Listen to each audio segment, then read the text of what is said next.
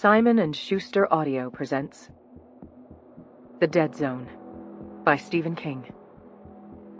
Read by James Franco.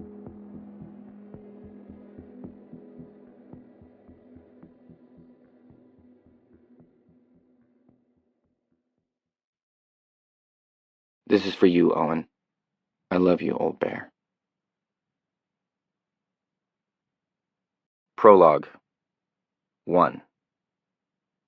By the time he graduated from college, John Smith had forgotten all about the bad fall he took on the ice that January day in 1953.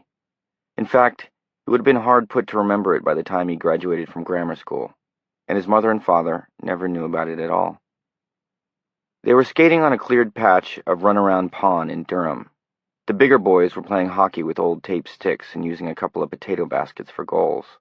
The little kids were just farting around the way little kids have done since time immemorial, their ankles bowing comically in and out, their breath puffing in the frosty 20-degree air. At one corner of the cleared ice, 2 rubber tires burned sootily, and a few parents sat nearby, watching their children. The age of the snowmobile was still distant, and winter fun still consisted of exercising your body rather than a gasoline engine. Johnny had walked down from his house just over the Pownell line, with his skates hung over his shoulder. At 6, he was a pretty fair skater, not good enough to join in the big kids' hockey games yet, but able to skate rings around most of the other first graders, who were always pinwheeling their arms for balance or sprawling on their butts. Now he skated slowly around the outer edge of the clear patch, wishing he could go backward like Timmy Benedict's, listening to the ice thud and crackle mysteriously under the snow cover farther out, also listening to the shouts of the hockey players, the rumble of a pulp truck crossing the bridge on its way to U.S. Gypsum in Lisbon Falls, the murmur of conversation from the adults. He was very glad to be alive on that cold, fair winter day. Nothing was wrong with him. Nothing troubled his mind. He wanted nothing, except to be able to skate backward like Timmy Benedict's. He skated past the fire and saw that 2 or 3 of the grown-ups were passing around a bottle of booze. "Give me some of that," he shouted to Chuck Spear, who was bundled up in a big lumberjack shirt and green flannel snow pants. Chuck grinned at him. "Get out of here, kid. I hear your mother calling you." Grinning, 6-year-old Johnny Smith skated on, and on the roadside of the skating area, he saw Timmy Benedict's himself coming down the slope, with his father behind him. "Timmy," he shouted, "watch this." He turned around and began to skate clumsily backward. Without realizing it, he was skating into the area of the hockey game. "Hey, kid," someone shouted, "get out of the way." Johnny didn't hear him.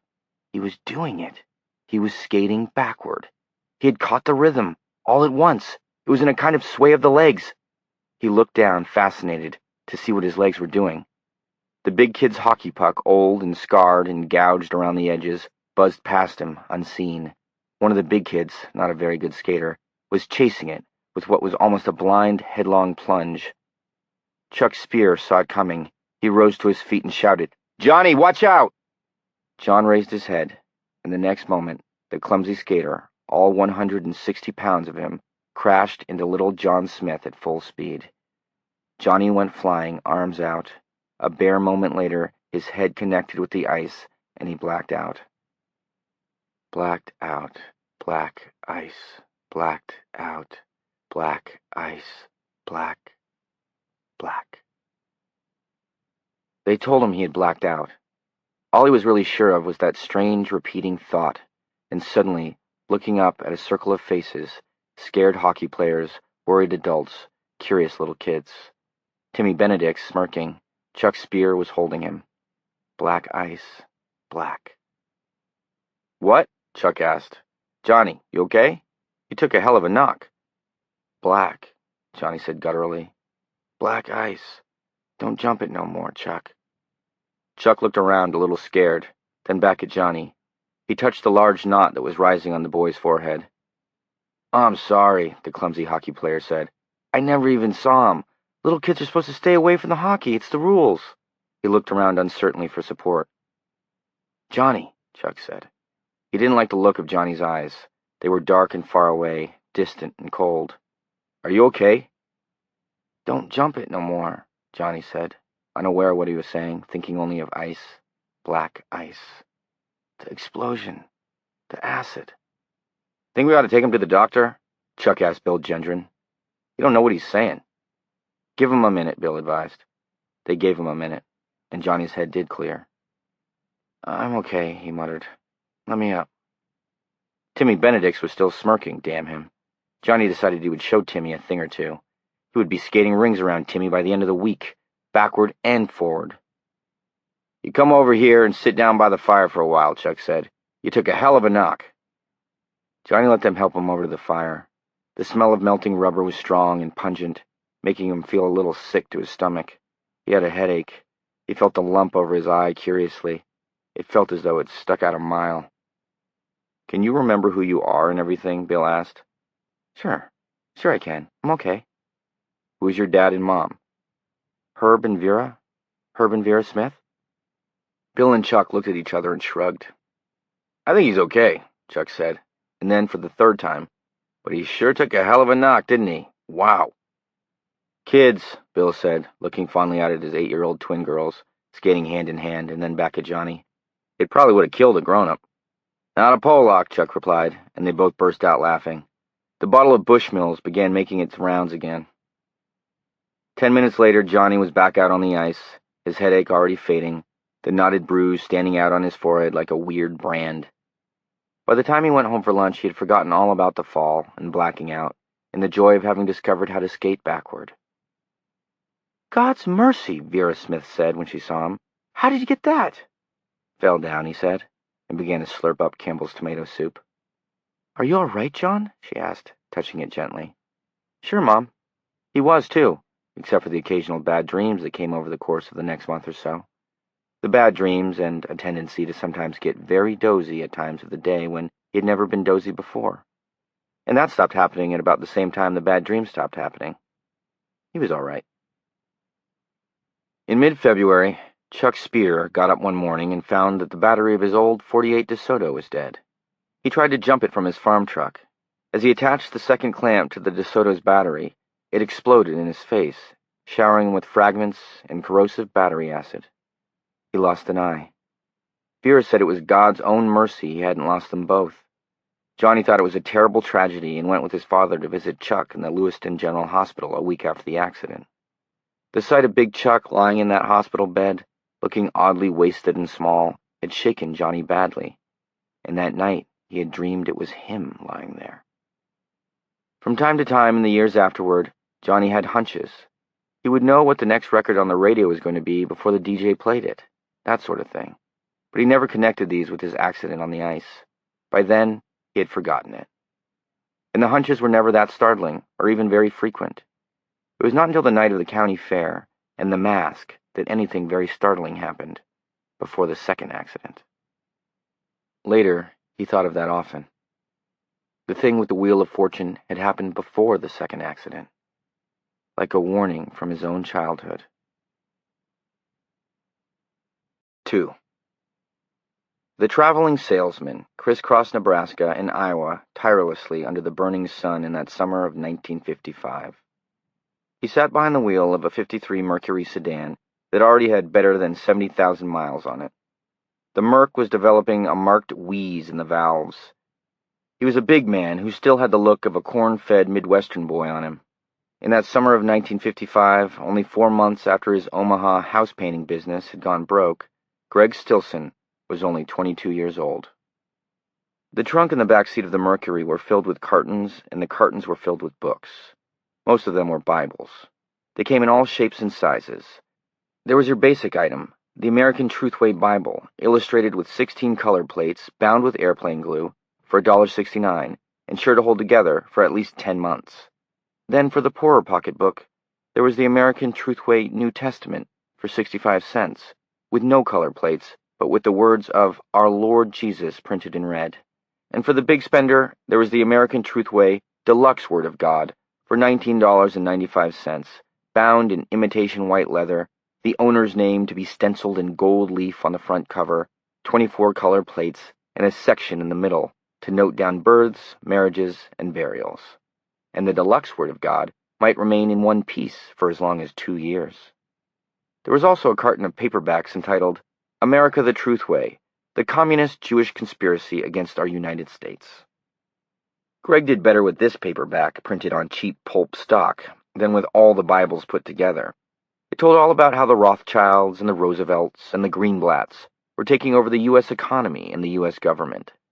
There were graphs showing how the Jews related directly to the communist, Marxist, Leninist, Trotskyite axis, and from there to the Antichrist itself. The days of McCarthyism were not long over in Washington. In the Midwest, Joe McCarthy's star had not yet set, and Margaret Chase Smith of Maine was known as that bitch for her famous declaration of conscience. In addition to the stuff about communism, Greg Stilson's rural farm constituency seemed to have a morbid interest in the idea that the Jews were running the world. Now Greg turned into the dusty driveway of a farmhouse some 20 miles west of Ames, Iowa. It had a deserted, shut-up look to it, the shades down and the barn doors closed, but you could never tell until you tried. That motto had served Greg Stilson well in the 2 years or so since he and his mother had moved up to Omaha from Oklahoma. The house painting business had been no great shakes, but he had needed to get the taste of Jesus out of his mouth for a little while. You should pardon the small blasphemy. But now he had come back home. Not on the pulpit or revival side this time, though, and it was something of a relief to be out of the miracle business at last. He opened the car door, and as he stepped out into the dust of the driveway, a big, mean farm dog advanced out of the barn, its ears laid back. It volleyed barks. "Hello, Pooch," Greg said in his low, pleasant, but caring voice. At 22, it was already the voice of a trained spellbinder. The Pooch didn't respond to the friendliness in his voice. It kept coming, big and mean, intent on an early lunch of traveling salesmen. Greg sat back down in the car, closed the door, and honked the horn twice. Sweat rolled down his face and turned his white linen suit darker gray in circular patches under his arms and in a branching tree shape up his back. He honked again, but there was no response. The clodhoppers had loaded themselves into their International Harvester or their Studebaker and gone into town. Greg smiled. Instead of shifting into reverse and backing out of the driveway, he reached behind him and produced a flit gun. Only this one was loaded with ammonia instead of flit. Pulling back the plunger, Greg stepped out of the car again, smiling easily. The dog, which had settled down on its haunches, immediately got up again and began to advance on him, growling. Greg kept smiling. "That's right, Poochie," he said in that pleasant, caring voice. "You just come on and get it." He hated these ugly farm dogs that ran their half-acre of dooryard like arrogant little Caesars. They told you something about their masters as well. "Fucking bunch of clodhoppers," he said under his breath. He was still smiling. "Come on, doggy." The dog came. It tensed its haunches down to spring at him. In the barn a cow mooed, and the wind rustled tenderly through the corn. As it leaped, Greg's smile turned to a hard and bitter grimace. He depressed the flit plunger and sprayed a stinging cloud of ammonia droplets directly into the dog's eyes and nose. Its angry barking turned immediately to short, agonized yips, and then, as the bite of ammonia really settled in, to howls of pain. It turned tail at once, a watchdog no longer, but only a vanquished cur. Greg Stilson's face had darkened. His eyes had drawn down to ugly slits. He stepped forward rapidly and administered a whistling kick to the dog's haunches with one of his Stride King air-tip shoes. The dog gave a high wailing sound, and driven by its pain and fear, it sealed its own doom by turning around to give battle to the author of its misery, rather than running for the barn. With a snarl, it struck out blindly, snagging the right cuff of Greg's white linen pants, and tore it. "You son of a bitch!" he cried out in startled anger, and kicked the dog again, this time hard enough to send it rolling in the dust. He advanced on the dog once more, kicking it again, still yelling. Now the dog, eyes watering, nose in fiery agony, one rib broken and another badly sprung, realized its danger from this madman, but it was too late. Greg Stilson chased it across the dusty farmyard, panting and shouting, sweat rolling down his cheeks, and kicked the dog until it was screaming and barely able to drag itself along through the dust. It was bleeding in half a dozen places. It was dying. "Shouldn't have bit me," Greg whispered. "You hear? You hear me? You shouldn't have bit me, you dipshit dog. No one gets in my way. You hear? No one." He delivered another kick with one blood-spattered air tip, but the dog could do no more than make a low, choking sound. Not much satisfaction in that. Greg's head ached. It was the sun. Chasing the dog around in the hot sun. Be lucky not to pass out. He closed his eyes for a moment, breathing rapidly, the sweat rolling down his face like tears and nestling in his crew cut like gems, the broken dog dying at his feet. Colored specks of light, pulsing in rhythm with his heartbeat, floated across the darkness behind his lids. His head ached. Sometimes he wondered if he was going crazy, like now. He had meant to give the dog a burst from the ammonia flit gun, drive it back into the barn so he could leave his business card in the crack of the screen door, come back some other time and make a sale. Now look at this mess. Couldn't very well leave his card now, could he? He opened his eyes. The dog lay at his feet, panting rapidly, drizzling blood from its snout. As Greg Stilson looked down, it licked his shoe humbly, as if to acknowledge that it had been bested, and then it went back to the business of dying. "Shouldn't have torn my pants," he said to it. "Pants cost me $5, you shit-poke dog." He had to get out of here. Wouldn't do him any good if Clem Cadiddlehopper and his wife and their 6 kids came back from town now in their Studebaker and saw Fido dying out here with the bad old salesman standing over him. He'd lose his job. The American Truthway Company didn't hire salesmen who killed dogs that belonged to Christians. Giggling nervously, Greg went back to the Mercury, got in, and backed rapidly out of the driveway. He turned east on the dirt road that ran straight as a string through the corn, and was soon cruising along at 65, leaving a dust plume 2 miles long behind him. He most assuredly didn't want to lose the job, not yet. He was making good money. In addition to the wrinkles the American Truthway Company knew about, Greg had added a few of his own that they didn't know about. He was making it now. Besides, traveling around, he got to meet a lot of people, a lot of girls. It was a good life, except he wasn't content. He drove on, his head throbbing. No, he just wasn't content. He felt that he was meant for bigger things than driving around the Midwest and selling Bibles and doctoring the commission forms in order to make an extra $2 a day. He felt that he was meant for greatness. Yes, that was it. That was surely it. A few weeks ago, he had taken some girl up in the hayloft. Her folks had been in Davenport selling a truckload of chickens. She had started off by asking if he would like a glass of lemonade. And one thing had just led to another, and after he'd had her, she said it was almost like getting diddled by a preacher, and he had slapped her. He didn't know why. He had slapped her and then left. Well, no. Actually, he had slapped her 3 or 4 times, until she had cried and screamed for someone to come and help her, and then he had stopped, and somehow, he had had to use every ounce of the charm God had given him, he had made it up with her.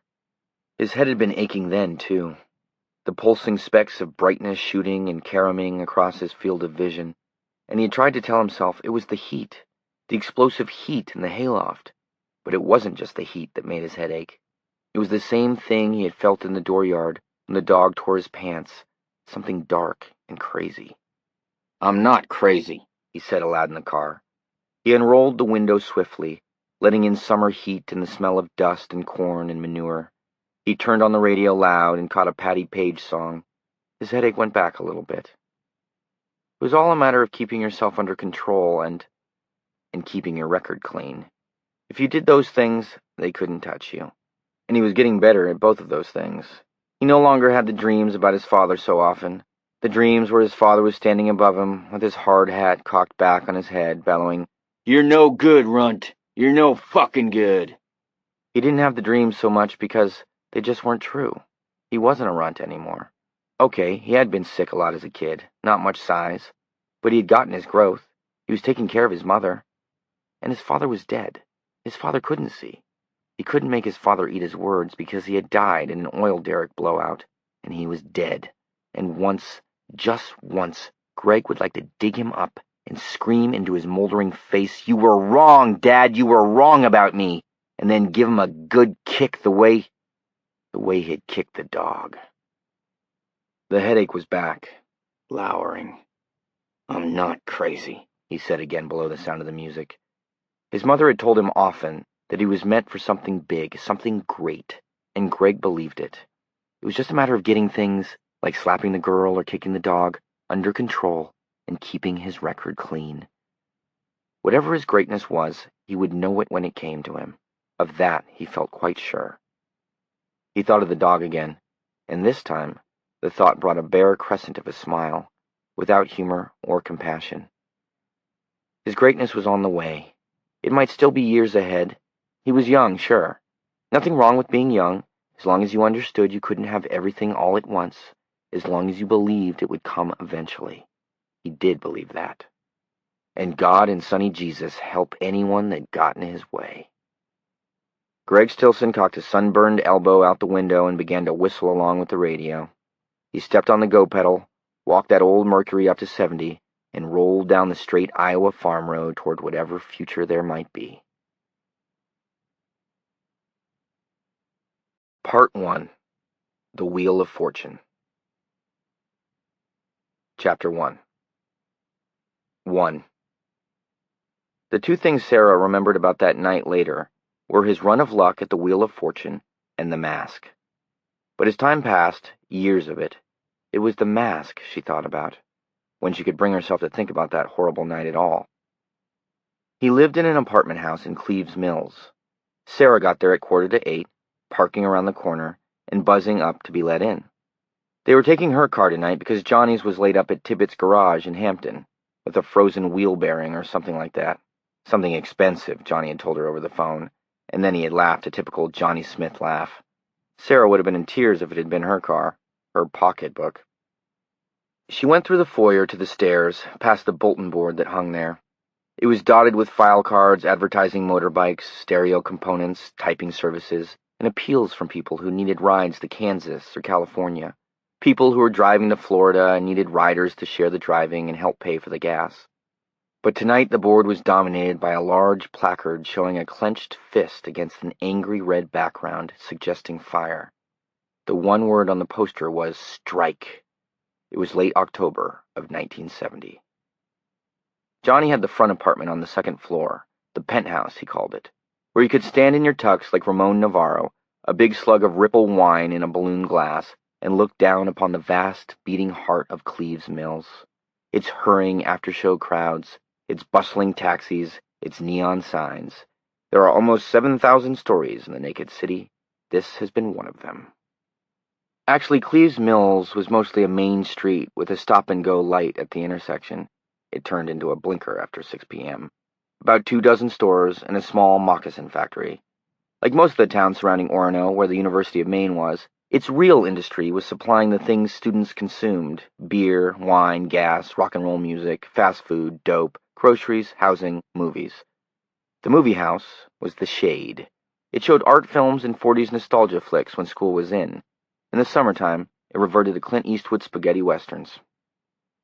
Johnny and Sarah were both out of school a year, and both were teaching at Cleves Mills High, one of the few high schools in the area that had not consolidated into a 3- or 4-town district. University faculty and administration, as well as university students, used Cleves as their bedroom, and the town had an enviable tax base. It also had a fine high school with a brand-new media wing. The townies might bitch about the university crowd with their smart talk and their commie marches to end the war and their meddling in town politics, but they had never said no to the tax dollars that were paid annually on the gracious faculty homes and the apartment buildings in the area some students called Fudgy Acres and others called Sleaze Alley. Sarah rapped on his door, and Johnny's voice, oddly muffled, called, "It's open, Sarah!" Frowning a little, she pushed the door open. Johnny's apartment was in total darkness, except for the fitful yellow glow of the blinker half a block up the street.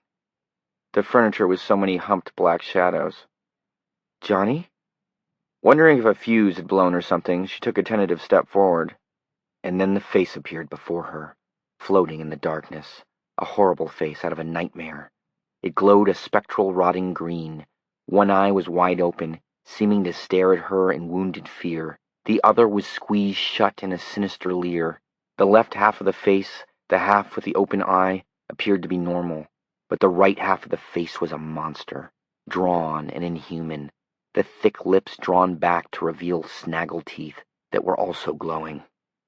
Sarah uttered a strangled little shriek and took a stumble step backward.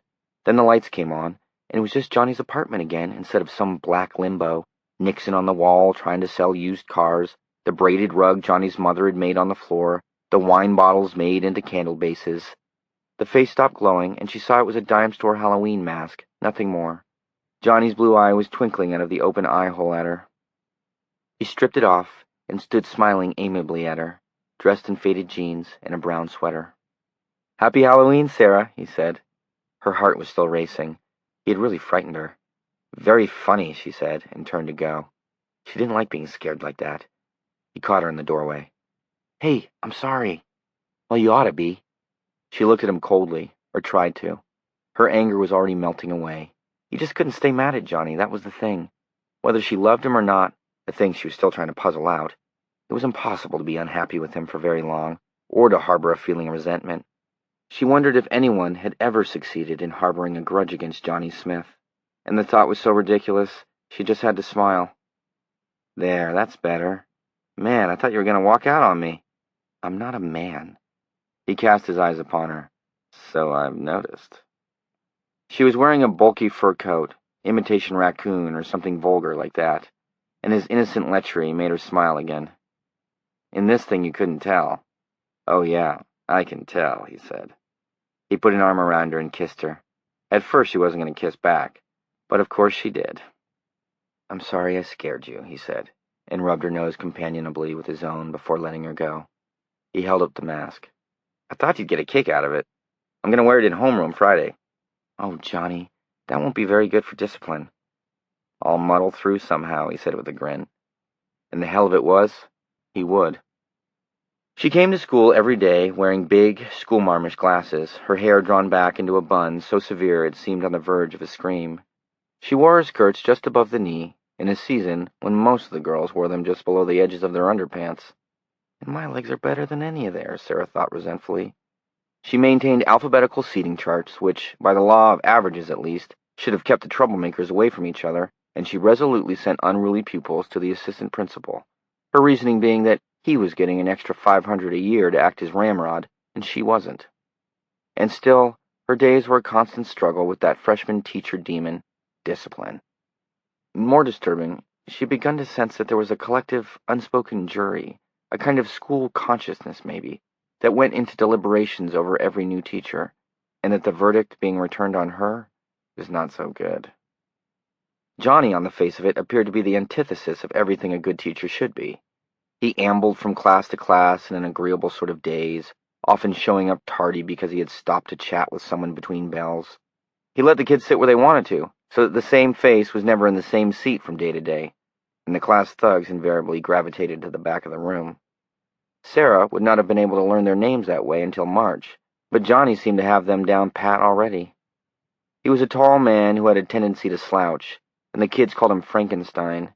Johnny seemed amused rather than outraged by this, and yet his classes were mostly quiet and well-behaved. There were few skippers. Sarah had a constant problem with kids cutting class, and that same jury seemed to be coming back in his favor. He was the sort of teacher who, in another 10 years, would have the school yearbook dedicated to him. She just wasn't, and sometimes wondering why drove her crazy. "You want a beer before we go? Glass of wine? Anything?"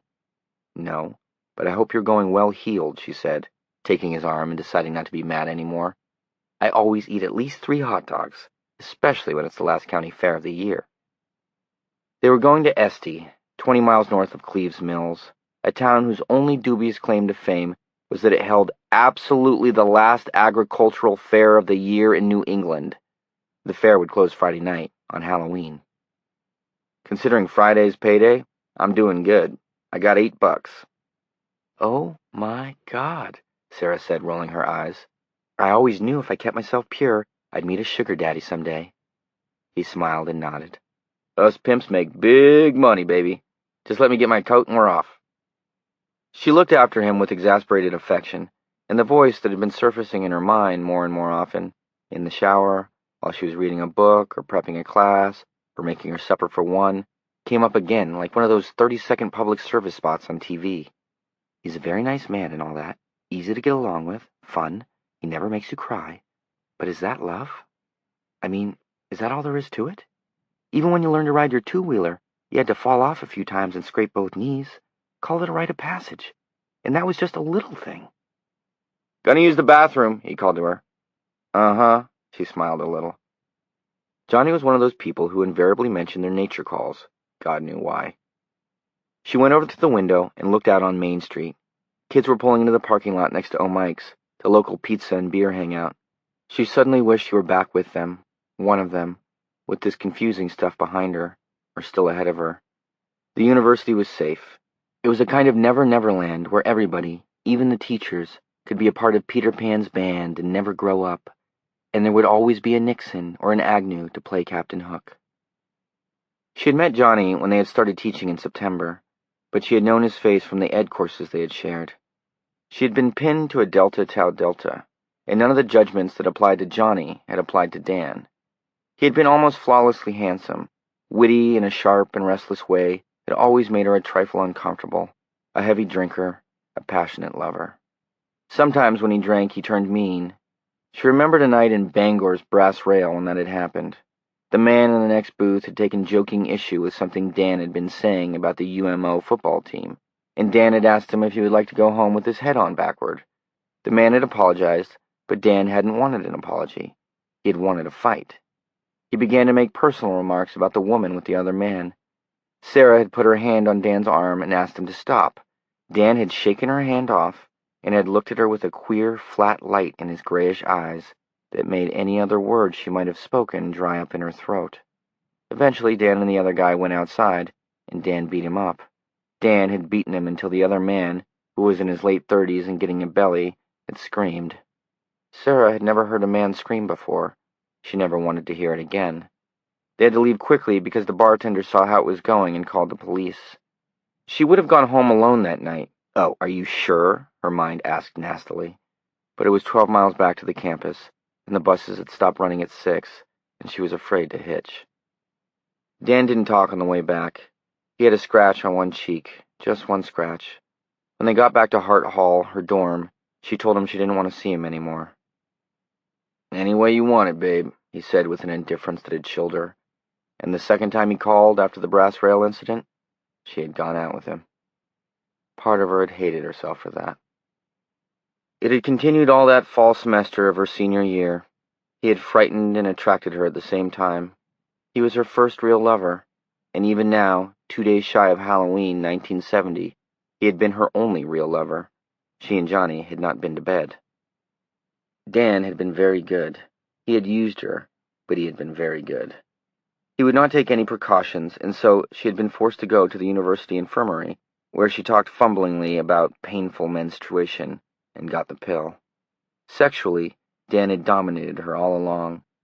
She did not have many orgasms with him, but his very roughness brought her some, and in the weeks before it had ended, she had begun to feel a mature woman's greediness for good sex, a desire that was bewilderingly intermixed with other feelings, dislike for both Dan and herself, a feeling that no sex that depended so much on humiliation and domination could really be called good sex, and self-contempt for her own inability to call a halt to a relationship that seemed based on destructive feelings. It had ended swiftly early this year. He flunked out. "Where will you be going?" she asked him timidly, sitting on his roomie's bed as he threw things into 2 suitcases. She had wanted to ask other, more personal questions. Will you be near here? Will you take a job? Take night classes? Is there a place for me in your plans? That question, above all others, she had not been able to ask, because she wasn't prepared for any answer. The answer he gave to her one neutral question was shocking enough. "Vietnam, I guess." "What?" He reached onto a shelf, thumbed briefly through the papers there, and tossed her a letter. It was from the induction center in Bangor, in order to report for his physical exam. "Can't you get out of it?"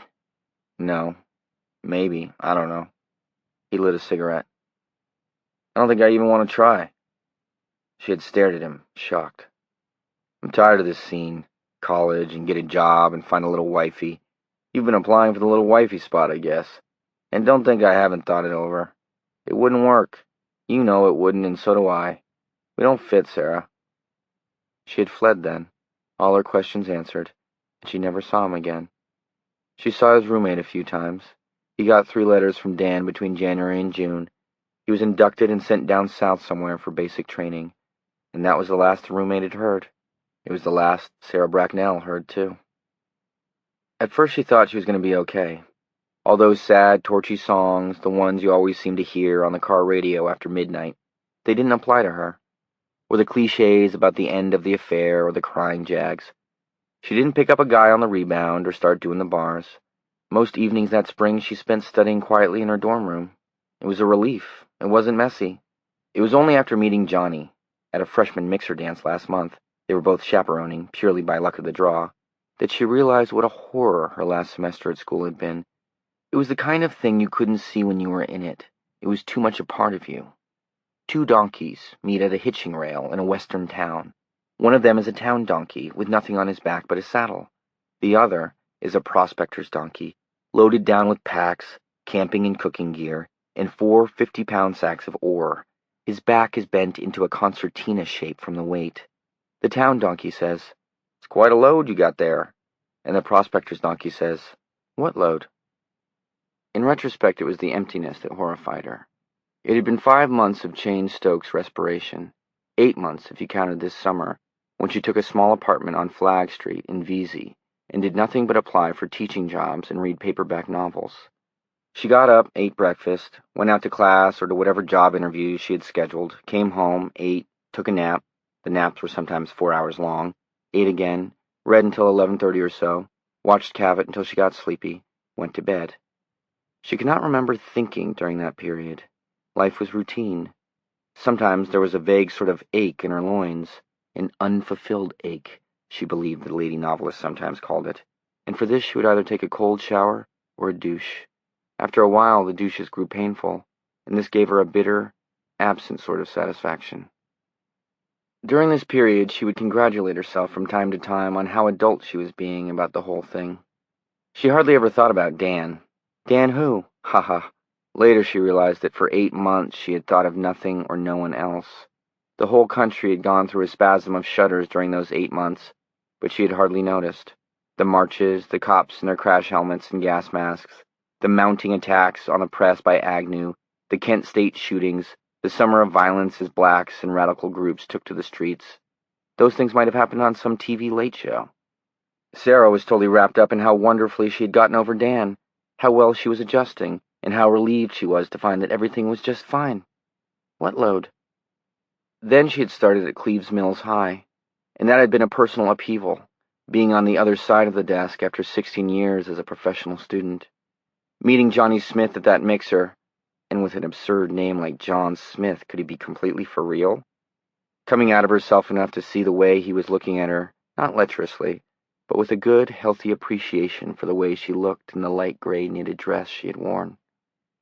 He had asked her out to a movie. Citizen Kane was playing at the Shade, and she said okay. They had a good time, and she was thinking to herself, no fireworks. She had enjoyed his kiss goodnight, and had thought, he's sure no Errol Flynn. He had kept her smiling with his line of patter, which was outrageous, and she had thought, he wants to be Henny Youngman when he grows up. Later that evening, sitting in the bedroom of her apartment and watching Betty Davis play a bitchy career woman on the late movie, some of these thoughts had come back to her, and she paused with her teeth sunk into an apple, rather shocked at her own unfairness. And a voice that had been silent for the best part of a year, not so much the voice of conscience as that of perspective, spoke up abruptly. What you mean is, he sure isn't Dan, isn't that it? No, she assured herself, not just rather shocked now. I don't think about Dan at all anymore. That was a long time ago. Diapers, the voice replied. That was a long time ago. Dan left yesterday. She suddenly realized she was sitting in an apartment by herself late at night, eating an apple and watching a movie on TV that she cared nothing about, and doing it all because it was easier than thinking. Thinking was so boring, really, when all you had to think about was yourself and your lost love. Very shocked now. She had burst into tears. She had gone out with Johnny the second and third time he asked, too, and that was also a revelation of exactly what she had become. She couldn't very well say that she had another date because it wasn't so. She was a smart, pretty girl, and she'd been asked out a lot after the affair with Dan ended, but the only dates she had accepted were hamburger dates at the Den with Dan's roomie, and she realized now, her disgust tempered with rueful humor, that she had only gone on those completely innocuous dates in order to pump the poor guy about Dan. What load? Most of her college girlfriends had dropped over the horizon after graduation. Betty Hackman was with the Peace Corps in Africa, to the utter dismay of her wealthy old-line Bangor parents. And sometimes Sarah wondered what the Ugandans must make of Betty with her white, impossible-to-tan skin and ash-blonde hair and cool sorority good looks. Deanie Stubbs was at grad school in Houston. Rachel Juergens had married her fella and was currently gestating somewhere in the wilds of western Massachusetts. Slightly dazed, Sarah had been forced to the conclusion that Johnny Smith was the first new friend she had made in a long, long time, and she had been her senior high school class's Miss Popularity. She had accepted dates from a couple of the other Cleves teachers, just to keep things in perspective. One of them was Gene Sadecki, the new math man, but obviously a veteran bore. The other, George Rounds, had immediately tried to make her. She'd slapped his face, and the next day he'd had the gall to wink at her as they passed in the hall. But Johnny was fun, easy to be with, and he did attract her sexually. Just how strongly she couldn't honestly say, at least not yet. A week ago, after the Friday they'd had off for the October Teachers' Convention in Waterville, he'd invited her back to his apartment for a home-cooked spaghetti dinner. While the sauce simmered, he had dashed around the corner to get some wine and had come back with 2 bottles of Apple Zapple. Like announcing his bathroom calls, it was somehow Johnny's style. After the meal they had watched TV, and that had turned to necking, and God knew what that might have turned into if a couple of his friends, instructors from the university, hadn't turned up with a faculty position paper on academic freedom. They wanted Johnny to look it over and see what he thought. He had done so, but with noticeably less goodwill than was usual with him. She had noticed that with a warm, secret delight, and the ache in her own loins, the unfulfilled ache, had also delighted her, and that night she hadn't killed it with a douche. She turned away from the window and walked over to the sofa where Johnny had left the mask. "Happy Halloween," she snorted, and laughed a little. "What?" Johnny called out. "I said, if you don't come pretty quick, I'm going without you." "Be right out." "Swell." She ran a finger over the Jekyll and Hyde mask. Kindly Dr. Jekyll, the left half, ferocious subhuman Hyde, the right half. Where will we be by Thanksgiving, she wondered, or by Christmas? The thought sent a funny, excited little thrill shooting through her. She liked him. He was a perfectly ordinary, sweet man. She looked down at the mask again, horrible hide growing out of Jekyll's face like a lumpy carcinoma. It had been treated with fluorescent paint so it would glow in the dark. What's ordinary? Nothing. Nobody. Not really. If he was so ordinary, how could he be planning to wear something like that into his homeroom and still be confident of keeping order? And how can the kids call him Frankenstein and still respect and like him? What's ordinary? Johnny came out, brushing through the beaded curtain that divided the bedroom and bathroom off from the living room. If he wants me to go to bed with him tonight, I think I'm going to say okay. And it was a warm thought, like coming home. What are you grinning about? Nothing, she said, tossing the mask back to the sofa. No, really. Was it something good? Johnny, she said, putting a hand on his chest and standing on tiptoe to kiss him lightly. Some things will never be told. Come on, let's go. 2. They paused downstairs in the foyer while he buttoned his denim jacket, and she found her eyes drawn again to the strike poster with its clenched fist and flaming background. There'll be another student strike this year, he said, following her eyes. The war? That's only going to be part of it this time. Vietnam and the fight over ROTC and Kent State have activated more students than ever before. I doubt if there's ever been a time when there were so few grunts taking up space at the university. What do you mean, grunts? Kids just studying to make grades with no interest in the system except that it provides them with a $10,000 a year job when they get out. A grunt is a student who gives a shit about nothing except his sheepskin. That's over. Most of them are awake. There are going to be some big changes. Is that important to you, even though you're out? He drew himself up. Madam, I am an alumnus.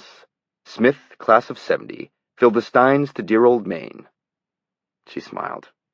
Come on, let's go. I want to ride on the whip before they shut it down for the night. Very good, he said, taking her arm. I just happen to have your car parked around the corner. And $8. The evening fairly glitters before us. The night was overcast but not rainy, mild for late October. Overhead, a quarter moon was struggling to make it through the cloud cover. Johnny slipped an arm around her, and she moved closer to him. "You know, I think an awful lot of you, Sarah." His tone was almost offhand, but only almost.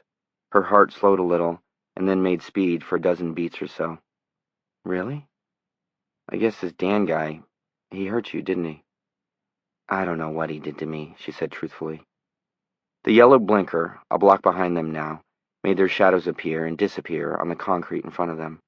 Johnny appeared to think this over. "I wouldn't want to do that," he said finally. "No, I know that. But Johnny, give it time." "Yeah," he said, "time. You've got that, I guess." And that would come back to her, awake and even more strongly in her dreams, in tones of inexpressible bitterness and loss. They went around the corner, and Johnny opened the passenger door for her. He went around and got in behind the wheel. "You cold?" "No," she said. "It's a great night for it." "It is," he agreed, and pulled away from the curb. Her thoughts went back to that ridiculous mask, half Jekyll with Johnny's blue eye visible behind the widened O eye socket of the surprised doctor. "Say, that's some cocktail I invented last night, but I don't think they'll be able to move it in the bars." And that side was all right because you could see a bit of Johnny inside. It was the hide part that had scared her silly, because that eye was closed down to a slit. It could have been anybody at all. Dan, for instance. But by the time they reached the Esty Fairgrounds, where the naked bulbs of the Midway twinkled in the darkness, and the long spokes of the Ferris wheel neon revolved up and down, she'd forgotten the mask. She was with her guy, and they were going to have a good time. 3. They walked up to Midway hand in hand, not talking much, and Sarah found herself reliving the county fairs of her youth. She had grown up in South Paris, a paper town in western Maine, and the big fair had been the one in Freiburg. For Johnny, a Pownell boy, it probably would have been Topsham. But they were all the same, really, and they hadn't changed much over the years. You parked your car in a dirt parking lot and paid your $2 at the gate, and when you were barely inside the fairgrounds, you could smell hot dogs, frying peppers and onions, bacon, cotton candy, sawdust, and sweet, aromatic horse shit. You heard the heavy, chain-driven rumble of the baby roller coaster, the one they called the Wild Mouse. You heard the popping of 22s in the shooting galleries, the tinny blare of the bingo caller from the PA system strung around the big tent, filled with long tables and folding chairs from the local mortuary. Rock and roll music vied with the calliope for supremacy. You heard the steady cry of the barkers, "2 shots for 2 bits! Win one of these stuffed doggies for your baby! Hey, hey, over here! Pitch till you win!" It didn't change. It turned you into a kid again, willing and eager to be suckered. "Here," she said, stopping him. "The whip! The whip!" "Of course," Johnny said comfortingly.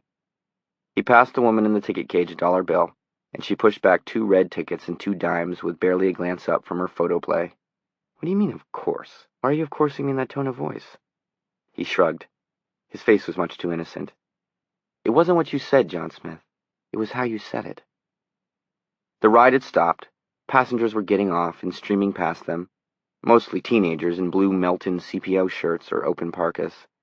Johnny led her up the wooden ramp and surrendered their tickets to the whip starter, who looked like the most bored sentient creature in the universe. "Nothing," he said, as the starter settled them into one of the little round shells and snapped the safety bar into place. "It's just that these cars are on little circular tracks, right?" "Right." "And the little circular tracks are embedded on a large circular dish that spins around and around, right?" "Right."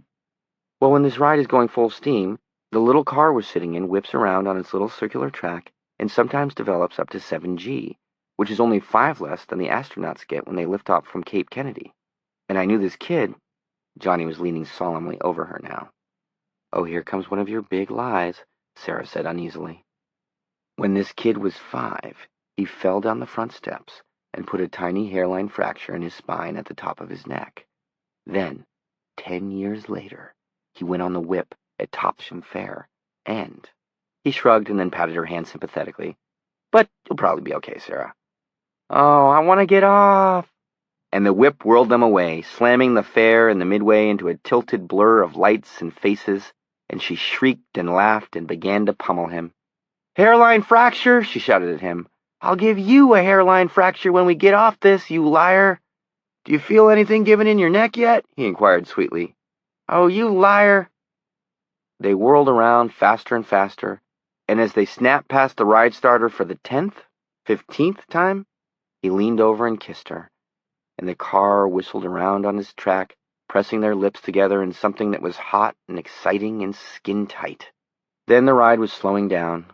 Their car clacked around on its track more reluctantly, and finally came to a swaying, swinging stop. They got out, and Sarah squeezed his neck. "Hairline fracture, you ass," she whispered. A fat lady in blue slacks and penny loafers was passing them. Johnny spoke to her, jerking a thumb back toward Sarah. "That girl is bothering me, ma'am. If you see a policeman, would you tell him?" "You young people think you're smart," the fat lady said disdainfully. She waddled away toward the bingo tent, holding her purse more tightly under her arm. Sarah giggled helplessly. "You're impossible." "I'll come to a bad end," Johnny agreed. "My mother always said so." They walked up to Midway side by side, waiting for the world to stop making unstable motions before their eyes and under their feet. "She's pretty religious, your mom, isn't she?" Sarah asked. "She's as Baptist as you can get," Johnny agreed. "But she's okay. She keeps it under control. She can't resist passing me a few tracts when I'm at home, but that's her thing. Daddy and I put up with it. I used to try to get on her case about it. I'd ask her, who the heck was in Nod for Kane to go live with if his dad and mom were the first people on Earth? Stuff like that. But I decided it was sort of mean and quit it. 2 years ago, I thought Eugene McCarthy could save the world, and at least the Baptists don't have Jesus running for president." "Your father's not religious?" Johnny laughed. "I don't know about that, but he's sure no Baptist." After a moment's thought, he added, "Dad's a carpenter," as if that explained it. She smiled. "What would your mother think if she knew you were seeing a lapsed Catholic?" "Asked me to bring you home," Johnny said promptly, "so she could slip you a few tracts." She stopped, still holding his hand. "Would you like to bring me to your house?" she asked, looking at him closely. Johnny's long, pleasant face became serious. "Yeah," he said. "I'd like you to meet them, and vice versa." "Why?" "Don't you know why?" he asked her gently, and suddenly her throat closed, and her head throbbed as if she might cry, and she squeezed his hand tightly. "Oh, Johnny, I do like you." "I like you even more than that," he said seriously. "Take me on the Ferris wheel," she demanded suddenly, smiling. No more talk like this until she had a chance to consider it, to think where it might be leading. "I want to go up high where we can see everything." "Can I kiss you at the top?" "Twice, if you're quick." He allowed her to lead him to the ticket booth, where he surrendered another dollar bill. As he paid, he told her, "When I was in high school, I knew this kid who worked at the fair, and he said most of the guys who put these rides together are dead drunk, and they leave off all sorts of—" "Go to hell," she said merrily. "Nobody lives forever." "But everybody tries. You ever notice that?" he said, following her into one of the swaying gondolas. As a matter of fact, he got to kiss her several times at the top, with the October wind ruffling their hair and the Midway spread out below them like a glowing clock face in the dark. 4. After the Ferris wheel, they did the carousel, even though he told her quite honestly that he felt like a horse's ass. His legs were so long that he could have stood astride one of the plaster horses.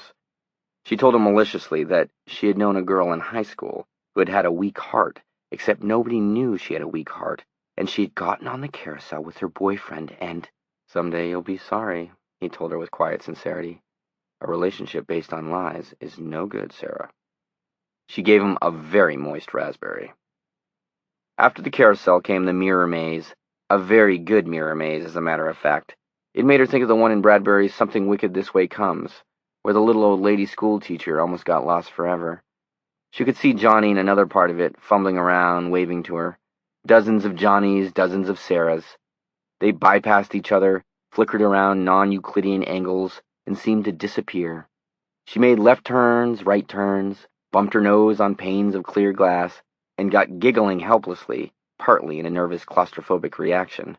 One of the mirrors turned her into a squat Tolkien dwarf. Another created the apotheosis of teenage gangliness, with shins 1/4 of a mile long. At last they escaped, and he got them a couple of fried hot dogs, and a Dixie cup filled with greasy French fries that tasted the way French fries hardly ever do once you've gotten past your 15th year. They passed a cooch joint.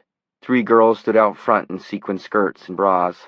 They were shimmying to an old Jerry Lee Lewis tune while the barker hawked them through a microphone. "Come on over, baby," Jerry Lee blared, his piano boogieing frankly across the sawdust-sprinkled arcades. "Come on over, baby. Baby got the bull by the horns. We ain't faking. Whole lot of shaking going on." Club Playboy, Johnny marveled and laughed. There used to be a place like this down at Harrison Beach. The barker used to swear the girls could take the glasses right off your nose with their hands tied behind their backs. "Sounds like an interesting way to get a social disease," Sarah said, and Johnny roared with laughter. Behind them, the barker's amplified voice grew hollow with distance, counterpointed by Jerry Lee's pumping piano, music like some mad, dented hot rod that was too tough to die, rumbling out of the dead and silent 50s like an omen. "Come on, men, come on over. Don't be shy, because these girls sure aren't. Not in the least little bit. It's all on the inside. Your education isn't complete until you've seen the Club Playboy show." "Don't you want to go back and finish your education?" she asked. He smiled. "I finished my basic coursework on that subject some time ago. I guess I can wait a while to get my PhD. She glanced at her watch. "Hey, it's getting late, Johnny, and tomorrow's a school day." "Yeah, but at least it's Friday." She sighed, thinking of her 5th period study hall and her 7th period new fiction class, both of them impossibly rowdy. They had worked their way back to the main part of the Midway. The crowd was thinning. The tilt-a-whirl had shut down for the evening. 2 workmen with unfiltered cigarettes jutting out of the corners of their mouths were covering the wild mouse with a tarpaulin. The man in the pitch-till-you-win was turning off his lights. "You doing anything Saturday?" he asked, suddenly diffident. "I know it's short notice, but—" "I have plans," she said. "Oh." And she couldn't bear his crestfallen expression. It was really too mean to tease him about that. "I'm doing something with you." "You are? Oh, you are. Say, that's good." He grinned at her, and she grinned back. The voice in her mind, which was sometimes as real to her as the voice of another human being, suddenly spoke up. "You're feeling good again, Sarah. Feeling happy. Isn't it fine?" "Yes, it is," she said. She went up on tiptoe and kissed him quickly. She made herself go on before she could chicken out. "It gets pretty lonely down there and busy sometimes, you know. Maybe I could sort of spend the night with you?" He looked at her with warm thoughtfulness, and with a speculation that made her tingle deep inside. "Would that be what you want, Sarah?" She nodded. "Very much what I want." "All right," he said, and put an arm around her. "Are you sure?" Sarah asked a little shyly. "I'm just afraid you'll change your mind." "I won't, Johnny." He hugged her tighter against him.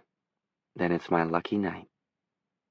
They were passing the Wheel of Fortune as he said it, and Sarah would later remember that it was the only booth still open on that side of the Midway for 30 yards in either direction. The man behind the counter had just finished sweeping the packed dirt inside for any spare dimes that might have fallen from the playing board during the night's action. Probably his last chore before closing up, she thought. Behind him was his large spoked wheel, outlined by tiny electric bulbs. He must have heard Johnny's remark, because he went into his pitch more or less automatically, his eyes still searching the dirt floor of his booth for the gleam of silver. "Hey, hey, hey, if you feel lucky, mister, spin the Wheel of Fortune, turn dimes into dollars, it's all in the wheel, try your luck. 1 thin dime sets this Wheel of Fortune in motion." Johnny swung back toward the sound of his voice. "Johnny? I feel lucky, just like the man said." He smiled down at her. "Unless you mind." "No, go ahead. Just don't take too long." He looked at her again in that frankly speculative way that made her feel a little weak, wondering how it would be with him. Her stomach did a slow rollover that made her feel a bit nauseated with sudden sexual longing. No, not long. He looked at the pitchman. The Midway behind them was almost completely empty now, and as the overcast had melted off above them, it had turned chilly. The 3 of them were puffing white vapor as they breathed. "Try your luck, young man?" "Yes." He had switched all his cash to his front pocket when they arrived at the fair, and now he pulled out the remains of his $8. It came to $1.85. The playing board was a strip of yellow plastic with numbers and odds painted on it in squares. It looked a bit like a roulette board, but Johnny saw immediately that the odds here would have turned a Las Vegas roulette player gray. A trip combination paid off at only 2 to 1. There were 2 house numbers, 0 and 00. He pointed this out to the pitchman, who only shrugged. You want Vegas? Go to Vegas. What can I say? But Johnny's good humor tonight was unshakable. Things had gotten off to a poor start with that mask, but it had been all upbeat from there. In fact, it was the best night he could remember in years, maybe the best night ever. He looked at Sarah. Her color was high, her eyes sparkling. What do you say, Sarah? She shook her head. It's Greek to me. What do you do?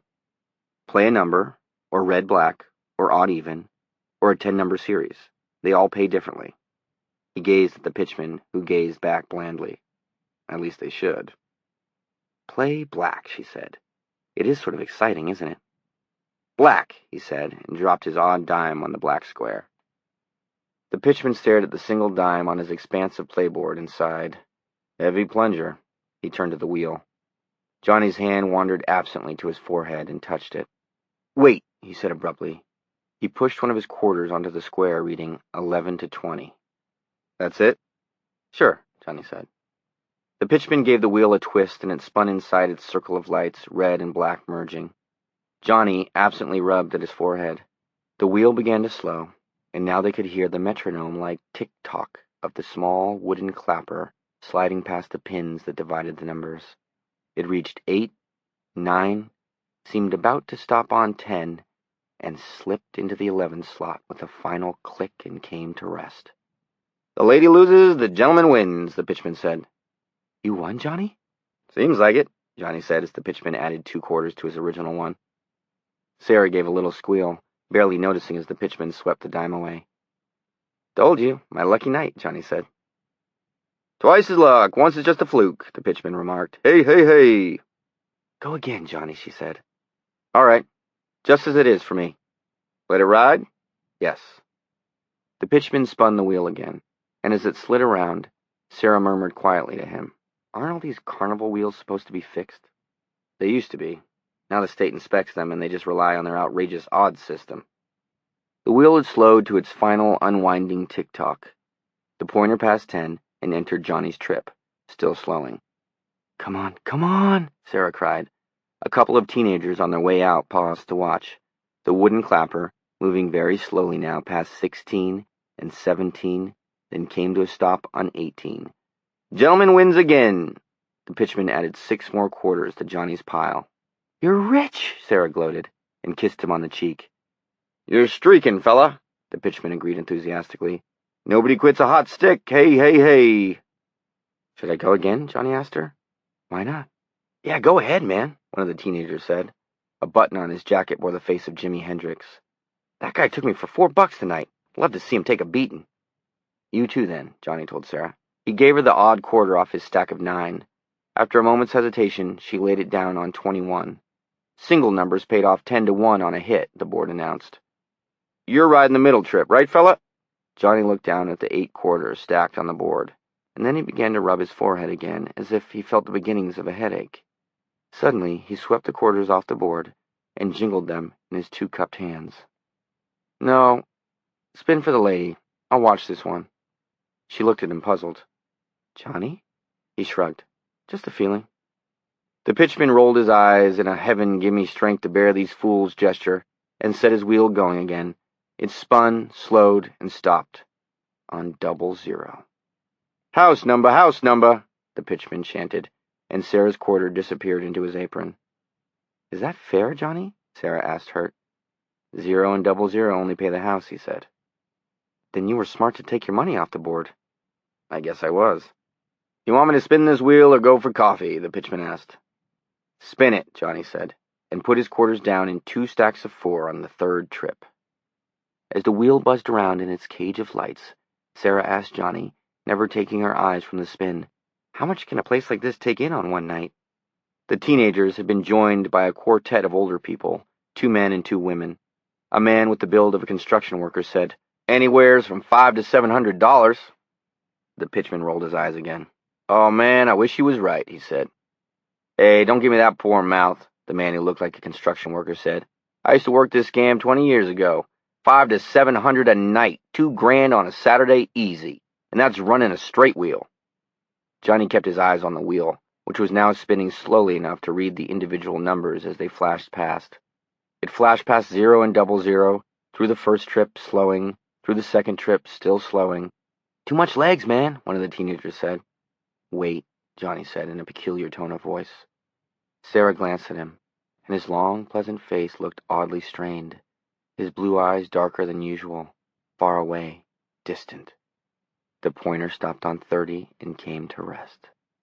"Hot stick, hot stick," the pitchman chanted resignedly, as a little crowd behind Johnny and Sarah uttered a cheer. The man who looked like a construction worker clapped Johnny on the back hard enough to make him stagger a bit. The pitchman reached into the Roy Tan box under the counter and dropped 4 singles beside Johnny's 8 quarters. "Enough?" Sarah asked. "One more," Johnny said.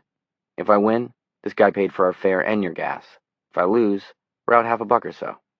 "Hey, hey, hey," the pitchman chanted. He was brightening up now, getting his rhythm back.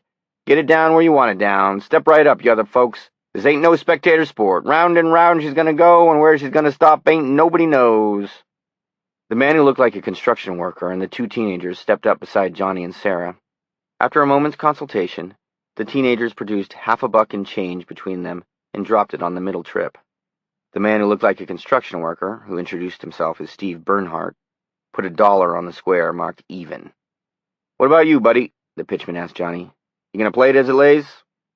"Yes," Johnny said. "Oh, man," one of the teenagers said. "That's tempting fate." "I guess," Johnny said, and Sarah smiled at him. Bernhardt gave Johnny a speculative glance and suddenly switched his dollar to his 3rd trip. "What the hell," sighed the teenager who had told Johnny he was tempting fate. He switched the 50 cents he and his friend had come up with to the same trip. "All the eggs in one basket," the pitchman chanted. "That how you want it?" The players stood silent and affirmative. A couple of roustabouts had drifted over to watch, one of them with a lady friend. There was now quite a respectable little knot of people in front of the Wheel of Fortune concession in the darkening arcade. The pitchman gave the wheel a mighty spin. 12 pairs of eyes watched it revolve. Sarah found herself looking at Johnny again, thinking how strange his face was in this bold yet somehow furtive lighting. She thought of the mask again. Jekyll and Hyde, odd and even. Her stomach turned over again, making her feel a little weak. The wheel slowed, began to tick. The teenagers began to shout at it, urging it onward. "Little more, baby," Steve Bernhardt cajoled it. "Little more, honey."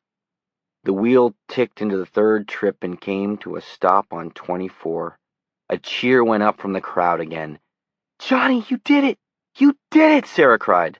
The pitchman whistled through his teeth in disgust and paid off. $1 for the teenagers, 2 for Bernhardt, a 10 and 2 ones for Johnny. He now had $18 in front of him on the board. Hot stick, hey, hey, hey. One more, buddy. This wheel's your friend tonight." Johnny looked at Sarah. "Up to you, Johnny." But she felt suddenly uneasy. "Go on, man," the teenager with the Jimi Hendrix button urged. "I love to see this guy get a beating."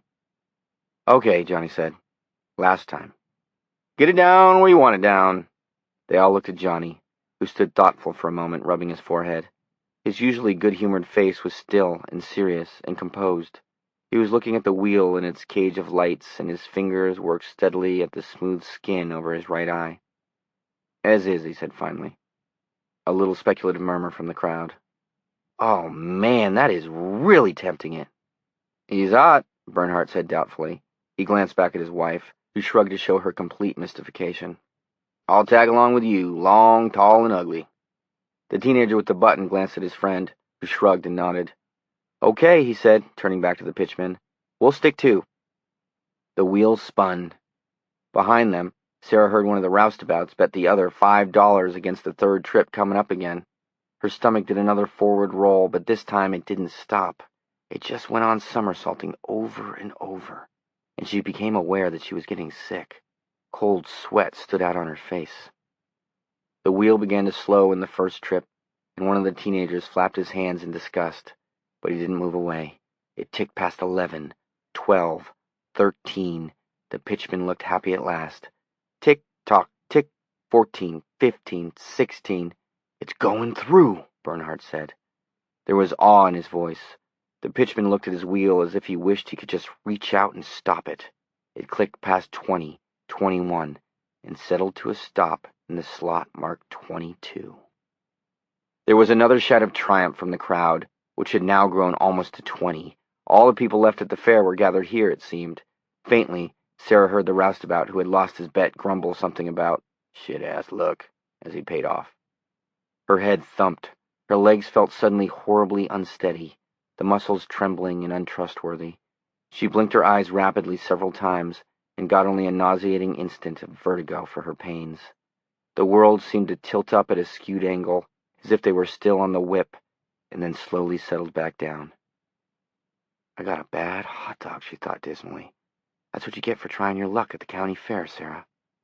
Hey, hey, hey, the pitchman said without much enthusiasm and paid off. $2 for the teenagers, 4 for Steve Bernhardt, and then a bundle for Johnny. 3 tens, a 5, and a 1. The pitchman was not overjoyed, but he was sanguine. If the tall, skinny man with the good-looking blonde tried the third trip again, the pitchman would almost surely gather back in everything he had paid out. It wasn't the skinny man's money until it was off the board. And if he walked, well, he'd cleared $1,000 on the wheel just today. He could afford to pay out a little tonight. The word would get around that Saul Drummore's wheel had been hit, and tomorrow play would be heavier than ever. A winner was a good ad. Lay 'em down where you want 'em down, he chanted. Several of the others had moved up to the board and were putting down dimes and quarters, but the pitchman looked only at his money player. What do you say, fellow? Want to shoot the moon? Johnny looked down at Sarah. What do you... Hey, are you all right? You're white as a ghost. My stomach, she said, managing a smile. I think it was my hot dog. Can we go home? Sure, you bet. He was gathering the wad of wrinkled bills up from the board when his eyes happened on the wheel again. The warm concern for her that had been in them faded out. They seemed to darken again, become speculative in a cold way. He's looking at that wheel the way a little boy would look at his own private ant colony, Sarah thought. Just a minute, he said. All right, Sarah answered. But she felt lightheaded now as well as sick to her stomach, and there were rumblings in her lower belly that she didn't like. Not the back door trots, Lord, please. She thought, he can't be content until he's lost it all back. And then with strange certainty, but he's not going to lose. What do you say, buddy? The pitchman asked. On or off, in or out? Shit or get, one of the roustabouts said, and there was nervous laughter. Sarah's head swam. Johnny suddenly shoved bills and quarters up to the corner of the board. What are you doing? The pitchman asked, genuinely shocked. The whole wad on 19, Johnny said. Sarah wanted to moan and bit it back. The crowd murmured. Don't push it, Steve Bernhardt said in Johnny's ear. Johnny didn't answer. He was staring at the wheel with something like indifference. His eyes seemed almost violet. There was a sudden jingling sound that Sarah at first thought must be in her own ears. Then she saw that the others who had put money down were sweeping it back off the board again, leaving Johnny to make his play alone. No, she found herself wanting to shout. Not like that. Not alone. It isn't fair. She bit down on her lips. She was afraid that she might throw up if she opened her mouth.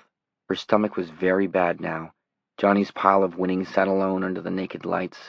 $54, and the single number payoff was 10 for 1. The pitchman wet his lips.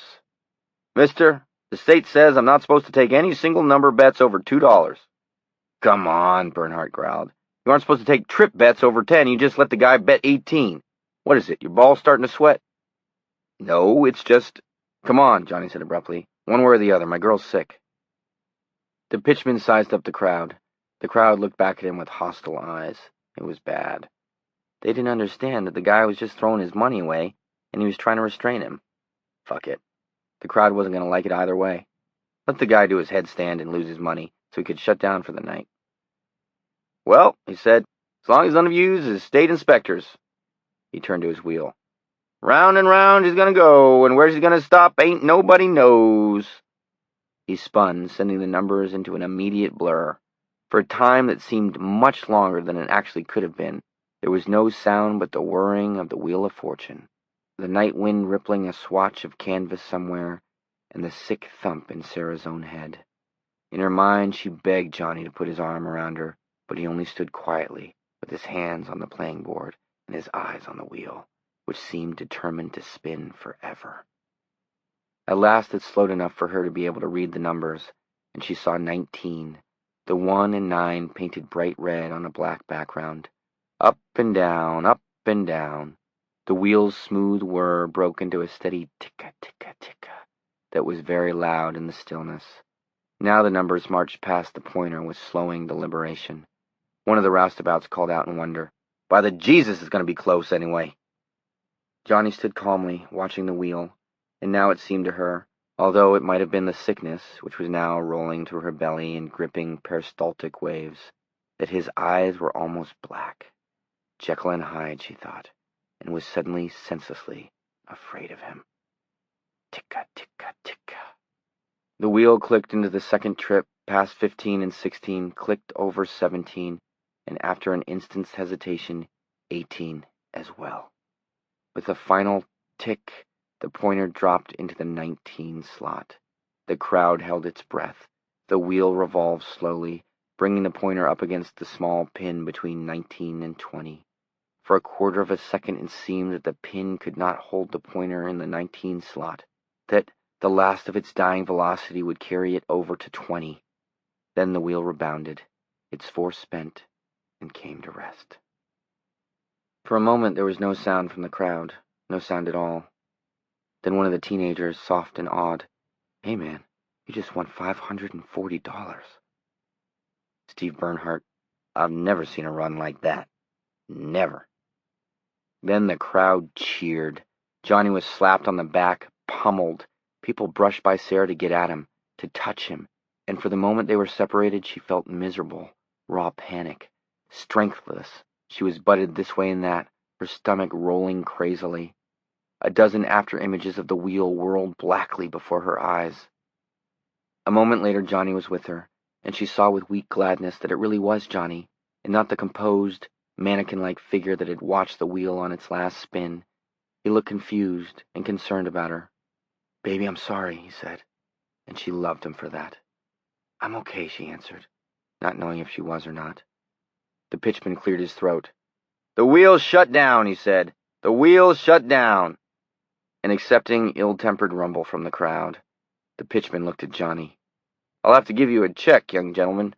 I don't keep that much cash in the booth." "Sure, anything," Johnny said. "Just make it quick. The lady here really is sick." "Sure, a check," Steve Bernhardt said with infinite contempt. "He'll give you a check that'll bounce as high as the WGAN tall tower, and he'll be down in Florida for the winter." "My dear sir," the pitchman began, "I assure you—" "I'll go assure your mother. Maybe she'll believe you," Bernhardt said.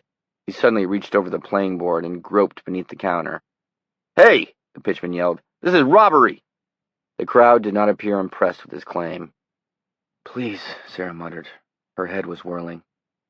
"I don't care about the money," Johnny said suddenly. "Let us by, please. The lady's sick." "Oh, man," the teenager with the Jimi Hendrix button said, but he and his buddy drew reluctantly aside. "No, Johnny," Sarah said, although she was only holding back from vomiting by an act of will now. "Get your money." $500 was Johnny's salary for 3 weeks.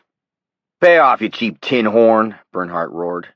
He brought up the Roy-tan cigar box from under the counter, pushed it aside without even looking inside it, groped again, and this time came up with a steel lockbox painted industrial green. He slammed it down on the playboard. "If there ain't $540 in there, I'll eat my own shirt in front of all these people." He dropped a hard, heavy hand on Johnny's shoulder. "You just wait a minute, sonny. You're gonna have your payday, or my name's not Steve Bernhardt. Really, sir, I don't have that much." "You pay," Steve Bernhardt said, leaning over him, "or I'll see you shut down. I mean that. I'm sincere about it." The pitchman sighed and fished inside his shirt. He produced a key on a fine link chain. The crowd sighed.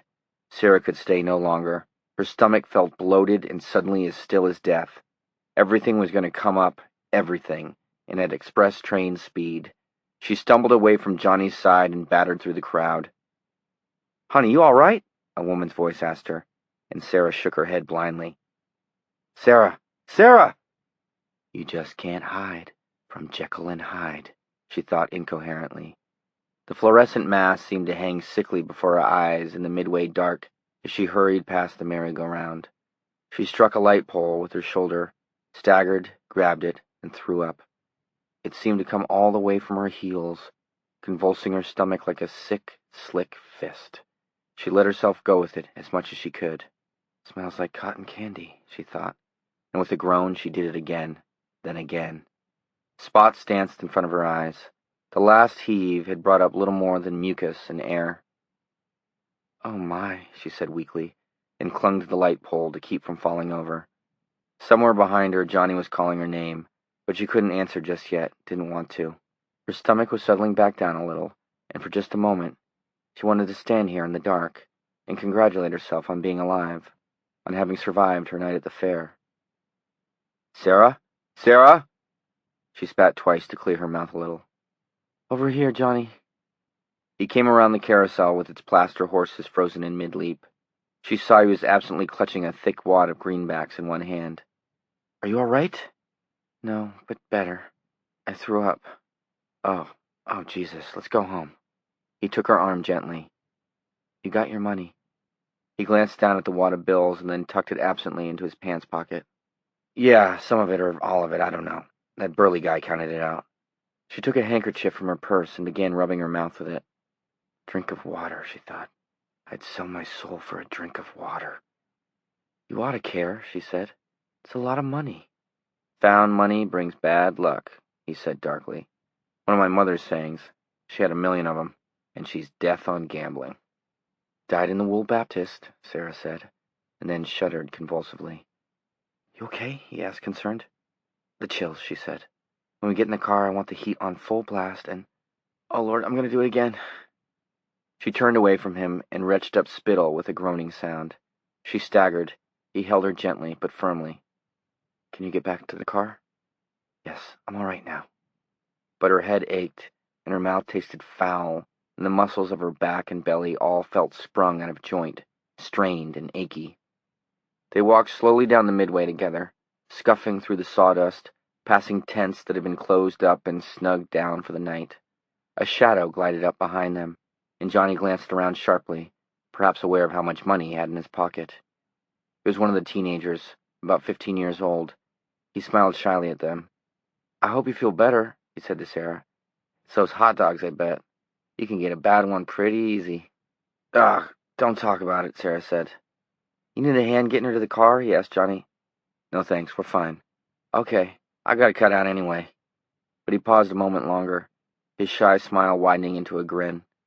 "I'd love to see that guy take a beating." He trotted off into the dark. Sarah's small, white station wagon was the only car left in the dark parking lot. It crouched under a sodium light like a forlorn, forgotten pup. Johnny opened the passenger door for Sarah, and she folded herself carefully in. He slipped in behind the wheel and started it up. "It'll take a few minutes for the heater," he said. "Never mind. I'm hot now." He looked at her and saw the sweat breaking on her face. "Maybe we ought to trundle you up to the emergency room at Eastern Maine Medical," he said. "If it's salmonella, it could be serious." "No, I'm okay. I just want to go home and go to sleep. I'm going to get up just long enough tomorrow morning to call in sick at school and then go back to sleep again." "Don't even bother to get up that long. I'll call you in, Sarah." She looked at him gratefully. "Would you?" "Sure." They were headed back to the main highway now. "I'm sorry I can't come back to your place with you," Sarah said. "Really and truly." "Not your fault." "Sure it is. I ate the bad hot dog. Unlucky Sarah." "I love you, Sarah," Johnny said. So it was out. It couldn't be called back. It hung between them and the moving car, waiting for someone to do something about it. She did what she could. "Thank you, Johnny." They drove on in a comfortable silence. Chapter 2. 1. It was nearly midnight when Johnny turned the wagon into her driveway. Sarah was dozing. "Hey," he said, cutting the motor and shaking her gently. "We're here." "Oh, okay." She sat up and drew her coat more tightly about her. "How do you feel?" "Better. My stomach's sore and my back hurts, but better." "Johnny, you take the car back to Cleves with you." "No, I better not," he said. "Someone would see it parked in front of the apartment house all night. That kind of talk we don't need." "But I was going to come back with you." Johnny smiled. "And that would have made it worth the risk, even if we had to walk 3 blocks. Besides, I want you to have the car in case you change your mind about the emergency room." "I won't."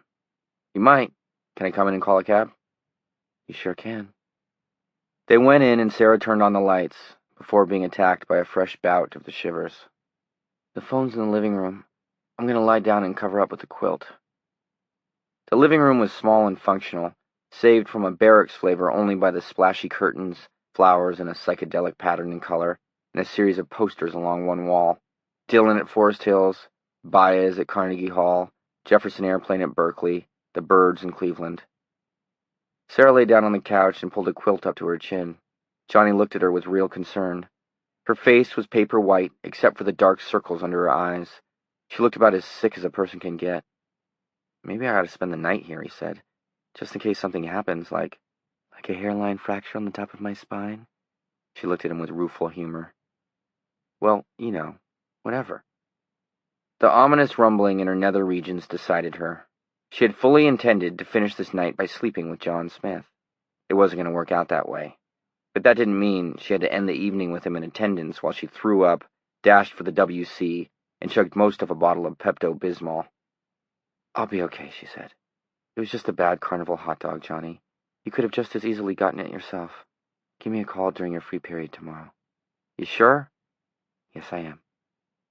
"Okay, kid." He picked up the phone with no further argument and called his cab. She closed her eyes, lulled and comforted by the sound of his voice. One of the things she liked most about him was that he would always really try to do the right thing, the best thing, with no self-serving bullshit. That was good. She was too tired and feeling too low to play little social games. "The deed's done," he said, hanging up. "They'll have a guy over in 5 minutes. "At least you've got cab fare," she said, smiling. "And I plan to tip handsomely," he replied, doing a passable W.C. Fields. He came over to the couch, sat beside her, held her hand. "Johnny, how did you do it?" "The wheel. How could you do that?" "It was a streak, that's all," he said, looking a little uncomfortable. "Everybody has a streak once in a while, like at the racetrack or playing blackjack or just matching dimes." "No," she said. "Huh?" "I don't think everybody does have a streak once in a while. It was almost uncanny. It scared me a little." "Did it?" "Yes." Johnny sighed. "Once in a while I get feelings, that's all. For as long as I can remember, since I was just a little kid. And I've always been good at finding things people have lost. Like that little Lisa Schumann at school. You know the girl I mean?" "Little sad mousy Lisa?" She smiled. "I know her. She's wandering in clouds of perplexity through my business grammar course." "She lost her class ring," Johnny said, and came to me in tears about it. I asked her if she'd checked the back corners of the top shelf in her locker. Just a guess, but it was there." "And you've always been able to do that?" He laughed and shook his head. "Hardly ever." The smile slipped a little. "But it was strong tonight, Sarah. I had that wheel." He closed his fists softly and looked at them, now frowning. "I had it right here. And it had the strangest goddamn associations for me." "Like what?" "Rubber," he said slowly. "Burning rubber. And cold. And ice. Black ice. Those things were in the back of my mind, God knows why. And a bad feeling. Like to beware." She looked at him closely, saying nothing, and his face slowly cleared. "But it's gone now, whatever it was. Nothing, probably." "It was $500 worth of good luck anyway," she said. Johnny laughed and nodded. He didn't talk anymore, and she drowsed, glad to have him there. She came back to wakefulness when headlights from outside splashed across the wall. His cab. "I'll call," he said, and kissed her face gently. "You sure you don't want me to hang around?" Suddenly she did, but she shook her head. "Call me," she said. "Period 3, he promised. He went to the door. "Johnny?" He turned back. "I love you, Johnny," she said, and his face lit up like a lamp. He blew a kiss. "Feel better," he said, "and we'll talk." She nodded, but it was 4.5 years before she talked to Johnny Smith again. 2. "Do you mind if I sit up front?" Johnny asked the cab driver. "Nope, just don't bump your knee on the meter. It's delicate." Johnny slid his long legs under the meter with some effort and slammed the door. The cabbie, a middle-aged man with a bald head and a paunch, dropped his flag and the cab cruised up Flag Street. "Where to?" "Cleves Mills," Johnny said. "Main Street. I'll show you where." "I gotta ask you for a fare and a half," the cabbie said. "I don't like to, but I gotta come back empty from there." Johnny's hand closed absently over the lump of bills in his pants pocket. He tried to remember if he had ever had so much money on him at one time before. Once. He had bought a 2-year-old Chevy for $1,200. On a whim, he'd asked for cash at the savings bank, just to see what all that cash looked like. It hadn't been all that wonderful, but the surprise on the car dealer's face when Johnny pumped 12 $100 bills into his hand had been wonderful to behold. But this lump of money didn't make him feel good at all, just vaguely uncomfortable, and his mother's axiom recurred to him. Found money brings bad luck. Fair and a half's okay, he told the cabbie. Just as long as we understand each other, the cabbie said more expansively. I got over so quick on account of I had a call at the riverside and nobody there would own up when I got over there. That's so? Johnny asked without much interest. Dark houses flashed by outside. He had won $500, and nothing remotely like it had ever happened to him before. That phantom smell of rubber burning, the sense of partially reliving something that had happened to him when he was very small, and that feeling of bad luck coming to balance off the good was still with him. Yeah, these drunks call, and then they change their minds, the cabbie said. Damn drunks, I hate 'em. They call and decide, what the hell, they'll have a few more beers. Or they drink up the fare while they're waiting, and when I come in and yell, who wants the cab, they don't want to own up. Yeah, Johnny said. On their left, the Penobscot River flowed by, dark and oily. Then Sarah getting sick and saying she loved him on top of everything else. Probably just caught her in a weak moment, but God, if she meant it. He had been gone on her almost since the first date. That was the luck of the evening, not beating that wheel. But it was the wheel his mind kept coming back to, worrying at it. In the dark, he could still see it revolving, and in his ears he could hear the slowing tick-a, tick-a, tick-a of the marker bumping over the pins like something heard in an uneasy dream. Found money brings bad luck. The cabbie turned off onto Route 6, now well launched into his own monologue. So I says, blow it out you know where. I mean, the kid is a smart aleck, right? I don't have to take a load of horse shit like that from anyone, including my own boy. I've been driving this cab 26 years. I've been held up 6 times. I've been in fender benders without number. Although I never had a major crash, for which I thank Mary, Mother of Jesus, and St. Christopher, and God the Father Almighty. Know what I mean? And every week, no matter how thin that week was, I put $5 away for his college. Ever since he was nothing but a pipsqueak sucking a bottle. And for what? So he can come home one fine day and tell me the President of the United States is a pig? Hot damn. The kid probably thinks I'm a pig, although he knows if he ever said it, I'd rearrange his teeth for him. So that's today's young generation for you. So I says, blow it out you know where. Yeah, Johnny said. Now woods were floating by. Carson's Bog was on the left. They were 7 miles from Cleves Mills, give or take. The meter kicked over another dime. 1 thin dime, 1/10 of a dollar. Hey, hey, hey. What's your game, might I ask, the cabbie said. I teach high school in Cleves. Oh, yeah? So you know what I mean. What the hell's wrong with these kids anyway? Well, they ate a bad hot dog called Vietnam, and it gave them to Maine. A guy named Lyndon Johnson sold it to them. So they went to this other guy, see, and they said, Jesus, mister, I'm sick as hell.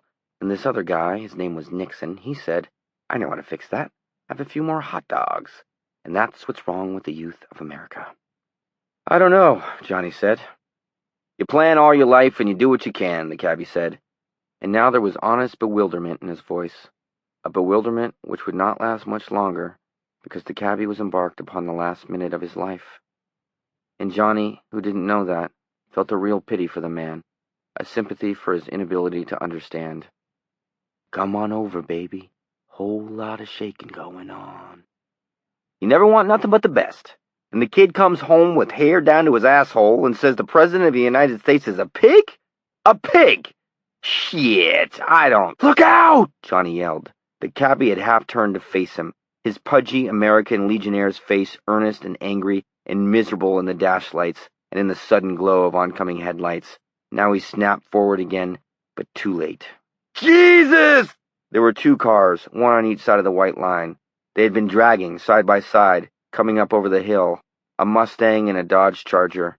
Johnny could hear the revved-up whine of their engines. The Charger was boring straight down on them. It never tried to get out of the way, and the cabbie froze at the wheel.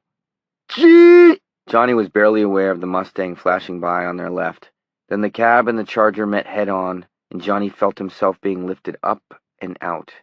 There was no pain, although he was marginally aware that his thighs had connected with the taximeter hard enough to rip it out of its frame. There was the sound of smashing glass, A huge gout of flame stroked its way up into the night.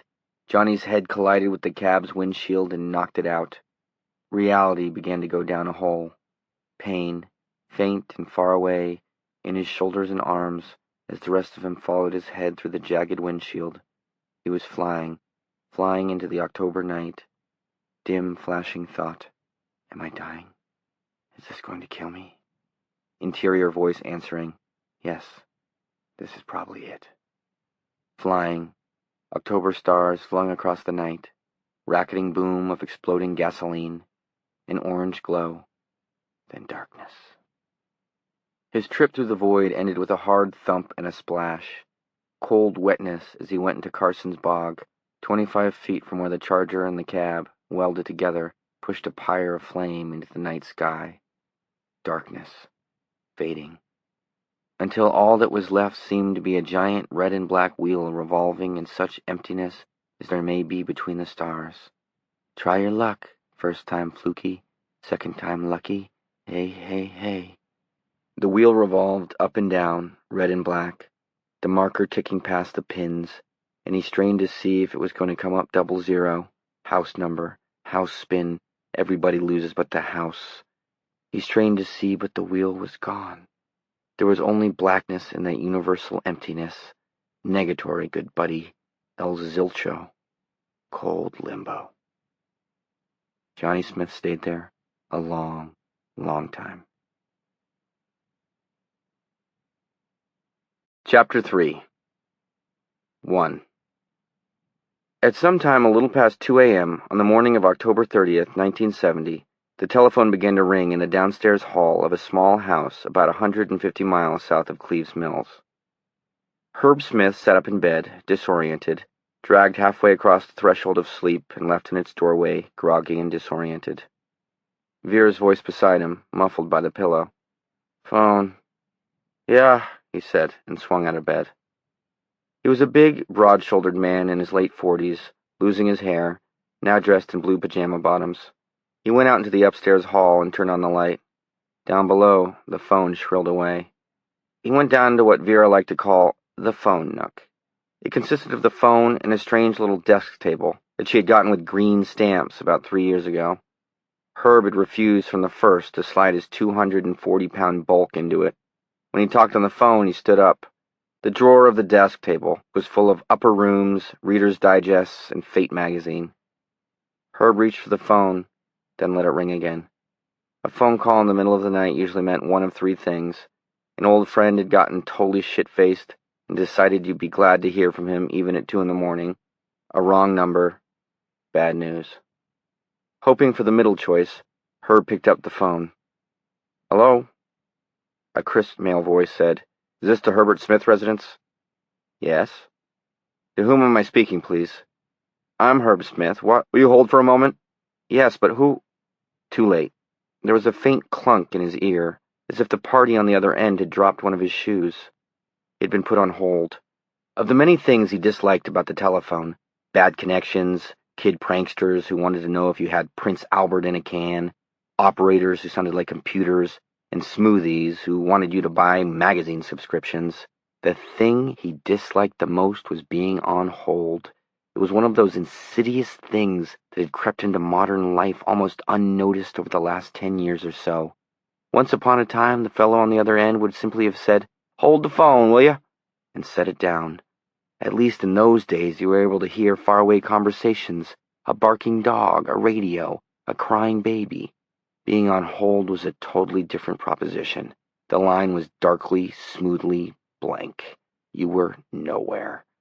Why didn't they just say, Will you hold on while I bury you alive for a little while?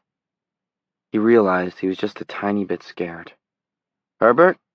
He turned around, the phone to his ear.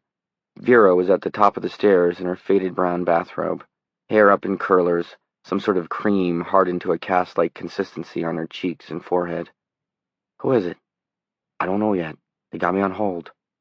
On hold? At 2:15 in the morning? Yes. It's not Johnny, is it? Nothing's happened to Johnny? I don't know, he said, struggling to keep his voice from rising. Somebody calls you at 2 in the morning, puts you on hold. You count your relatives and inventory their condition. You make lists of old aunts. You tot up the ailments of grandparents, if you still have them. You wonder if the ticker of one of your friends just stopped ticking. And you try not to think that you have one son you love very much, or about how these calls always seem to come at 2 a.m, or how all of a sudden your calves are getting stiff and heavy with tension. Vera had closed her eyes and had folded her hands in the middle of her thin bosom. Herb tried to control his irritation, restrained himself from saying, "Vera, the Bible makes the strong suggestion that you go and do that in your closet." That would earn him Vera Smith's sweet smile for unbelieving and hell-bound husbands. At 2 o'clock in the morning, and on hold to boot, he didn't think he could take that particular smile. The phone clunked again, and a different male voice, an older one, said, "Hello, Mr. Smith." "Yes, who's this?" "I'm sorry to keep you waiting, sir. Sergeant Meigs of the State Police, Orono Branch." "Is it my boy? Something about my boy?" Unaware, he sagged onto the seat of the phone nook. He felt weak all over. Sergeant Meigs said, "Do you have a son named John Smith, no middle initial?" "Is he all right? Is he okay?" Footsteps on the stairs. Vera stood beside him. For a moment she looked calm, and then she clawed for the phone like a tigress. "What is it? What's happened to my Johnny?" Herb yanked the handset away from her, splintering one of her fingernails. Staring at her hard, he said, "I am handling this." She stood looking at him, her mild, faded blue eyes wide above the hand clapped to her mouth. "Mr. Smith, are you there?" Words that seemed coated with Novocaine fell from Herb's mouth. "I have a son named John Smith, no middle initial, yes. He lives in Cleves Mills. He's a teacher at the high school there." "He's been in a car accident, Mr. Smith. His condition is extremely grave. I'm very sorry to have to give you this news." The voice of Meigs was cadenced, formal. "Oh my God," Herb said.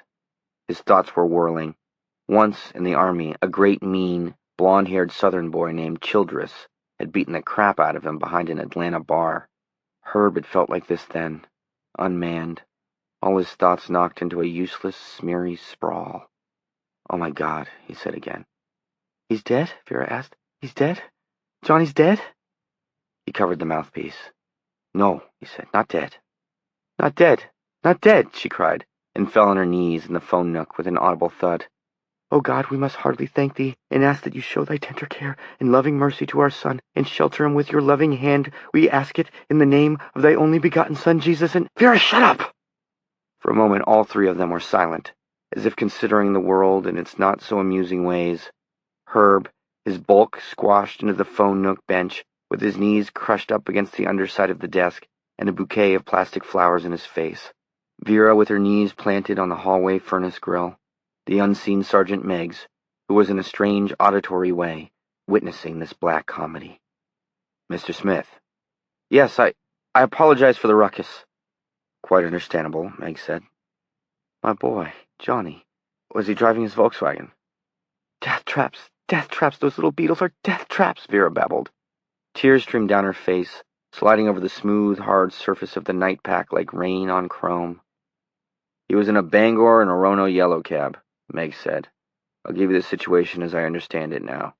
There were 3 vehicles involved, 2 of them driven by kids from Cleves Mills. They were dragging. They came up over what's known as Carson's Hill on Route 6, headed east. Your son was in the cab, headed west toward Cleves. The cab and the car on the wrong side of the road collided head-on. The cab driver was killed, and so was the boy driving the other car. Your son and a passenger in that other car are at Eastern Maine Med. I understand both of them are listed as critical."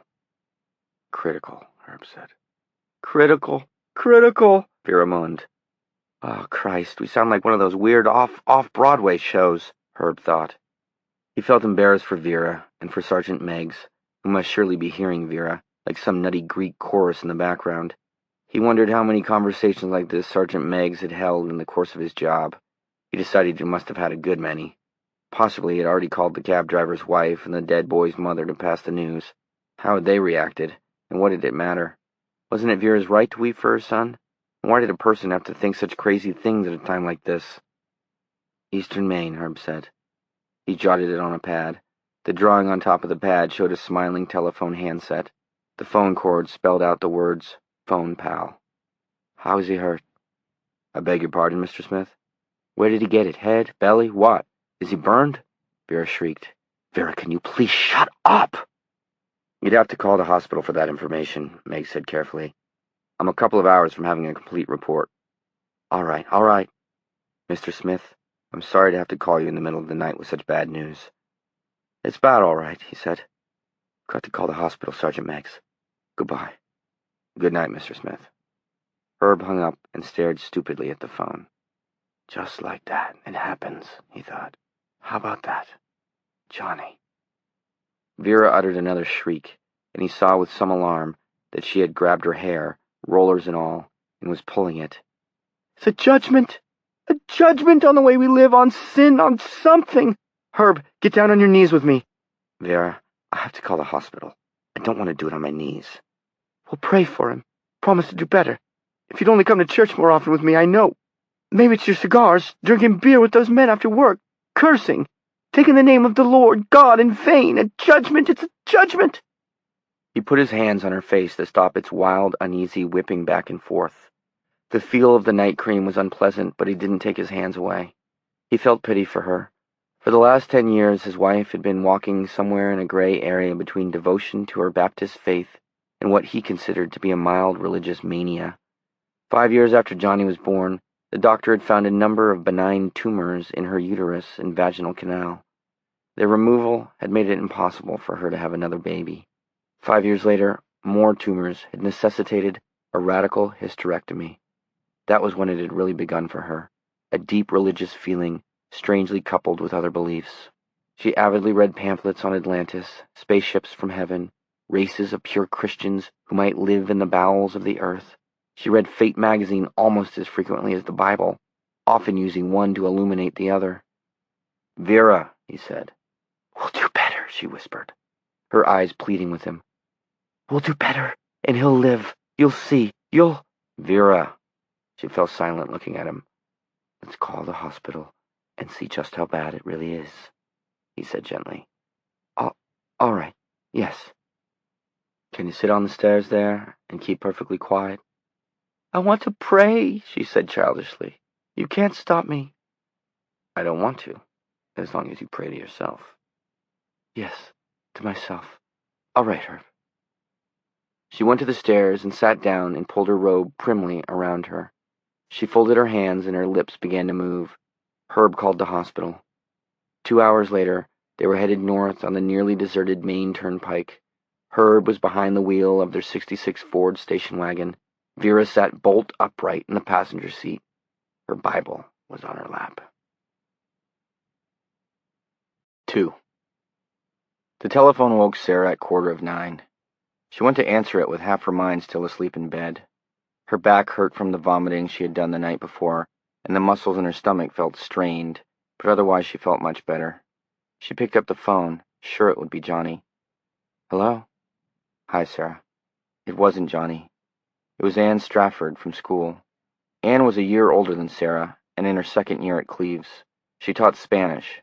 She was a bubbly, effervescent girl, and Sarah liked her very much, but this morning she sounded subdued. How are you, Annie? It's only temporary. Probably Johnny told you. Carnival hot dogs, I guess. Oh my God, you don't know. You don't... The words were swallowed in odd, choked sounds. Sarah listened to them, frowning. Her initial puzzlement turned to deadly disquiet as she realized Anne was crying. Anne, what's wrong? It's not Johnny, is it? Not... There was an accident, Anne said. She was now sobbing openly. He was in a cab. There was a head-on collision. The driver of the other car was Brad Fresnel. I had him in Spanish, too. He died. His girlfriend died this morning. Mary Thibault. She was in one of Johnny's classes, I heard. It's horrible, just horrible. Johnny? Sarah screamed into the phone. She was sick to her stomach again. Her hands and feet were suddenly as cold as 4 gravestones. What about Johnny? He's in critical condition, Sarah. Dave Pelson called the hospital this morning. He's not expected. Well, it's very bad. The world was going gray. Anne was still talking, but her voice was far and wee, as E. E. Cummings had said about the balloon man. Flocked images tumbling over and over one another, none making sense. The carny wheel, the mirror maze, Johnny's eyes, strangely violet, almost black, his dear, homely face in the harsh county fair lighting, naked bulb strung on electric wire. Not Johnny, she said, far and wee, far and wee. You're mistaken. He was fine when he left here. And Anne's voice coming back like a fast serve, her voice so shocked and unbelieving, so affronted that such a thing should have happened to someone her own age, someone young and vital. They told Dave he'd never wake up if he survived the operation. They have to operate because his head was she going to say crushed? That Johnny's head had been crushed? Sarah fainted then, possibly to avoid that final irrevocable word, that final horror. The phone spilled out of her fingers, and she sat down hard in a gray world, and then she slipped over, and the phone swung back and forth in a decreasing arc, Anne Strafford's voice coming out of it. Sarah? Sarah? Sarah? 3. When Sarah got to Eastern Maine Medical, it was 12:15. The nurse at the reception desk looked at her white, strained face, estimated her capacity for further truth, and told her that John Smith was still in OR. She added that Johnny's mother and father were in the waiting room. Thank you, Sarah said. She turned right instead of left, wound up in a medical closet, and had to backtrack. The waiting room was done in bright, solid colors that gashed her eyes. A few people sat around looking at tattered magazines or empty space. A gray-haired woman came in from the elevators, gave her visitor's pass to a friend, and sat down. The friend clicked away on high heels. The rest of them went on sitting, waiting their own chance to visit a father who had had gallstones removed, a mother who had discovered a small lump under one of her breasts a bare 3 days ago, a friend who had been struck in the chest with an invisible sledgehammer while jogging. The faces of the waiters were carefully made up with composure. Worry was swept under the faces like dirt under a rug. Sarah felt the unreality hovering again. Somewhere, a soft bell was ringing. Crepe-soled shoes squeaked. He had been fine when he left her place. Impossible to think he was in one of these brick towers, engaged in dying. She knew Mr. and Mrs. Smith at once. She groped for their first names and could not immediately find them. They were sitting together near the back of the room, and unlike the others here, they hadn't yet had time to come to terms with what had happened in their lives. Johnny's mom sat with her coat on the chair behind her and her Bible clutched in her hands. Her lips moved as she read, and Sarah remembered Johnny saying she was very religious, maybe too religious, somewhere in that great middle ground between holy rolling and snake handling, she remembered him saying. Mr. Smith, Herb, it came to her, his name is Herb, had one of the magazines on his knees, but he wasn't looking at it. He was looking out the window, where New England fall burned its way toward November and winter beyond. She went over to them. Mr. and Mrs. Smith? They looked up at her, their faces tensed for the dreaded blow.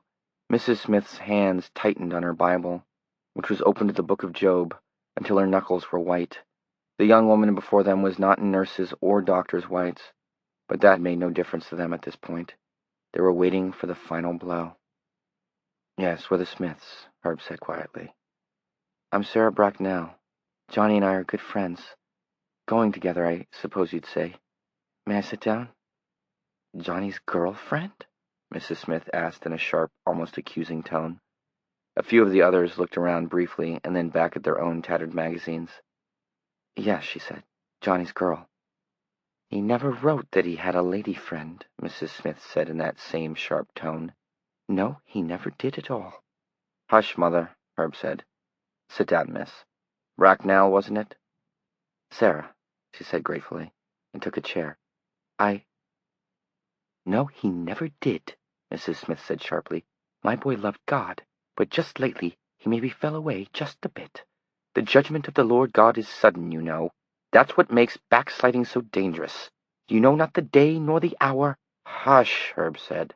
People were looking around again. He fixed his wife with a stern glance. She looked back defiantly for a moment, but his gaze didn't waver. Vera dropped her eyes.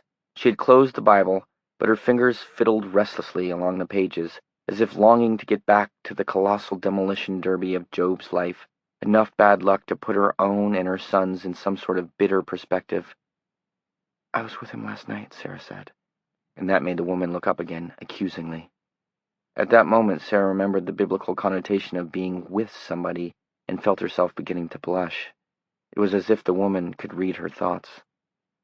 We went to the county fair. Places of sin and evil, Vera Smith said clearly. I'll tell you one last time to hush, Vera, Herb said grimly, and clamped one of his hands over one of his wife's. I mean it now. This seems like a nice girl here, and I won't have you digging at her, understand? Sinful places, Vera repeated stubbornly. Will you hush? Let me go. I want to read my Bible. He let her go. Sarah felt confused embarrassment. Vera opened her Bible and began to read again, lips moving. Vera is very upset, Herb said. We're both upset. You are too, from the look of you. Yes. Did you and Johnny have a good time last night? He asked. At your fair? Yes, she said. The lie and truth of that simple word all mixed up in her mind. Yes, we did, until, well, I ate a bad hot dog or something. We had my car, and Johnny drove me home to my place in VZ. I was pretty sick to my stomach. He called a cab. He said he'd call me in sick at school today. And that's the last time I saw him. The tears started to come then, and she didn't want to cry in front of them, particularly not in front of Vera Smith, but there was no way to stop it. She fumbled a Kleenex out of her purse and held it to her face. There now, Herb said, and put an arm around her. There now. She cried, and it seemed to her, in some unclear way, that he felt better for having someone to comfort. His wife had found her own dark brand of comfort in Job's story, and it didn't include him. A few people turned around to gawk. Through the prisms of her tears, they seemed like a crowd. She had a bitter knowledge of what they were thinking. Better her than me. Better all three of them than me or mine. Guy must be dying. Guy must have gotten his head crushed for her to cry like that. Only a matter of time before some doctor comes down and takes them into a private room to tell them that... Somehow she choked off the tears and got a hold of herself.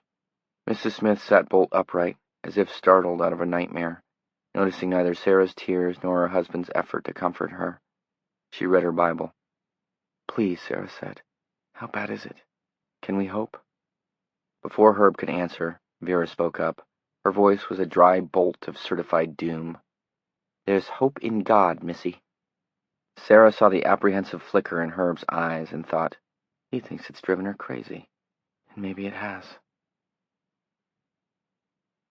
4. A long afternoon stretching into evening. Sometime after 2 p.m., when the schools began to let out, a number of Johnny's students began to come in, wearing fatigue coats and strange hats and washed-out jeans. Sarah didn't see many of the kids she thought of as the button-down crowd, upward-bound, college-oriented kids, clear of eye and brow. Most of the kids who bothered to come in were the freaks and longhairs. A few came over and asked Sarah in quiet tones what she knew about Mr. Smith's condition. She could only shake her head and say she had heard nothing.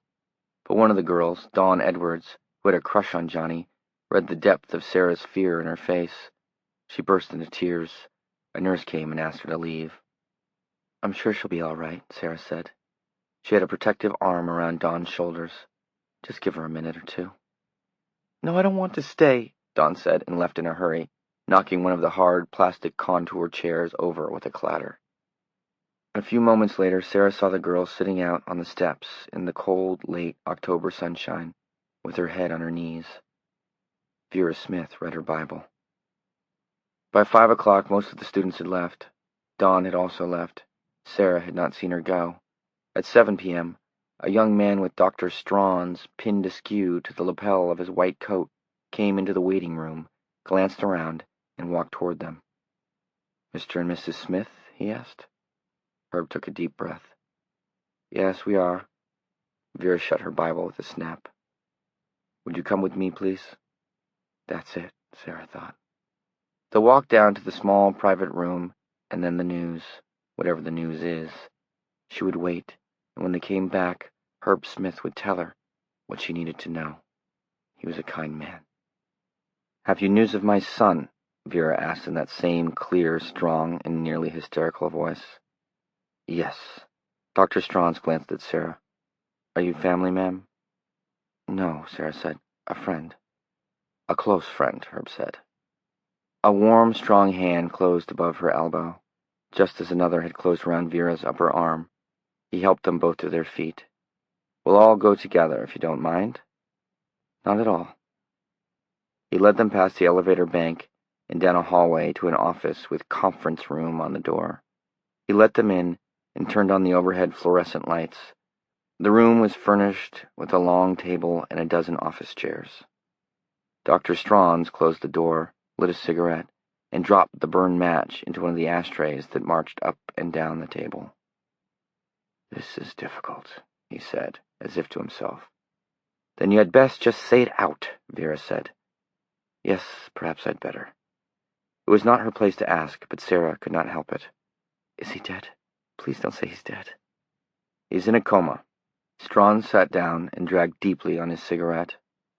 "Mr. Smith has sustained serious head injuries and an undetermined amount of brain damage. You may have heard the phrase subdural hematoma on one or the other of the doctor's shows. Mr. Smith has suffered a very grave subdural hematoma, which is localized cranial bleeding. A long operation was necessary to relieve the pressure and also to remove bone splinters from his brain." Herb sat down heavily, his face doughy and stunned. Sarah noticed his blunt, scarred hands and remembered Johnny telling her his father was a carpenter. "But God has spared him," Vera said.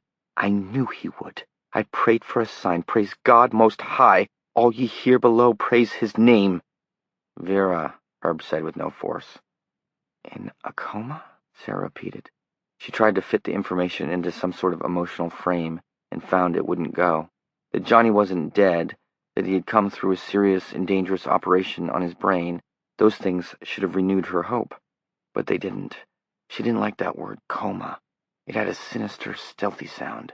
Wasn't it Latin for sleep of death? "What's ahead for him?" Herb asked. "No one can really answer that now," Strachan said. He began to play with his cigarette, tapping it nervously over the ashtray. Sarah had the feeling he was answering Herb's question literally, while completely avoiding the question Herb had really asked. "He's on life support equipment, of course." "But you must know something about his chances," Sarah said. "You must know." She gestured helplessly with her hands and let them drop to her sides. "He may come out of it in 48 hours, or a week, a month. He may never come out of it, and there's a strong possibility that he may die. I must tell you frankly, that's the most likely. His injuries, grave." "God wants him to live," Vera said. "I know it." Herb had put his face into his hands and was scrubbing it slowly. Dr. Strachan looked at Vera uncomfortably. "I only want you to be prepared for any eventuality." "Would you rate his chances for coming out of it?" Herb asked. Dr. Strachan hesitated, puffed nervously on his cigarette. "No, I can't do that," he said finally. 5. The three of them waited another hour and then left. It was dark. A cold and gusty wind had come up, and it whistled across the big parking lot. Sarah's long hair streamed out behind her.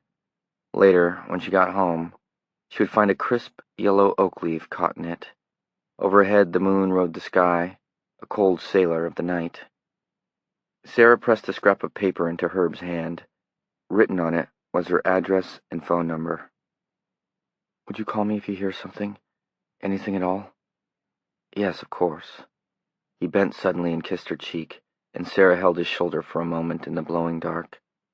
"I'm very sorry if I was stiff with you earlier, dear," Vera said, and her voice was surprisingly gentle. "I was upset." "Of course you were," Sarah said. "I thought my boy might die, but I've prayed. I've spoken to God about it. As the song says, are we weak and heavy laden, cumbered with a load of care? We must never be discouraged. Take it to the Lord in prayer." "Vera, we ought to go along," Herb said. "We ought to get some sleep and see how things look in the—" "But now I've heard from my God," Vera said, looking dreamily up at the moon. "Johnny isn't going to die. It isn't in God's plan for Johnny to die. I listened, and I heard that still, small voice speaking in my heart, and I am comforted." Herb opened the car door. "Come on, Vera." She looked back at Sarah and smiled. In that smile, Sarah suddenly saw Johnny's own easy, devil-may-care grin, but at the same time, she thought it was the most ghastly smile she had ever seen in her life. "God has put his mark on my Johnny," Vera said, "and I rejoice." "Good night, Mrs. Smith," Sarah said through numb lips. "Good night, Sarah," Herb said. He got in and started the car. It pulled out of its space and moved across the parking lot to State Street, and Sarah realized she hadn't asked where they were staying. She guessed they might not know themselves yet. She turned to go to her own car and paused, struck by the river that ran behind the hospital, the Penobscot. It flowed like dark silk, and the reflected moon was caught in its center. She looked up into the sky, standing alone in the parking lot now. She looked at the moon. God has put his mark on my Johnny, and I rejoice. The moon hung above her like a tawdry carnival toy, a wheel of fortune in the sky, with the odds all slugged in favor of the house, not to mention the house numbers, 0 and 00. House number, y'all pay the house, hey, hey, hey.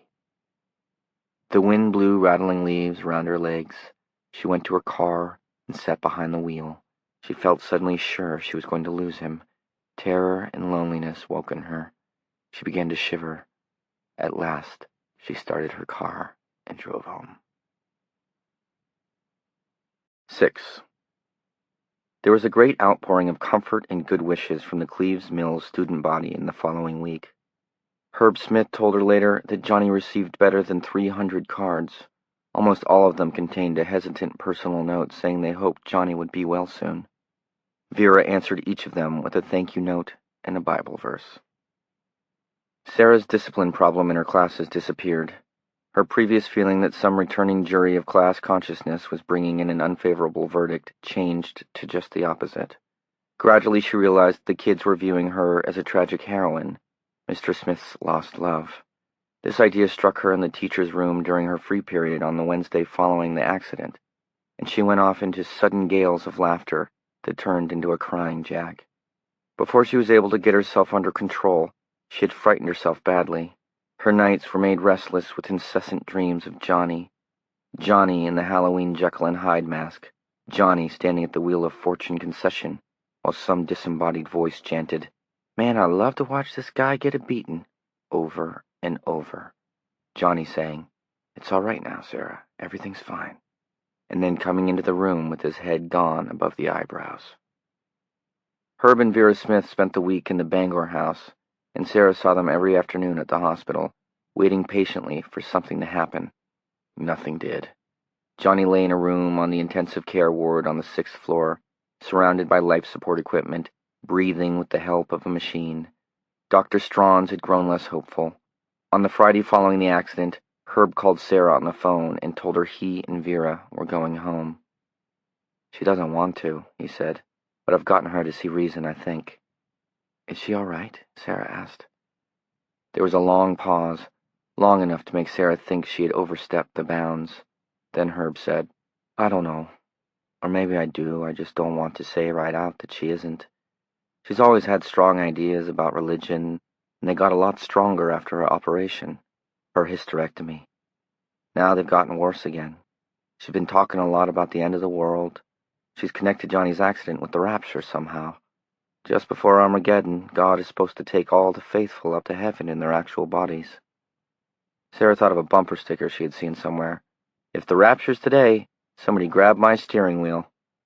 "Yes, I know the idea," she said. "Well," Herb said uncomfortably, "some of the groups she corresponds with, they believe that God is going to come for the faithful in flying saucers. Take them all up to heaven in flying saucers, that is. These sects have proved, at least to themselves, that heaven is somewhere out in the constellation of Orion. No, don't ask me how they proved it. Vera could tell you.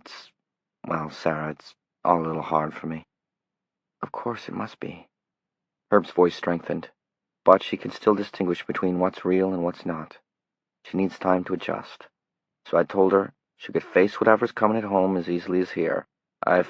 He paused, sounding embarrassed, then cleared his throat and went on. "I've got to get back to work. I've got jobs. I've signed contracts." "Sure, of course." She paused. "What about insurance?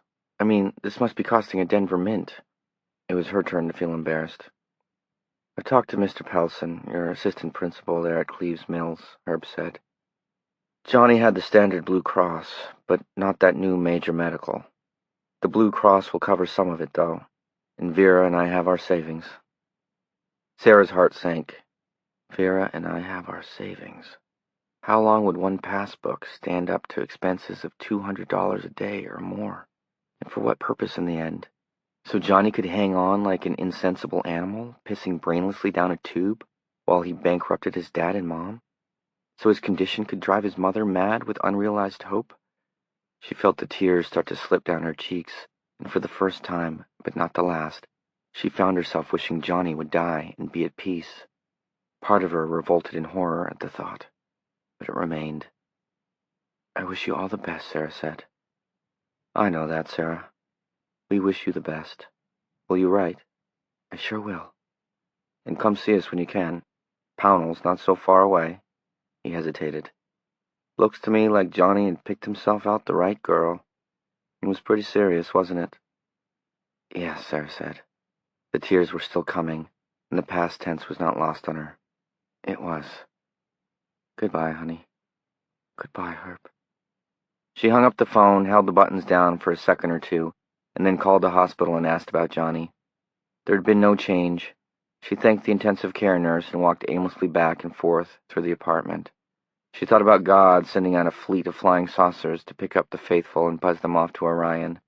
It made as much sense as anything else about a God crazy enough to scramble John Smith's brains and put him in a coma that was probably never going to end, except in an unexpected death. There was a folder of freshman compositions to correct. She made herself a cup of tea and sat down to them.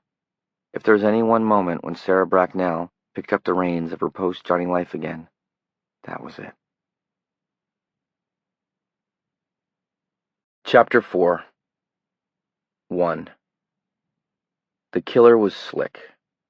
He sat on a bench in the town park near the bandstand, smoking a Marlboro and humming a song from the Beatles' White Album. "You don't know how lucky you are, boy. Back in the USSR. He wasn't a killer yet, not really. But it had been on his mind a long time, killing had. It had been itching at him and itching at him. Not in a bad way, no. He felt quite optimistic about it. The time was right. He didn't have to worry about getting caught. He didn't have to worry about the clothespin, because he was slick. A little snow began to drift down from the sky. It was November 12th, 1970, and 160 miles northeast of this middle-sized western Maine town, John Smith's dark sleep went on and on. The killer scanned the park, the town common, the tourists who came to Castle Rock and the Lakes region liked to call it. But there were no tourists now. The common that was so green in the summer was now yellow, balding, and dead. It waited for winter to cover it decently. The wire mesh backstop behind the Little League home plate stood in rusty, overlapping diamonds, framed against the white sky. The bandstand needed a fresh coat of paint. It was a depressing scene, but the killer was not depressed. He was almost manic with joy. His toes wanted to tap. His fingers wanted to snap. There would be no shying away this time. He crushed his smoke under one boot heel and lit another immediately. He glanced at his watch, 3:02 p.m. He sat and smoked. 2 boys passed through the park, tossing a football back and forth, but they didn't see the killer because the benches were down in a dip. He supposed it was a place where the nasty fuckers came at night when the weather was warmer. He knew all about the nasty fuckers and the things they did. His mother had told him, and he had seen them. Thinking about his mother made his smile fade a little. He remembered a time when he had been 7. She'd come into his room without knocking. She never knocked, and had caught him playing with his thing. She had just about gone crazy. He had tried to tell her it was nothing bad. It had just stood up. He hadn't done anything to make it stand up. It did it all on its own. And he just sat there, boinging it back and forth. It wasn't even that much fun. It was sort of boring. But his mother had just about gone crazy. "Do you want to be one of those nasty fuckers?" she had screamed at him. He didn't even know what that word meant. Not nasty. He knew that one. But the other one. Although he had heard some of the bigger kids use it in the play yard at the Castle Rock Elementary School. "Do you want to be one of those nasty fuckers and get one of those diseases? Do you want to have pus running out of it? Do you want it to turn black? Do you want it to rot off? Huh? She began to shake him back and forth then, and he began to blubber with fear. Even then, she was a big woman, a dominant and overbearing ocean liner of a woman, and he was not the killer then. He was not slick then. He was a little boy blubbering with fear, and his thing had collapsed and was trying to shrivel back into his body. She had made him wear a clothespin on it for 2 hours, so he would know how those diseases felt. The pain was excruciating. The little snow flurry had passed. He brushed the image of his mother out of his mind, something he could do effortlessly when he was feeling good, something he couldn't do at all when he was feeling depressed and low. His thing was standing up now. He glanced at his watch, 3:07. He dropped his cigarette, half-smoked. Someone was coming. He recognized her. It was Alma Frechette, from the coffee pot across the street. Just coming off shift. He knew Alma. He had dated her once or twice, shown her a good time, took her to Serenity Hill over in Naples. She was a good dancer. Nasty fuckers often were. He was glad it was Alma coming. She was by herself. Back in the U.S., back in the U.S., back in the USSR. Alma! He called and waved. She started a little, looked around, and saw him. She smiled and walked over to the bench where he sat, saying hello and calling him by name. He stood up, smiling.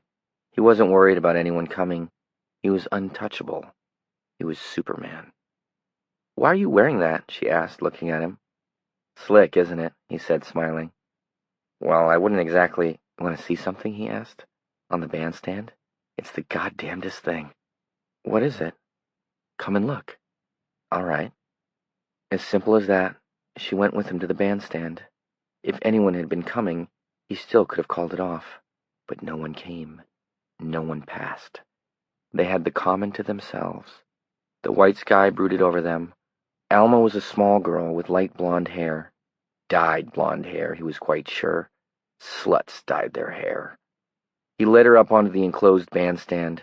Their feet made hollow, dead echoes on the boards. An overturned music stand lay in one corner. There was an empty Four Roses bottle.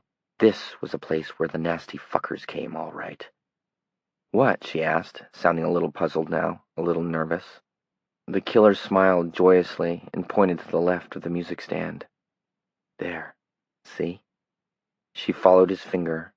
A used condom lay on the boards like a shriveled snakeskin. Alma's face went tight, and she turned to go so quickly that she almost got by the killer.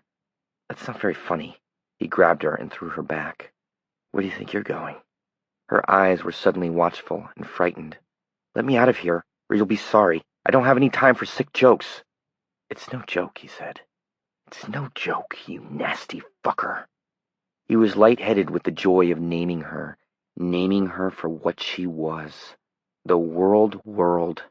Alma broke left, heading for the low railing that surrounded the bandstand, meaning to leap over it. The killer caught the back of her cheap cloth coat at the collar and yanked her back again. The cloth ripped with a low purring sound, and she opened her mouth to scream. He slammed his hand over her mouth, mashing her lips back against her teeth. He felt warm blood trickle over his palm.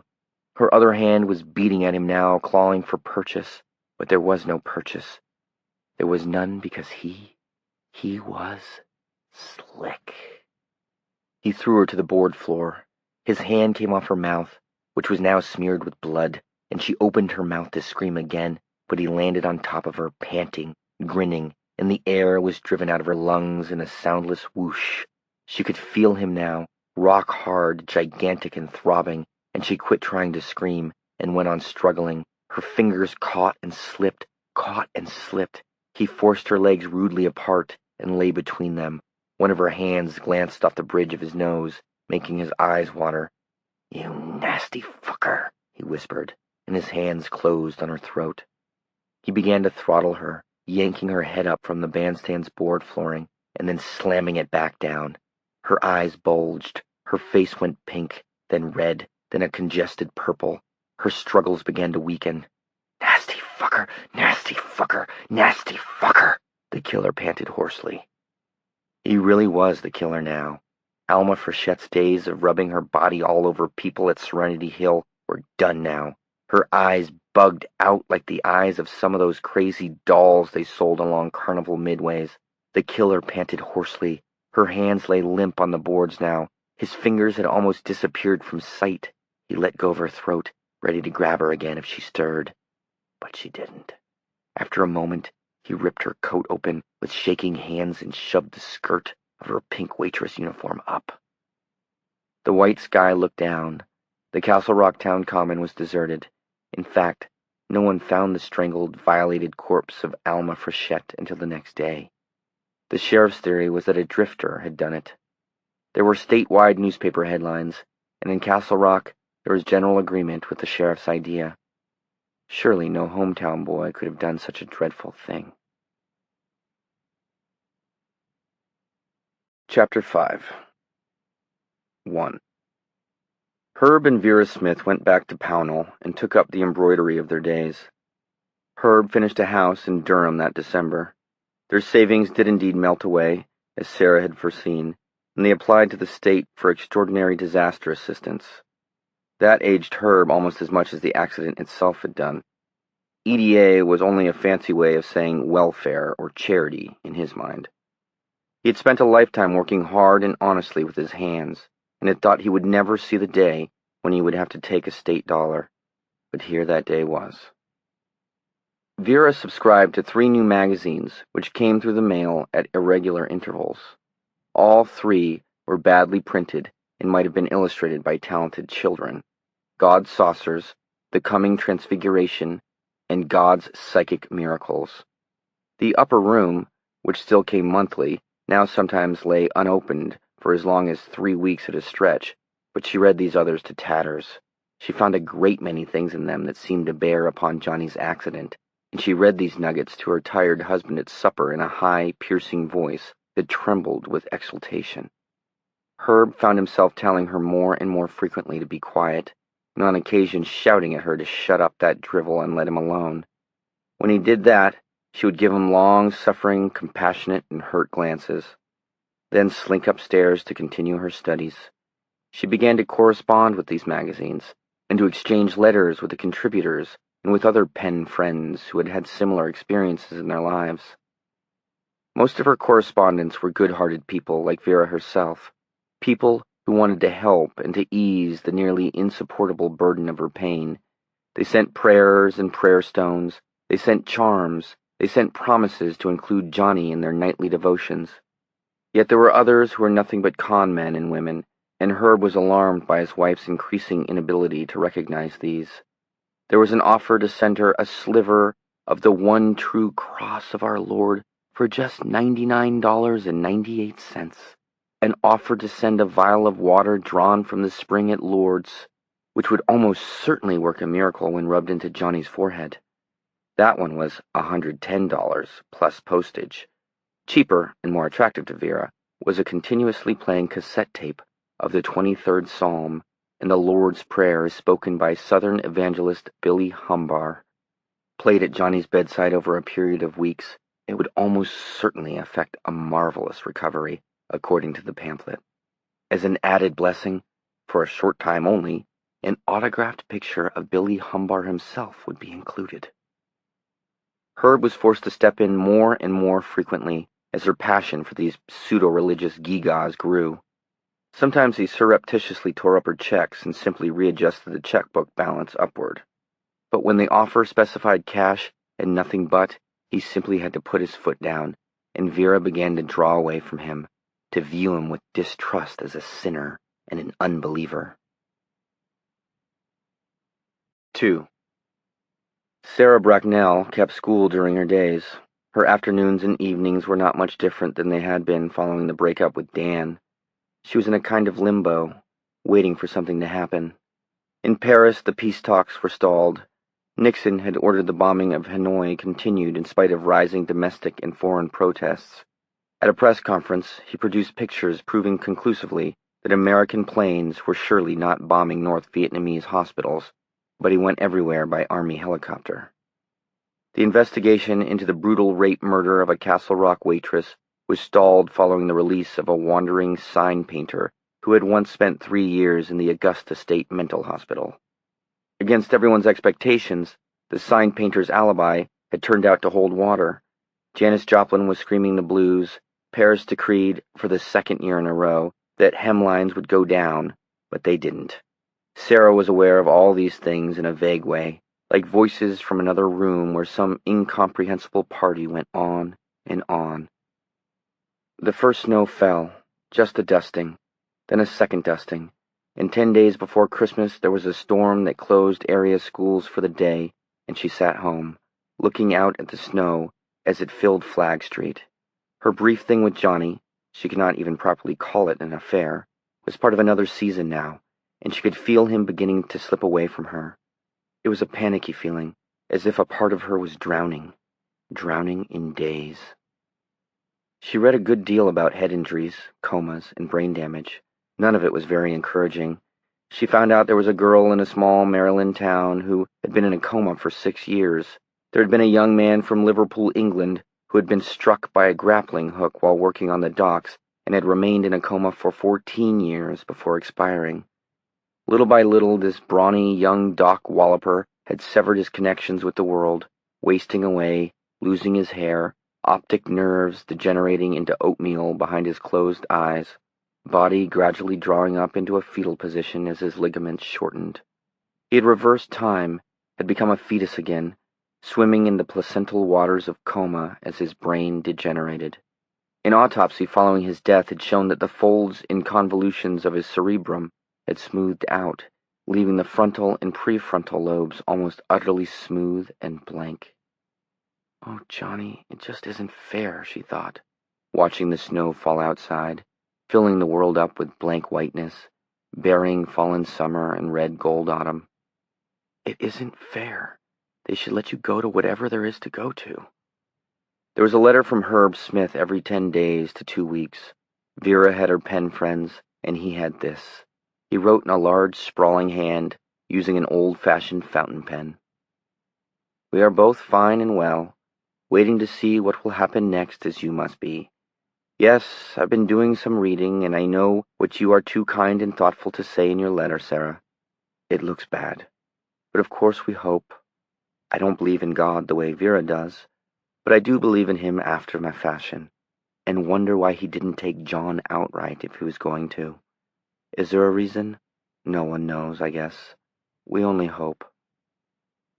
In another letter, "I'm having to do most of the Xmas shopping this year, as Vera has decided Xmas presents are a sinful custom.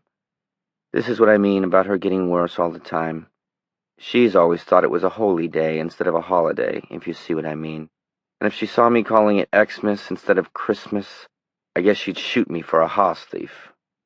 She was always saying how we should remember it as the birthday of Jesus Christ and not Santa Claus, but she never minded the shopping before. In fact, she used to like it. Now, ragging against it is all she talks about, seems like. She gets a lot of these funny ideas from the people she writes back and forth to. Golly, I do wish she'd stop and get back to normal. But otherwise, we are both fine and well. Herb." And a Christmas card that she had wept over a little. "Best to you from both of us this holiday season. And if you'd like to come down and spend Xmas with a couple of old fogies, the spare bedroom is made up. Vera and I are both fine and well. Hope the new year is better for all of us, and I'm sure it will be. Herb and Vera." She didn't go down to Pownell over the Christmas vacation, partly because of Vera's continued withdrawal into her own world. Her progress into that world could be read pretty accurately between the lines of Herb's letters, and partly because their mutual tie now seemed so strange and distant to her. The still figure in the Bangor hospital bed had once been seen in close-up, but now she always seemed to be looking at him through the wrong end of memory's telescope.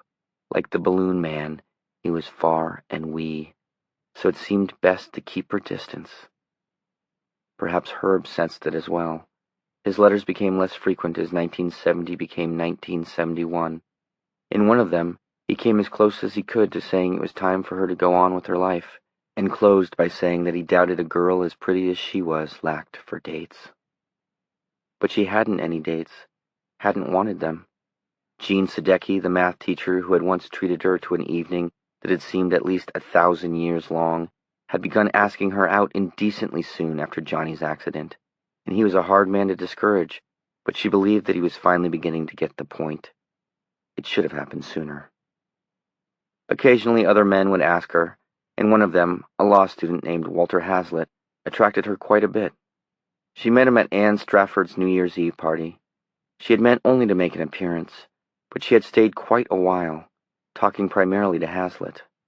Saying no had been surprisingly hard, but she had, because she understood the source of attraction too well.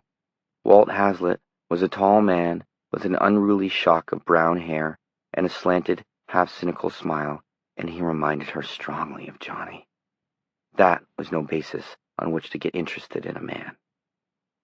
Early in February, she was asked out by the mechanic who worked on her car at the Cleves Mills Chevron. Again, she had almost said yes, and then backed away. The man's name was Arnie Tremont. He was tall, olive-skinned, and handsome in a smiling, predatory way. He reminded her a bit of James Brolin, the second banana on that Dr. Welby program, and even more of a certain Delta Tau Delta named Dan. Better to wait. Wait and see if something was going to happen. But nothing did. 3. In that summer of 1971, Greg Stilson, 16 years older and wiser than the Bible salesman who had kicked a dog to death in a deserted Iowa dooryard, sat in the back room of his newly incorporated insurance and real estate business in Ridgeway, New Hampshire. He hadn't aged much in the years between. There was a net of wrinkles around his eyes now, and his hair was longer, but still quite conservative. He was still a big man, and his swivel chair creaked when he moved. He sat smoking a Pall Mall cigarette and looking at the man sprawled comfortably in the chair opposite. Greg was looking at this man the way a zoologist might look at an interesting new specimen. "See anything green?" Sonny Elliman asked. Elliman topped 6 feet 5 inches. He wore an ancient, grease-stiffened jeans jacket with the arms and buttons cut off. There was no shirt beneath. A Nazi Iron Cross, black dressed in white chrome, hung on his bare chest. The buckle of the belt running just below his considerable beer belly was a great ivory skull. From beneath the peg cuffs of his jeans poked the scuffed, square toes of a pair of desert driver boots. His hair was shoulder-length, tangled, and shining with an accumulation of greasy sweat and engine oil. From one earlobe there dangled a swastika earring, also black dressed in white chrome. He spun a coal scuttle helmet on the tip of one blunt finger. Stitched on the back of his jacket was a leering red devil with a forked tongue. Above the devil was the devil's dozen. Below it, Sonny Elliman, Prez. "No," Greg Stilson said. "I don't see anything green. But I do see someone who looks suspiciously like a walking asshole." Elliman stiffened a little, then relaxed and laughed. In spite of the dirt, the almost palpable body odor, and Nazi regalia, his eyes, a dark green, were not without intelligence and even a sense of humor. "Bring me to the dogs and back, man," he said. "It's been done before. You got the power now." "You recognize that, do you?" "Sure. I left my guys back in the Hamptons, came here alone. Be it on my own head, man." He smiled. "But if we should ever catch you in a similar position, you want to hope your kidneys are wearing combat boots." "I'll chance it," Greg said. He measured Elliman. They were both big men. He reckoned Elliman had 40 pounds on him, but a lot of it was beer muscle. "I could take you, Sonny." Elliman's face crinkled in amiable good humor. "Maybe, maybe not. That's not the way we play it, man. All that good American John Wayne stuff." He leaned forward, as if to impart a great secret.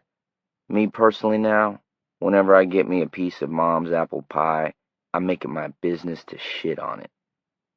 "Foul mouth, Sonny," Greg said mildly. "What do you want with me?" Sonny asked. "Why don't you get down to it? You'll miss your JC's meeting." "No," Greg said, still serene. "The JC's meet Tuesday nights. We got all the time in the world." Elliman made a disgusted blowing sound. "Now what I thought," Greg went on, "is that you'd want something from me." He opened his desk drawer, and from it took 3 plastic baggies of marijuana. Mixed in with the weed were a number of gel capsules. "Found this in your sleeping bag," Greg said. "Nasty, nasty, nasty, Sonny. Bad boy. Do not pass go, do not collect $200. Go directly to New Hampshire State Prison."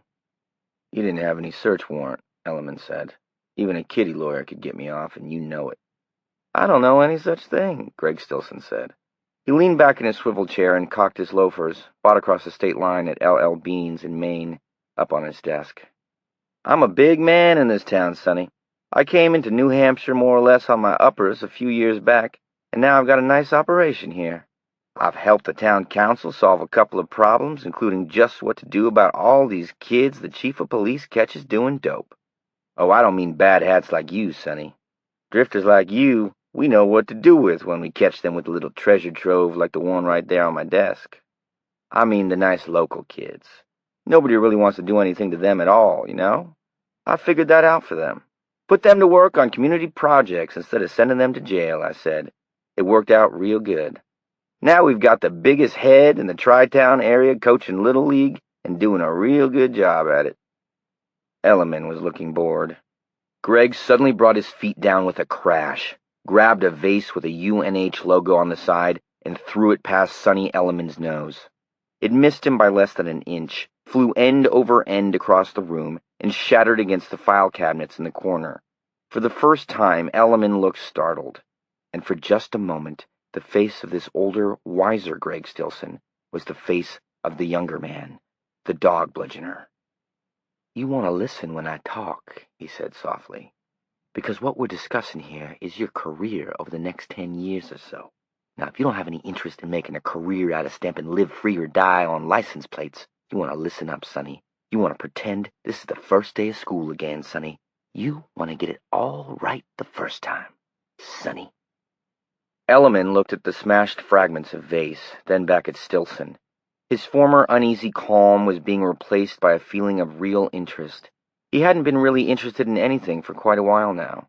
He had made the run for beer because he was bored. He had come by himself because he was bored. And when this big guy had pulled him over, using a flashing blue light on the dashboard of his station wagon, Sonny Elliman had assumed that what he had to deal with was just another small-town deputy dog, protecting his territory and rousting the big bad biker on the modified Harley-Davidson. But this guy was something else.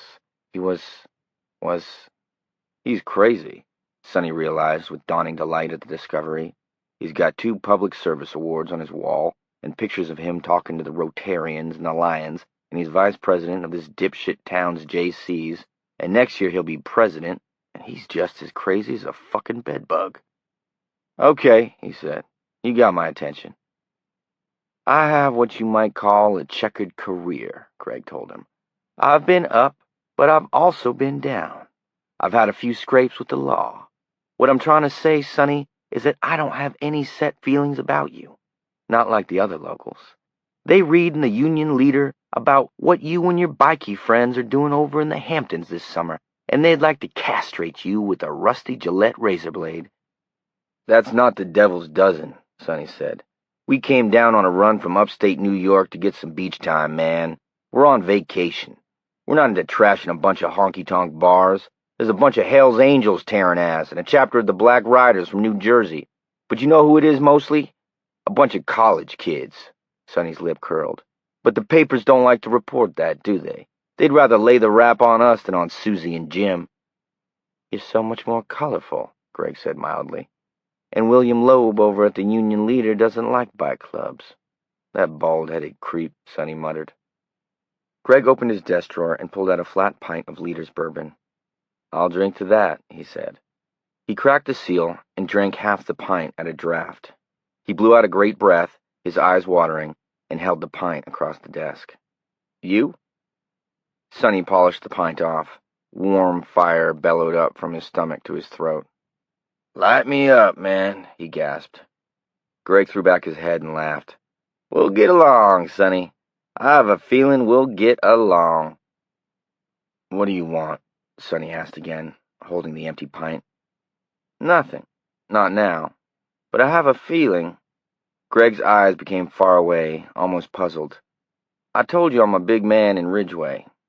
I'm going to run for mayor next time the office comes up, and I'll win. But that's just the beginning," Sonny prompted. "It's a start, anyway." That puzzled expression was still there. "I get things done. People know it. I'm good at what I do. I feel like there's a lot ahead of me. Sky's the limit, but I'm not quite sure what I mean. You know?" Sonny only shrugged. The puzzled expression faded. "But there's a story, Sonny. A story about a mouse who took a thorn out of a lion's paw. He did it to repay the lion for not eating him a few years before. You know that story?" "I might have heard it when I was a kid." Greg nodded. "Well, it's a few years before whatever it is, Sonny." He shoved the plastic baggies across the desk. "I'm not going to eat you. I could if I wanted to, you know. A kitty lawyer couldn't get you off. In this town, with the riots going on in Hampton less than 20 miles away, Clarence fucking Darrow couldn't get you off in Ridgeway. These good people would love to see you go up." Elliman didn't reply, but he suspected Greg was right. There was nothing heavy in his dope stash. 2 brown bombers was the heaviest. But the collective parents of good old Susie and Jim would be glad to see him breaking rocks in Portsmouth with his hair cut off his head. "I'm not going to eat you," Greg repeated. "I hope you'll remember that in a few years if I get a thorn in my paw, or maybe if I have a job opportunity for you. Keep it in mind." Gratitude was not in Sonny Elliman's limited catalog of human feelings, but interest and curiosity were. He felt both ways about this man, Stilson. That craziness in his eyes hinted at many things, but boredom was not one of them. "Who knows where we'll all be in a few years," he murmured. "We could all be dead, man. Just keep me in mind. That's all I'm asking." Sonny looked at the broken shards of vase. "I'll keep you in mind," he said. 4. 1971 passed. The New Hampshire beach riots blew over, and the grumblings of the beachfront entrepreneurs were muted by the increased balances in their bank books. An obscure fellow named George McGovern declared for the presidency comically early. Anyone who followed politics knew that the nominee from the Democratic Party in 1972 was going to be Edmund Muskie, and there were those who felt he might just wrestle the troll of San Clemente off his feet and pin him to the mat. In early June, just before school let out for the summer, Sarah met the young law student again. She was in Day's appliance store, shopping for a toaster, and he had been looking for a gift for his parents' wedding anniversary. He asked her if she'd like to go to the movies with him. The new Clint Eastwood Dirty Harry was in town. Sarah went, and the two of them had a good time. Walter Hazlitt had grown a beard, and he no longer reminded her so much of Johnny. In fact, it had become increasingly difficult for her to remember just what Johnny did look like. His face only came clear in her dreams where he stood in front of the wheel of fortune, watching it spin, his face cold and his blue eyes darkened to that perplexing and a little fearsome dark violet shade, watching the wheel as if it were his own private game preserve. She and Walt began to see a lot of each other. He was easy to get along with. He made no demands, or, if he did, they were of such a gradually increasing nature as to be unnoticeable. In October, he asked her if he could buy her a small diamond. Sarah asked him if she could have the weekend to think it over. That Saturday night, she had gone to the Eastern Maine Medical Center, had gotten a special red-bordered pass at the desk, and had gone up to intensive care. She sat beside Johnny's bed for an hour. Outside, the fall wind howled in the dark, promising cold, promising snow, promising a season of death. It lacked 16 days of a year since the fair, the wheel, and the head-on collision near the bog. She sat and listened to the wind and looked at Johnny. The bandages were gone. The scar began on his forehead, an inch above his right eyebrow, and twisted up under the hairline. His hair had gone white, making her think of that fictional detective in the 87th Precinct stories. Cotton Hawes, his name was. To Sarah's eyes, there seemed to have been no degeneration in him, except for the inevitable weight loss. He was simply a young man she barely knew, fast asleep. She bent over him and kissed his mouth softly, as if the old fairy tale could be reversed, and her kiss could wake him. But Johnny only slept. She left, went back to her apartment in Vesey, lay down on her bed, and cried, as the wind walked the dark world outside, throwing its catch of yellow and red leaves before it. On Monday, she told Walt that if he really did want to buy her a diamond, a small one, mind, she would be happy and proud to wear it. That was Sarah Bracknell's 1971. In early 1972, Edmund Muskie burst into tears during an impassioned speech outside the offices of the man Sonny Elliman had referred to as that bald-headed creep. George McGovern upset the primary, and Loeb announced gleefully in his paper that the people of New Hampshire didn't like crybabies. In July, McGovern was nominated. In that same month, Sarah Bracknell became Sarah Hazlitt. She and Walt were married in the First Methodist Church of Bangor. Less than 2 miles away, Johnny Smith slept on, and the thought of him came to Sarah, suddenly and horribly, as Walt kissed her in front of the dearly beloved there assembled for the nuptials. Johnny, she thought, and saw him as she had when the lights went on, half Jekyll and half snarling Hyde. She stiffened in Walt's arms for a moment, and then it was gone. Memory, vision, whatever it had been, it was gone. After long thought and discussion with Walt, she had invited Johnny's folks to the wedding. Herb had come alone. At the reception, she asked him if Vera was all right. He glanced around, saw they were alone for the moment, and rapidly downed the remainder of his scotch and soda. He had aged 5 years in the last 18 months, she thought. His hair was thinning, the lines on his face were deeper. He was wearing glasses in the careful and self-conscious way of people who have just started wearing them, and behind the mild corrective lenses, his eyes were wary and hurt. No, she really isn't, Sarah. The truth is, she's up in Vermont, on a farm, waiting for the end of the world. What?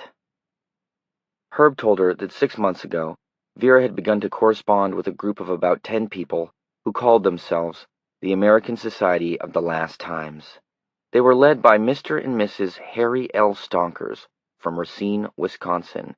Mr. and Mrs. Stonkers claimed to have been picked up by a flying saucer while they were on a camping trip. They had been taken away to heaven, which was not out in the constellation Orion, but on an Earth-type planet that circled Arcturus. There they had communed with the Society of Angels and had seen paradise.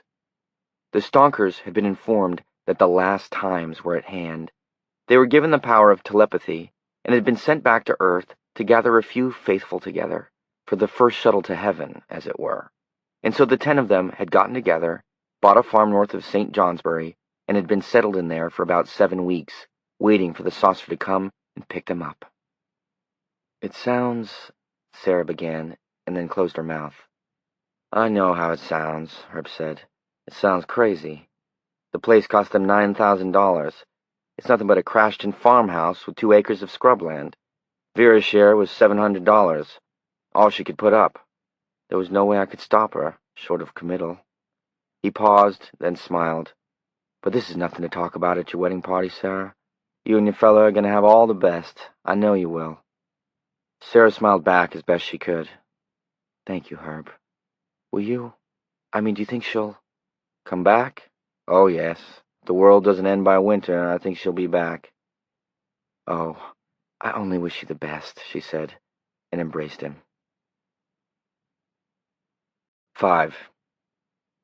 The farm in Vermont had no furnace, and when the saucer had still not arrived by late October, Vera came home.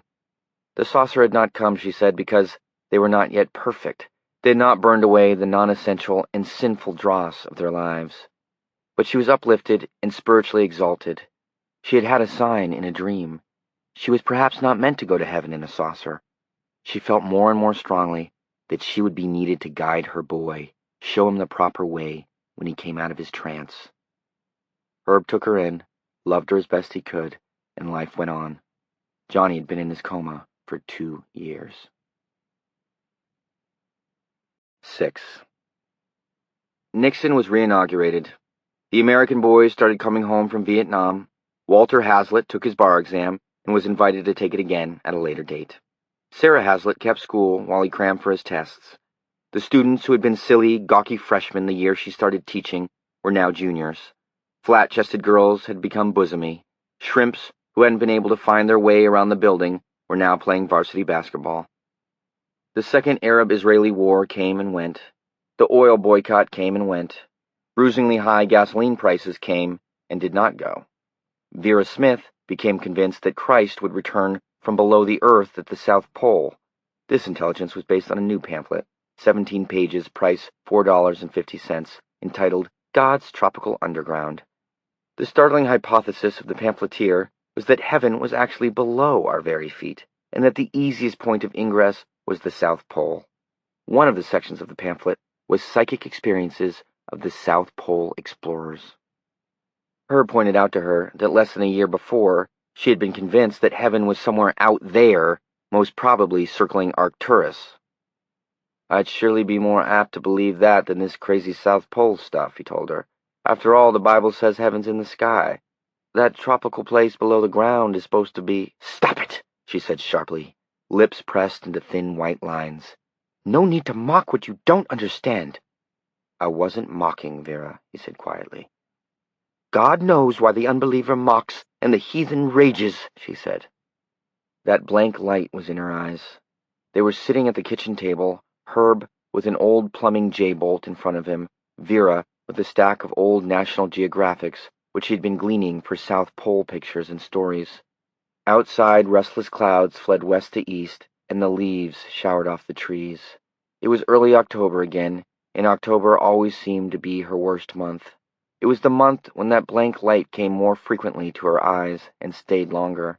And it was always in October that his thoughts turned treacherously to leaving them both, his possibly certifiable wife and his sleeping son, who was probably already dead by any practical definition.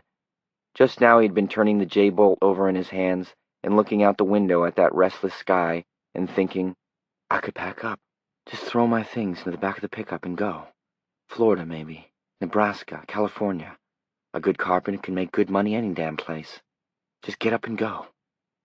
But he knew he wouldn't. It was just that October was his month to think about running away, as it seemed to be Vera's month to discover some new pipeline to Jesus and the eventual salvation of the only child she had been able to nurture in her substandard womb. Now he reached across the table and took her hand, which was thin and terribly bony, an old woman's hand. She looked up surprised. "I love you very much, Vera," he said. She smiled back, and for a glimmering moment she was a great deal like the girl he had courted and won, the girl who had goosed him with a hairbrush on their wedding night. It was a gentle smile, her eyes briefly clear and warm and loving in return. Outside, the sun came out from behind a fat cloud, dived behind another one, and came out again, sending great shutter shadows fleeing across their back field. "I know you do, Herbert, and I love you." He put his hand over hers and clasped it. "Vera," he said. "Yes." Her eyes were so clear. Suddenly she was with him, totally with him, and it made him realize how dreadfully far apart they had grown over the last 3 years. "Vera, if he never does wake up, God forbid, but if he doesn't, we'll still have each other, won't we? I mean—" She jerked her hand away. His 2 hands, which had been holding it lightly, clapped nothing. "Don't you ever say that! Don't you ever say that Johnny isn't going to wake up! All I meant was that we—" "Of course he's going to wake up," she said, looking out the window to the field, where the shadows still crossed and crossed. "It's God's plan for him. Oh, yes. Don't you think I know? I know! Believe me, God has great things in store for my Johnny.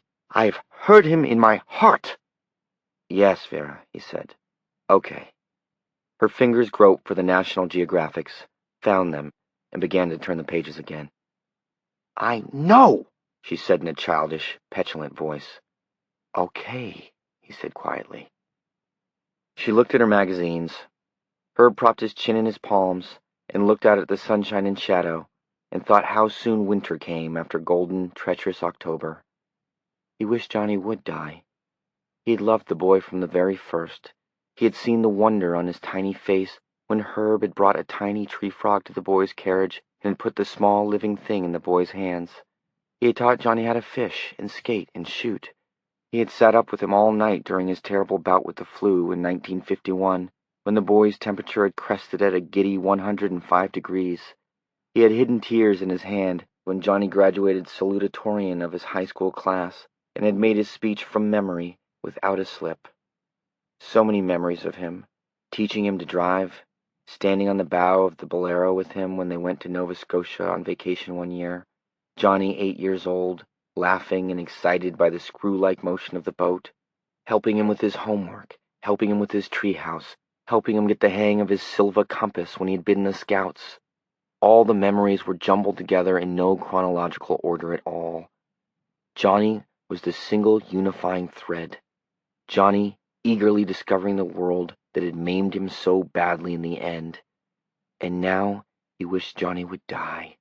Oh, how he wished it, that he would die, that his heart would stop beating, that the final low traces on the EEG would go flat, that he would just flicker out like a guttering candle in a pool of wax, that he would die and release them. 7. The seller of lightning rods arrived at Kathy's Roadhouse in Somersworth, New Hampshire, in the early afternoon of a blazing summer's day less than a week after the 4th of July in that year of 1973. And somewhere not so far away, there were perhaps storms only waiting to be born in the warm elevator shafts of summer's thermal updrafts. He was a man with a big thirst, and he stopped at Kathy's to slake it with a couple of beers, not to make a sale. But from force of long habit, he glanced up at the roof of the low ranch-style building, and the unbroken line he saw standing against the blistering gunmetal sky caused him to reach back in for the scuffed suede bag that was his sample case. Inside, Kathy's was dark and cool and silent, except for the muted rumble of the color TV on the wall. A few regulars were there, and behind the bar was the owner, keeping an eye on As the World Turns, along with his patrons. The seller of lightning rods lowered himself onto a bar stool and put his sample case on the stool to his left. The owner came over. "Hi, friend. What'll it be?" "A bud," the lightning rod salesman said. "And draw another for yourself, if you're of a mind." "I'm always of a mind," the owner said. He returned with 2 beers, took the salesman's dollar, and left 3 dimes on the bar. "Bruce Carrick," he said, and offered his hand. The seller of lightning rods shook it. "Dohay is the name," he said. "Andrew Dohay." He drained off half his beer. "Pleased to meet you," Carrick said. He wandered off to serve a young woman with a hard face another tequila sunrise, and eventually wandered back to Dohay. "From out of town?" "I am," Dohay admitted. "Salesman." He glanced around. "Is it always this quiet?" "No, it jumps on the weekends, and I do a fair trade through the week. Private parties is where we make our dough, if we make it. I ain't starving, but neither am I driving a Cadillac." He pointed a pistol finger at Dohay's glass. "Freshen that?" "And another for yourself, Mr. Carrick." "Bruce," he laughed. "You must want to sell me something." When Carrick returned with the beers, the seller of lightning rods said, "I came in to lay the dust, not to sell anything. But now that you mention it..." He hauled his sample case up onto the bar with a practiced jerk. Things jingled inside it. "Oh, here he comes," Carrick said, and laughed. 2 of the afternoon regulars, an old fellow with a wart on his right eyelid and a younger man in gray fatigues, wandered over to see what Dohay was selling. The hard-faced woman went on watching As the World Turns. Dohay took out 3 rods, a long one with a brass ball at the tip, a shorter one, and one with porcelain conductors. "What the hell?" Carrick said. "Lightning rods," the old campaigner said and cackled. "He wants to save this gin mill from God's wrath, Brucey. You better listen to what he says." He laughed again. The man in gray fatigues joined him. Carrick's face darkened, and the lightning rod salesman knew that whatever chance he had had of making a sale had just flown away. He was a good salesman, good enough to recognize that this queer combination of personalities and circumstances sometimes got together and queered any chance of a deal, even before he had a chance to swing into his pitch. He took it philosophically and went into his spiel anyway, mostly from force of habit. "As I was getting out of my car, I just happened to notice that this fine establishment wasn't equipped with lightning conductors, and that it's constructed of wood. Now, for a very small price, and easy credit terms if you should want them, I can guarantee that..." "The lightning will strike this place at 4 this afternoon," the man in gray fatigue said with a grin. The old campaigner cackled. "Mister, no offense," Carrick said, "but you see that?" He pointed to a golden nail on a small wooden plaque beside the TV near the glistening array of bottles. Spiked on the nail was a drift of papers. "All of those things are bills. They got to be paid by the 15th of the month. They get written in red ink. Now you see how many people are in here drinking right now? I gotta be careful. I gotta..." Just my point, Dohei broke in smoothly. You have to be careful. And the purchase of 3 or 4 lightning rods is a careful purchase. You got a going concern here. You wouldn't want it wiped out by one stroke of lightning on a summer's day, would you? He wouldn't mind, the old campaigner said. He'd just collect the insurance and go down to Florida. Wouldn't you, Brucey? Carrick looked at the old man with distaste. Well then, let's talk about insurance, the lightning rod salesman interposed. The man in the gray fatigues had lost interest and had wandered away.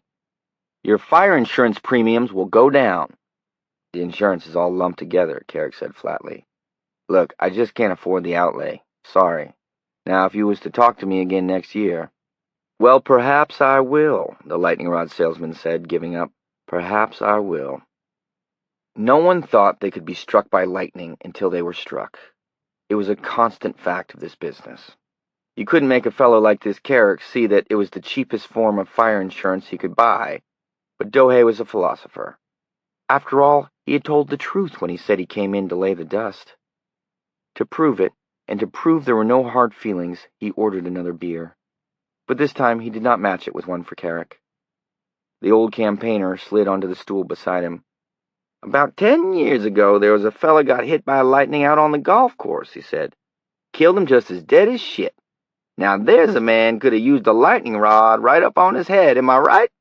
He cackled, sending out a lot of stale beer breath into Dohei's face.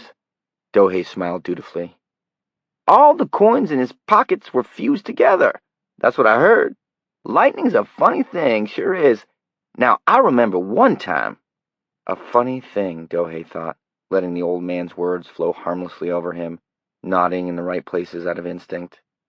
A funny thing, all right, because it doesn't care who or what it hits, or when.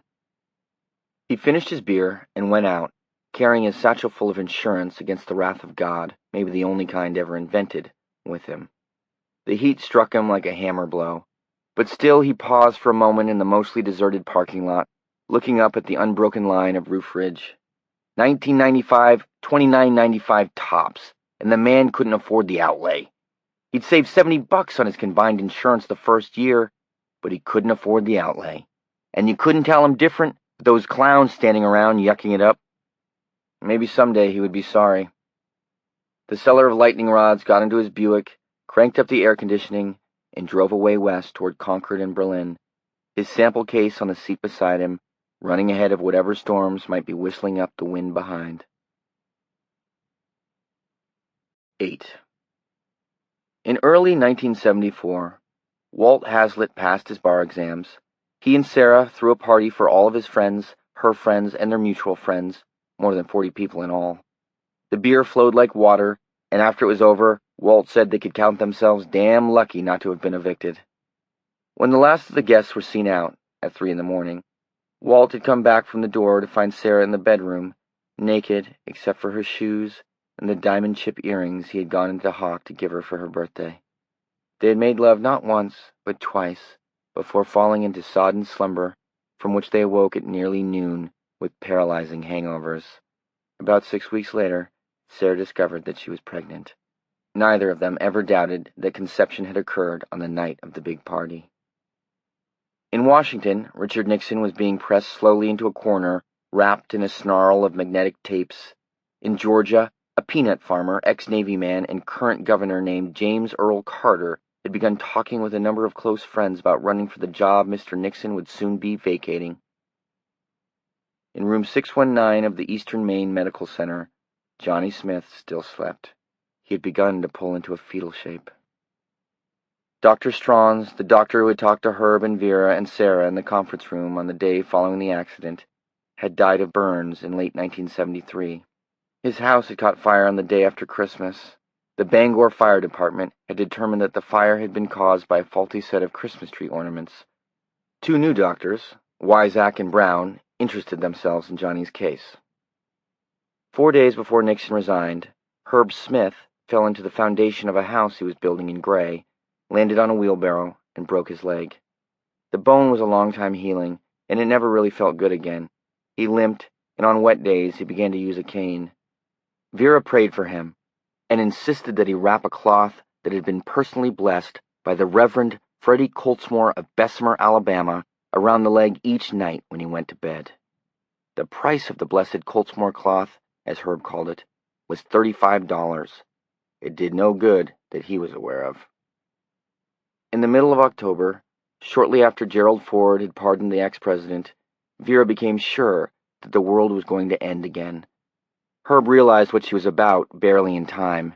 She'd made arrangements to give what little cash and savings they'd recouped since Johnny's accident to the Last Time Society of America.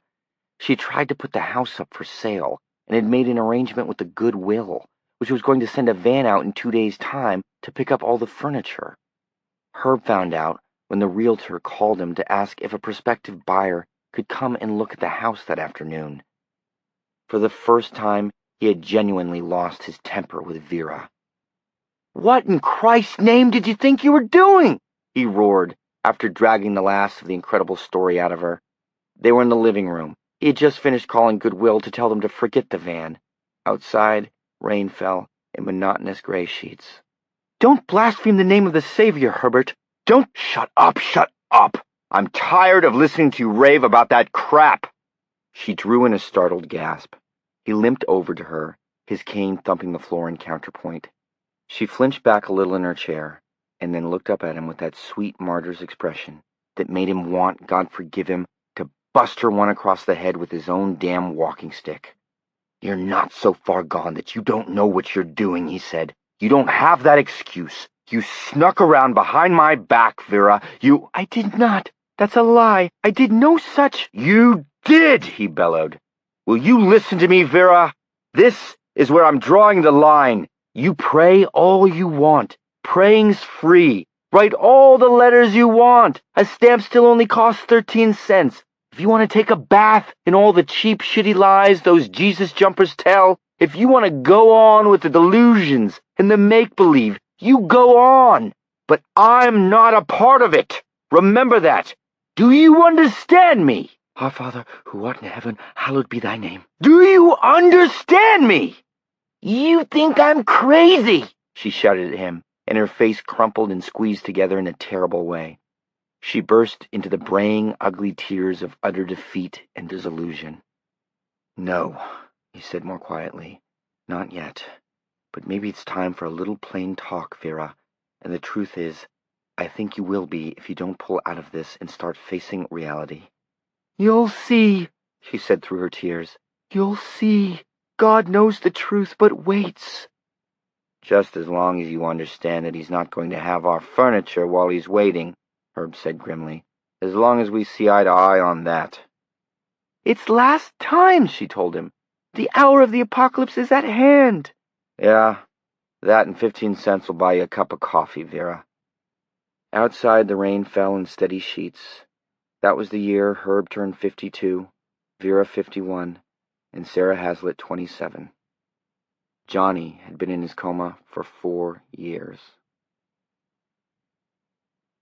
9. The baby came on Halloween night. Sarah's labor lasted 9 hours. She was given mild whiffs of gas when she needed them, and at some point in her extremity, it occurred to her that she was in the same hospital as Johnny, and she called his name over and over again. Afterward, she barely remembered this, and certainly never told Walt. She thought she might have dreamed it. The baby was a boy. They named him Dennis Edward Hazlitt. He and his mother went home 3 days later, and Sarah was teaching again after the Thanksgiving holiday. Walt had landed what looked like a fine job with a Bangor firm of lawyers, and if all went well, they planned for Sarah to quit teaching in June of 1975. She wasn't all that sure she wanted to. She'd grown to like it. 10. On the first day of 1975, 2 small boys, Charlie Norton and Norm Lawson, both from Otisfield, Maine, were in the Nortons' backyard having a snowball fight. Charlie was 8, Norm was 9. The day was overcast and drippy. Sensing that the end of the snowball fight was nearing, it was almost time for lunch, Norm charged Charlie, throwing a barrage of snowballs. Ducking and laughing, Charlie was at first forced back, and then turned tail and ran, jumping the low stone wall that divided the Norton backyard from the woods. He ran down the path that led toward Strimmer's Brook. As he went, Norm caught him a damn good one on the back of the hood. Then Charlie disappeared from sight. Norm jumped the wall and stood there for a moment, looking into the snowy woods and listening to the drip of meltwater from the birches, pines, and spruces. "Come on back, chicken!" Norm called, and made a series of high, gobbling sounds.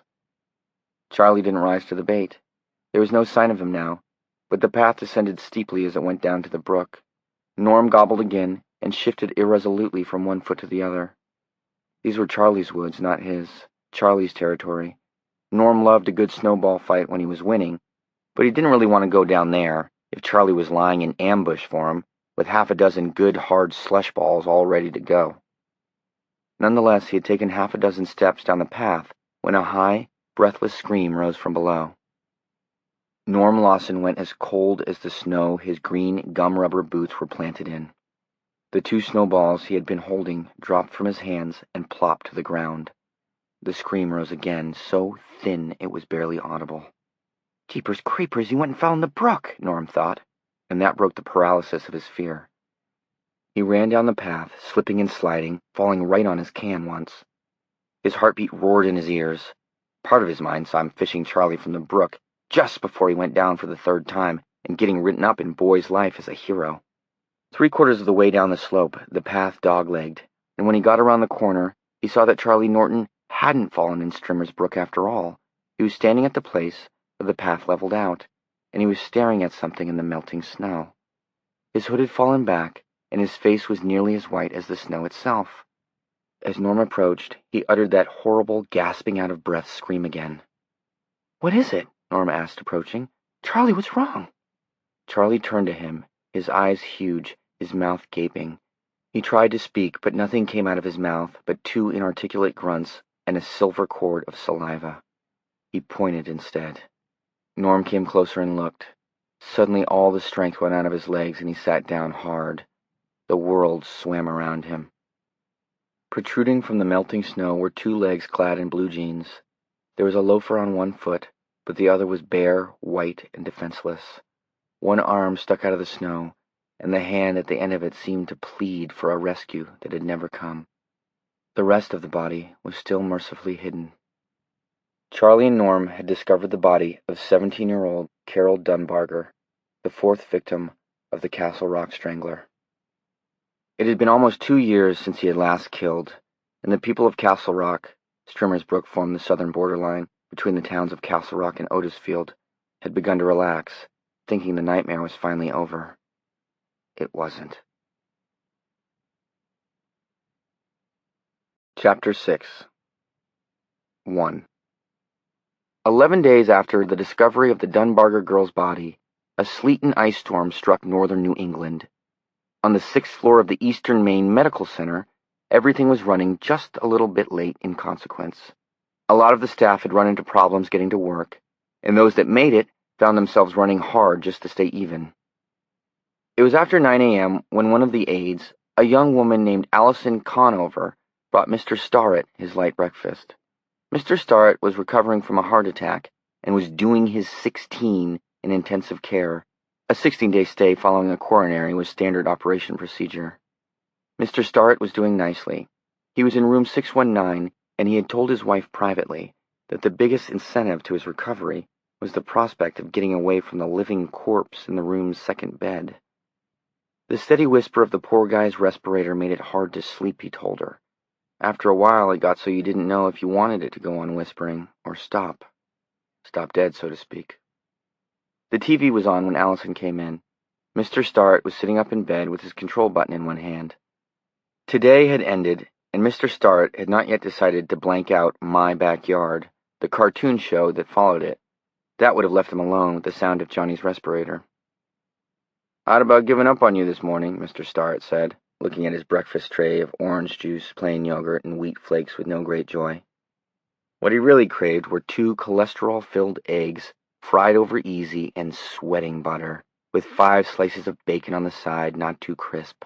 The sort of fare that had, in fact, landed him here in the first place, at least according to his doctor, the bird brain.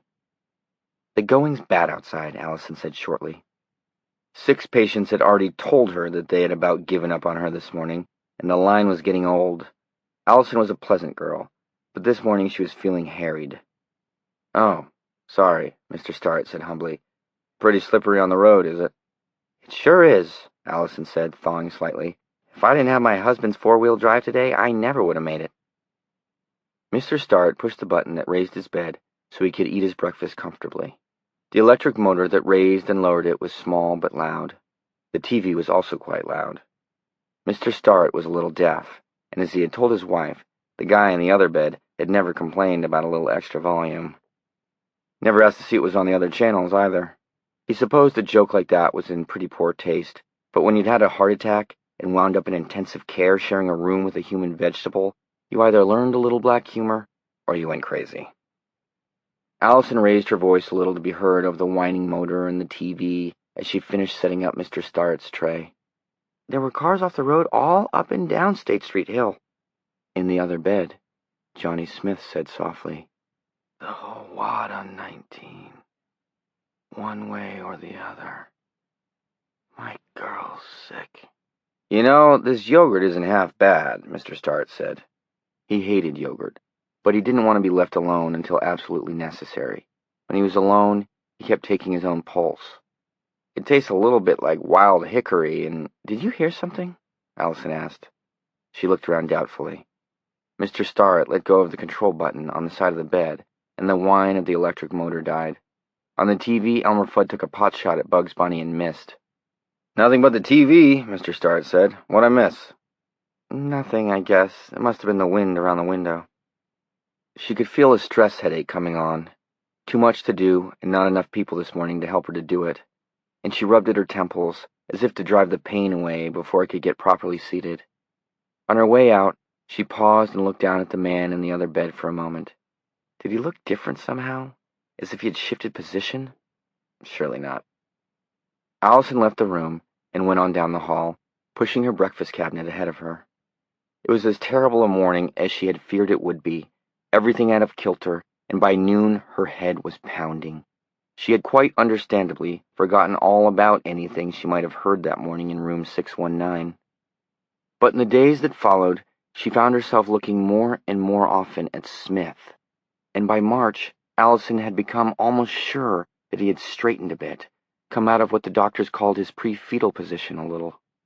Not much, just a little. She thought of mentioning it to someone, but in the end did not. After all, she was only an aide, little more than kitchen help. It really wasn't her place.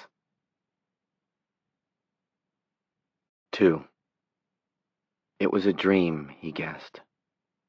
He was in a dark, gloomy place, a hallway of some kind. The ceiling was too high to see. It was lost in the shadows. The walls were dark chrome steel. They opened out as they went upward. He was alone, but a voice floated up to where he stood, as if from a great distance. A voice he knew. Words that had been spoken to him in another place at another time. The voice frightened him. It was groaning and lost, echoing back and forth between the dark chrome steel like a trapped bird he remembered from his childhood. The bird had flown into his father's tool shed and hadn't the wit to get back out. He had panicked and gone swooping back and forth, cheeping in desperate alarm, battering itself against the walls until it had battered itself to death. This voice had the same doomed quality as that long-ago bird's cheeping. It was never going to escape this place. You plan all your life, and you do what you can, the spectral voice groaned. You never want nothing but the best, and the kid comes home with hair down to his asshole and says the President of the United States is a pig. A pig. Shit. I don't... Look out, he wanted to say. He wanted to warn the voice, but he was mute. Look out for what? He didn't know. He didn't even know for sure who he was, although he had a suspicion that he had once been a teacher or preacher. Jesus! The faraway voice screamed. Lost voice, doomed, drowned. Silence then. Echoes dying away. Then, in a little while, it would start again. So after a while, he did not know how long, time seemed to have no meaning or relevance in this place, he began to grope his way down the hall, calling in return, or perhaps only calling in his mind, perhaps hoping that he and the owner of the voice could find their way out together, perhaps only hoping to give some comfort and receive some in return. But the voice kept getting further and further away, dimmer and fainter, far and wee, until it was just an echo of an echo, and then it was gone. He was alone now, walking down this gloomy and deserted hall of shadows, and it began to seem to him that it wasn't an illusion or a mirage or a dream, at least not of the ordinary kind. It was as if he had entered limbo, a weird conduit between the land of the living and that of the dead. But toward which end was he moving? Things began to come back, disturbing things. They were like ghosts that joined him on his walk, fell in on either side of him, in front of him, behind him, until they circled around him in an eldritch ring.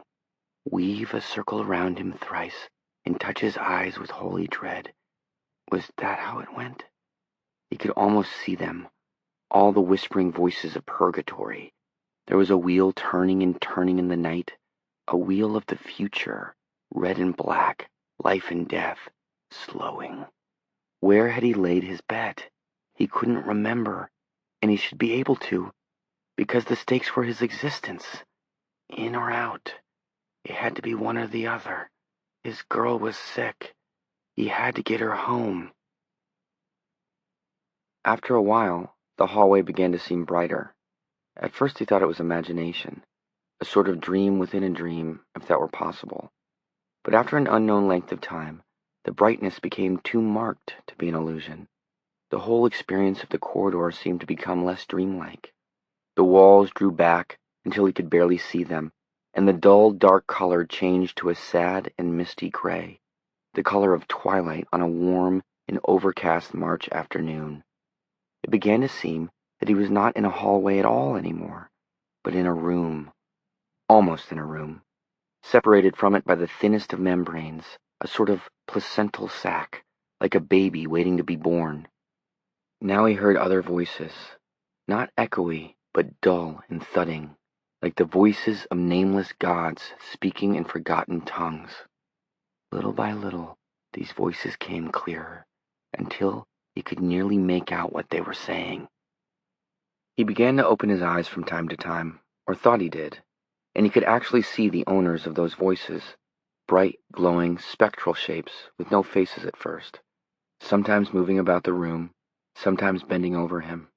It didn't occur to him to try speaking to them, at least not at first.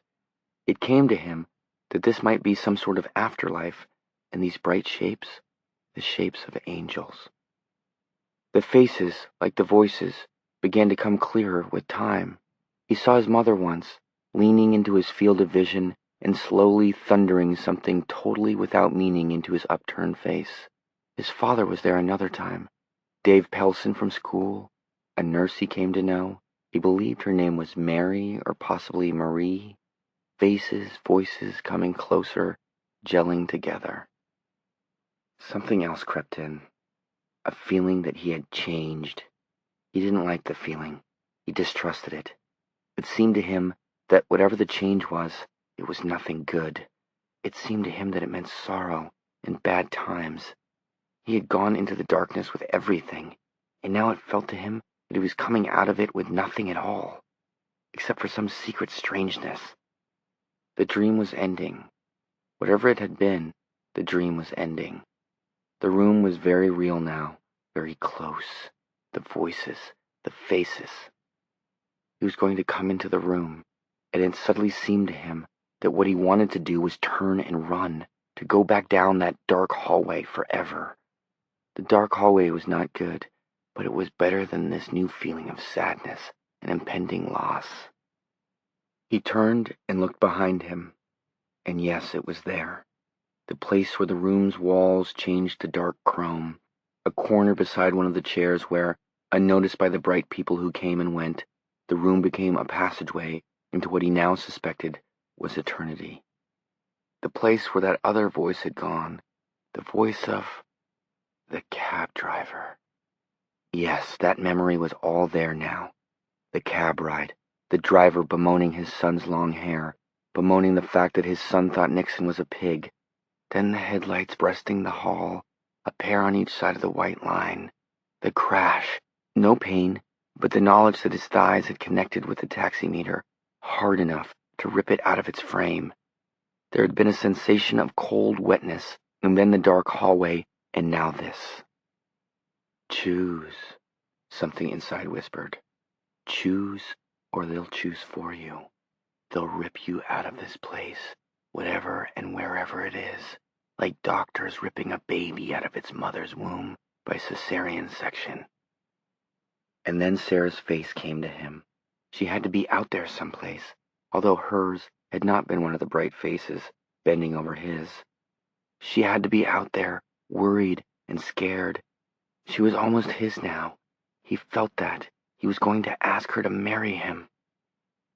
That feeling of unease came back, stronger than ever. And this time it was all mixed up with Sarah. But wanting her was stronger, and he made his decision.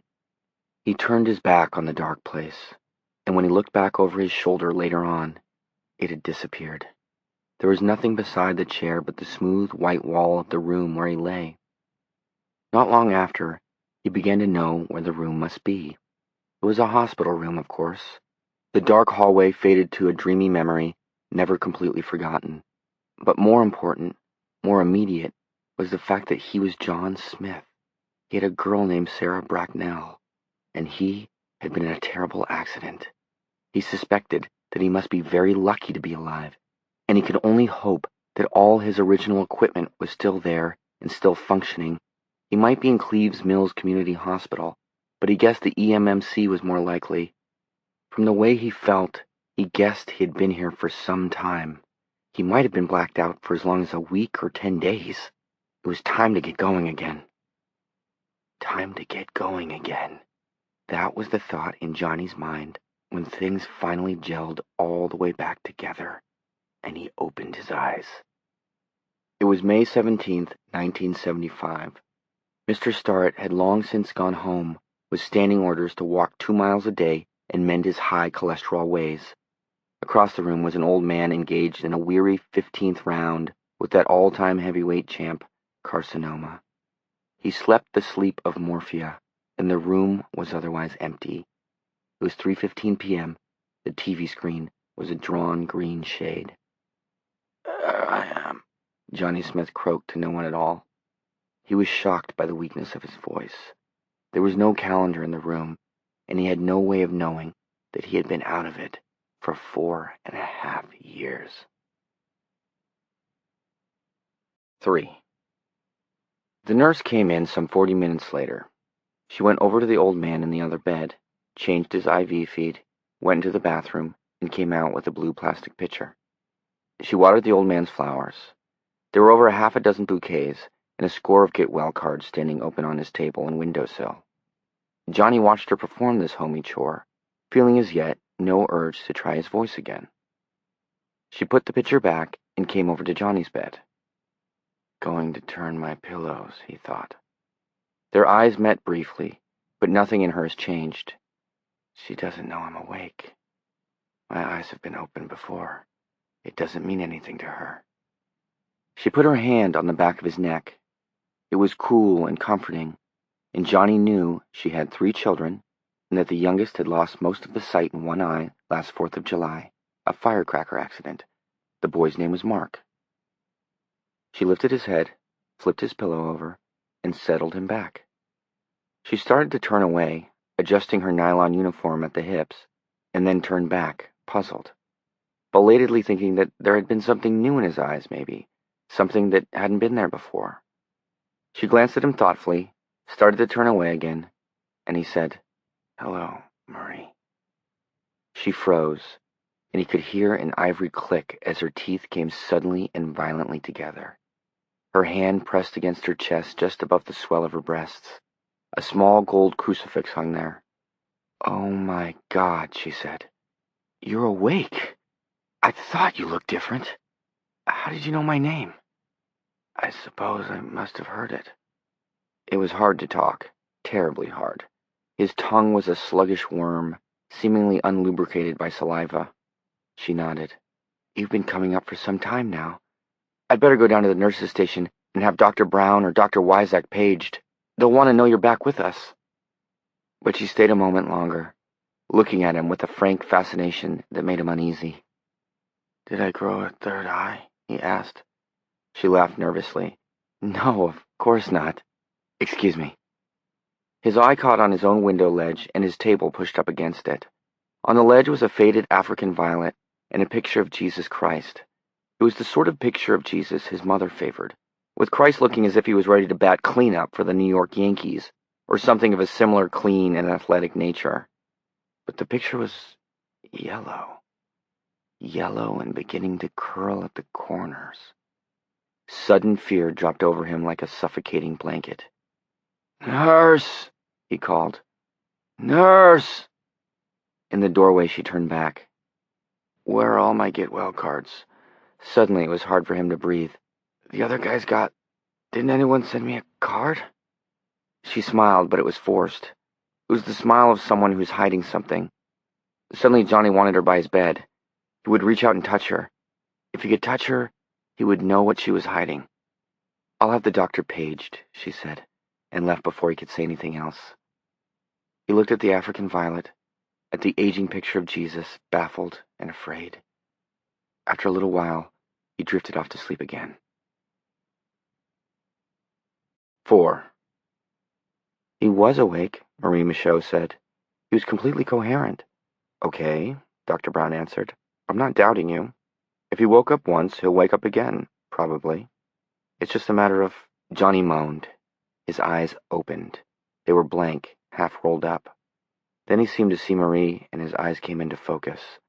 He smiled a little, but his face was still slack, as if only his eyes were awake, and the rest of him still slept. She had a sudden feeling that he was not looking at her, but into her. "I think he'll be okay," Johnny said. "Once they clean that impacted cornea, the eye'll be as good as new. Should be." Marie gasped harshly, and Brown glanced at her. "What is it?" "He's talking about my boy," she whispered. "My Mark." "No," Brown said. "He's talking in his sleep, that's all. Don't make a picture out of an ink blot, nurse." "Yes, okay. But he's not asleep now, is he?" "Marie?" Johnny asked. He smiled tentatively. "I dozed off, didn't I?" "Yes," Brown said. "You were talking in your sleep. Gave Marie here a turn. Were you dreaming?" "No, not that I remember. What did I say? And who are you?" "I'm Dr. James Brown, just like the soul singer, only I'm a neurologist. You said, 'I think he'll be okay once they clean that impacted cornea.' I think that was it, wasn't it, nurse?" "My boy's going to have that operation," Marie said. "My boy Mark." "I don't remember anything," Johnny said. "I guess I was sleeping." He looked at Brown. His eyes were clear now and scared. "I can't lift my arms. Am I paralyzed?" "Nope. Try your fingers." Johnny did. They all wiggled. He smiled. "Superfine," Brown said. "Tell me your name." "John Smith." "Good. And your middle name?" "I don't have one." "That's fine. Who needs one? Nurse, go down to your station and find out who's in neurology tomorrow. I'd like to start a whole series of tests on Mr. Smith." "Yes, doctor." "And you might call Sam Wyzak. You'll get him at home or at the golf course." "Yes, doctor." "And no reporters, please. For your life." Brown was smiling but serious. "No, of course not." She left, white shoes squeaking faintly. Her little boy is going to be just fine, Johnny thought. I'll be sure to tell her. "Dr. Brown," he said, "where are my get well cards? Didn't anybody send me a card?" "Just a few more questions," Dr. Brown said smoothly. "Do you recall your mother's name?" "Of course I do. Vera." "Her maiden name?" "Nason." "Your father's name?" "Herbert. Herb. And why did you tell her no reporters?" "Your mailing address." "RFD number 1, Pownell," Johnny said promptly, and then stopped. An expression of comic surprise passed across his face. "I mean, well, I live in Cleves Mills now, at 110 North Main Street. Why the hell did I give you my parents' address? I haven't lived there since I was 18. And how old are you now? I'll look it up on my driver's license, Johnny said. I want to know why I don't have any get well cards. How long have I been in the hospital anyway? And which hospital is this? It's the Eastern Maine Medical Center, and we'll get to all the rest of your questions if you'll just let me. Brown was sitting by the bed in a chair he had drawn over from the corner, the same corner where Johnny had once seen the passage leading away. He was making notes on a clipboard with a type of pen Johnny couldn't remember ever having seen before. It had a thick blue plastic barrel and a fibrous tip. It looked like the strange hybrid offspring of a fountain pen and a ballpoint. Just looking at it made that formless dread come back, and without thinking about it, Johnny suddenly seized Dr. Brown's left hand in one of his own.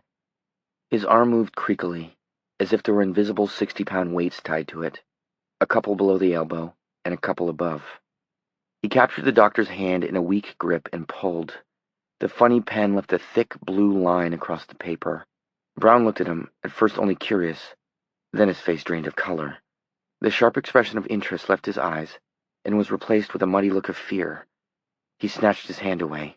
Johnny had no power to hold it, and for an instant, a look of revulsion crossed the doctor's face, as if he had been touched by a leper. Then it was gone, and he only looked surprised and disconcerted. "What did you do that for, Mr. Smith?" His voice faltered. Johnny's face had frozen in an expression of dawning comprehension. His eyes were the eyes of a man who has seen something terrible moving and shifting in the shadows, something too terrible to be described or even named. But it was a fact. It had to be named. 55 months? Johnny asked hoarsely. Going on 5 years? No. Oh my God, no. Mr. Smith, Brown said, now totally flustered. Please, it's not good for you to excite. Johnny raised his upper body perhaps 3 inches from the bed, and then slumped back, his face shiny with sweat. His eyes rolled helplessly in their sockets. I'm 27, he muttered. 27. Oh my Jesus. Brown swallowed and heard an audible click. When Smith had grabbed his hand, he'd felt a sudden onrush of bad feelings, childlike in their intensity. Crude images of revulsion had assaulted him. He had found himself remembering a picnic in the country when he had been 7 or 8, sitting down and putting his hand in something warm and slippery. He had looked around and seen that he had put his hand into the maggoty remains of a woodchuck that had lain under a laurel bush all that hot August. He had screamed then, and he felt a little bit like screaming now, except that the feeling was fading, dwindling, to be replaced with a question. How did he know? He touched me, and he knew. Then 20 years of education rose up strongly in him, and he pushed the notion aside. There were cases without number of comatose patients who had awakened with a dreamlike knowledge of many things that had gone on around them while they were in coma. Like anything else, coma was a matter of degree. Johnny Smith had never been a vegetable. His EEG had never gone flatline, and if it had, Brown would not be talking with him now. Sometimes being in a coma was a little like being behind a one-way glass. To the beholding eye, the patient was completely conked out, but the patient's senses might still continue to function in some low, power-down fashion, and that was the case here, of course. Marie Michaud came back in. Neurology is confirmed, and Dr. Wyzak is on his way. I think Sam will have to wait until tomorrow to meet with Mr. Smith, Brown said. I want him to have 5 milligrams of Valium. I don't want a sedative, Johnny said. I want to get out of here. I want to know what happened. You'll know everything in time, Brown said. Right now it's important that you rest. I've been resting for 4.5 years. Then another 12 hours won't make much difference, Brown said inexorably. A few moments later, the nurse swabbed his upper arm with alcohol, and there was the sting of a needle. Johnny began to feel sleepy almost at once. Brown and the nurse began to look 12 feet tall. Tell me one thing, at least, he said. His voice seemed to come from far, far away. Suddenly it seemed terribly important. That pen. What do you call that pen? This? Brown held it out from his amazing height. Blue plastic body, fibrous tip. It's called a flare. Now go to sleep, Mr. Smith. And Johnny did, but the word followed him down into his sleep like a mystic incantation, full of idiot meaning. Flare, flare, flare. 5. Herb put the telephone down and looked at it. He looked at it for a long time. From the other room came the sound of the TV, turned up almost all the way. Oral Roberts was talking about football and the healing love of Jesus. There was a connection there someplace, but Herb had missed it. Because of the telephone call. Oral's voice boomed and roared. Pretty soon the show would end, and Oral would close it out by confidently telling his audience that something good was going to happen to them. Apparently Oral was right. My boy, Herb thought. While Vera had prayed for a miracle, Herb had prayed for his boy to die. It was Vera's prayer that had been answered. What did that mean, and where did it leave him? And what was that going to do to her? He went into the living room. Vera was sitting on the couch. Her feet, encased in elastic pink mules, were up on a hassock. She was wearing her old gray robe. She was eating popcorn straight from the popper. Since Johnny's accident, she had put on nearly 40 pounds, and her blood pressure had skyrocketed. The doctor wanted to put her on medication, but Vera wouldn't have it. If it was the will of the Lord for her to have the high blood, she said, then she would have it. Herb had once pointed out that the will of the Lord had never stopped her from taking Bufferin when she had a headache. She had answered with her sweetest, long-suffering smile and her most potent weapon, silence. Who was on the phone? She asked him, not looking away from the TV. Oral had his arm around the well-known quarterback of an NFC team. He was talking to a hushed multitude. The quarterback was smiling modestly. And you have all heard this fine athlete tell you tonight how he abused his body, his temple of God. And you have heard... Herb snapped it off. Herbert Smith! She nearly spilled her popcorn sitting up. I was watching, that was... Johnny woke up. Oral Roberts and... The words snapped off in her mouth. She seemed to crouch back in her chair, as if he had taken a swing at her. He looked back, unable to say more, wanting to feel joy, but afraid, so afraid. Johnny's? She stopped, swallowed, then tried again. Johnny? Our Johnny? Yes. He spoke with Dr. Brown for nearly 15 minutes. Apparently, it wasn't that thing they thought, false waking, after all. He's coherent. He can move. Johnny's awake? Her hands came up to her mouth. The popcorn popper half full did a slow dipsy doodle off her lap and thumped to the rug, spilling popcorn everywhere. Her hands covered the lower half of her face. Above them her eyes got wider and wider still, until, for a dreadful second, Herb was afraid they might fall out and dangle by their stalks. Then they closed. A tiny mewing sound came from behind her hands. Vera, are you all right? Oh my God, I thank you, for your will be done, my Johnny. You brought me, I knew you would, my Johnny. Oh dear God, I will bring you my thanksgiving every day of my life for my Johnny, Johnny, Johnny. Her voice was rising to a hysterical, triumphant scream. He stepped forward, grabbed the lapels of her robe, and shook her. Suddenly time seemed to have reversed, doubled back on itself like strange cloth. They might have been back on the night when the news of the accident came to them, delivered through that same telephone in that same nook. By nook or by crook, Herb Smith thought crazily.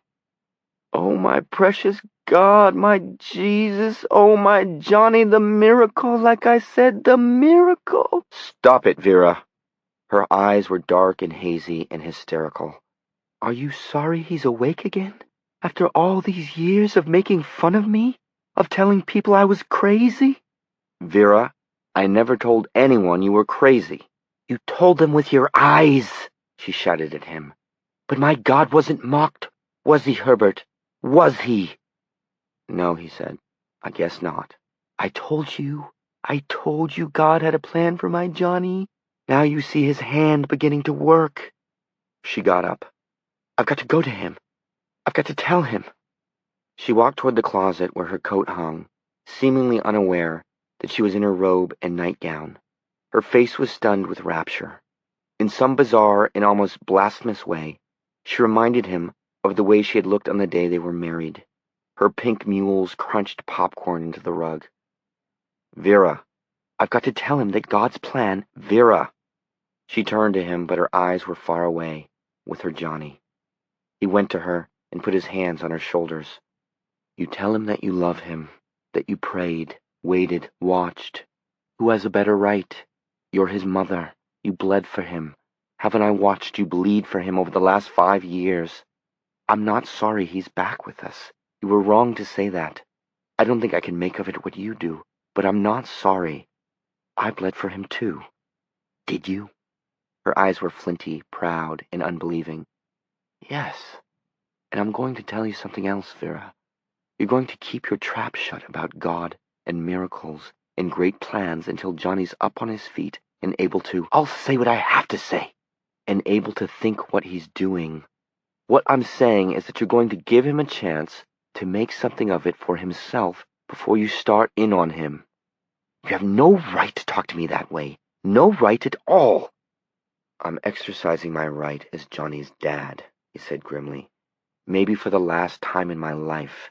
And you better not get in my way, Vera. You understand? Not you, not God, not the bleeding holy Jesus. You follow? She glared at him sullenly and said nothing. He's going to have enough to do just coping with the idea that he's been out like a light for 4.5 years. We don't know if he'll be able to walk again, in spite of the therapist that came in. We do know there'll have to be an operation on his ligaments, if he even wants to try. Weizak told us that. Probably more than one, and more therapy, and a lot of it's going to hurt him like hell. So tomorrow, you're just going to be his mother. Don't you dare talk to me that way. Don't you dare! If you start in sermonizing, Vera, I'll drag you out of his room by the hair of your head. She stared at him, white-faced and trembling. Joy and fury were at war in her eyes. You better get dressed, Herb said. We ought to get going. It was a long, silent ride up to Bangor. The happiness they should have felt between them was not there. Only Vera's hot and militant joy. She sat bolt upright in the passenger seat, her Bible in her lap, open to the 23rd Psalm. 6. At 9:15 the next morning, Marie came into Johnny's room and said, Your mom and dad are here, if you're up to seeing them. Yes, I'd like that. He felt much better this morning, stronger and less disoriented, but the thought of seeing them scared him a little. In terms of his conscious recollection, he had seen them about 5 months ago. His father had been working on the foundation of a house that had now probably been standing for 3 years or more. His mom had fixed him home-baked beans and apple pie for dessert and had clucked over how thin he was getting. He caught Marie's hand weakly as she turned to go. Do they look all right? I mean, they look fine. Oh, good. You can only have half an hour with them now. Some more time this evening if the neurology series doesn't prove too tiring. Dr. Brown's orders? And Dr. Weizak's? All right, for a while. I'm not sure how long I want to be poked and prodded. Marie hesitated. Something? Johnny asked. No, not now. You must be anxious to see your folks. I'll send them in. He waited, nervous. The other bed was empty. The cancer patient had been moved out while Johnny slept off his Valium pop. The door opened. His mother and father came in. Johnny felt simultaneous shock and relief. Shock because they had aged. It was all true. Relief because the changes in them did not yet seem mortal. And if that could be said of them, perhaps it could be said of him as well. But something in him had changed drastically. And it might be mortal. That was all he had time to think before his mother's arms were around him, her violet sachet strong in his nostrils, and she was whispering, Thank God, Johnny. Thank God you're awake. He hugged her back as best he could. His arms still had no power to grip and fell away quickly. And suddenly, in 6 seconds, he knew how it was with her, what she thought, and what was going to happen to her. Then it was gone, fading like that dream of the dark corridor. But when she broke the embrace to look at him, the look of zealous joy in her eyes had been replaced with one of thoughtful consideration. The words seemed to come out of him of their own. Let them give you the medicine, Mom. That's best." Her eyes widened. She wet her lips. And then Herb was beside her, his eyes filled with tears. He had lost some weight, not as much as Vera had put on, but he was noticeably thinner. His hair was going fast, but the face was the same, homely and plain and well-loved. He took a large brakeman's bandana from his back pocket and wiped his eyes with it. Then he stuck out his hand. "Hi, son," he said. "Good to have you back." Johnny shook his father's hand as well as he could. His pale and strengthless fingers were swallowed up in his father's red hand. Johnny looked from one to the other, his mother in a bulky powder-blue pantsuit, his father in a really hideous houndstooth jacket that looked as if it should belong to a vacuum cleaner salesman in Kansas, and he burst into tears. "I'm sorry," he said. "I'm sorry. It's just that—" "You go on," Vera said, sitting on the bed beside him. Her face was calm and clear now. There was more mother than madness in it. "You go on and cry. Sometimes that's best." And Johnny did. 7. Herb told him his Aunt Germaine had died. Vera told him that the money for the Pownell Community Hall had finally been raised and the building had commenced a month ago, as soon as the frost was out of the ground. Herb added that he had put in a bid, but he guessed honest work cost too dear for them to want to pay. "Oh, shush, you sore loser," Vera said. There was a little silence, and then Vera spoke again. "I hope you realize that your recovery is a miracle of God, Johnny. The doctors despaired. In Matthew, chapter 9, we read—" "Vera," Herb said warningly. "Of course it was a miracle, Mom. I know that." You do?" "Yes. And I want to talk about it with you, hear your ideas about what it means, just as soon as I get on my feet again." She was staring at him, open-mouthed. Johnny glanced past her at his father, and their eyes met for a moment. Johnny saw great relief in his father's eyes. Herb nodded imperceptibly. "A conversion!" Vera ejaculated loudly. "My boy has had a conversion! Oh, praise God!" "Vera, hush," Herb said. "Best to praise God in a lower voice when you're in the hospital." "I don't see how anybody could not call it a miracle, Mom. And we're going to talk about it a lot, just as soon as I'm out of here." "You're going to come home," she said. "Back to the house where you were raised. I'll nurse you back to health, and we'll pray for understanding." He was smiling at her, but holding the smile was an effort. "You bet. Mom, would you go down to the nurse's station and ask Marie if I can have some juice? Or maybe some ginger ale? I guess I'm not used to talking in my throat." "Of course I will." She kissed his cheek and stood up. "Oh, you're so thin. But I'll fix that when you get home." She left the room, casting a single victorious glance at Herb as she went. They heard her shoes tapping off down the hall. "How long has she been that way?" Johnny asked quietly. Herb shook his head. "It's come a little at a time since your accident, but it had its start long before that. You know. You remember." "Is she—" "I don't know. There are people down south that handle snakes. I call them crazy. She doesn't do that." "How are you, Johnny? Really?" "I don't know," Johnny said. "Daddy, where's Sarah?" Herb leaned forward and clasped his hands between his knees. "I don't like to tell you this, John, but she's married. She got married." Herb didn't answer. Without looking directly at Johnny, he nodded his head. "Oh, God," Johnny said hollowly. "I was afraid of that." "She's been Mrs. Walter Hazlitt for going on 3 years. He's a lawyer. They have a baby boy.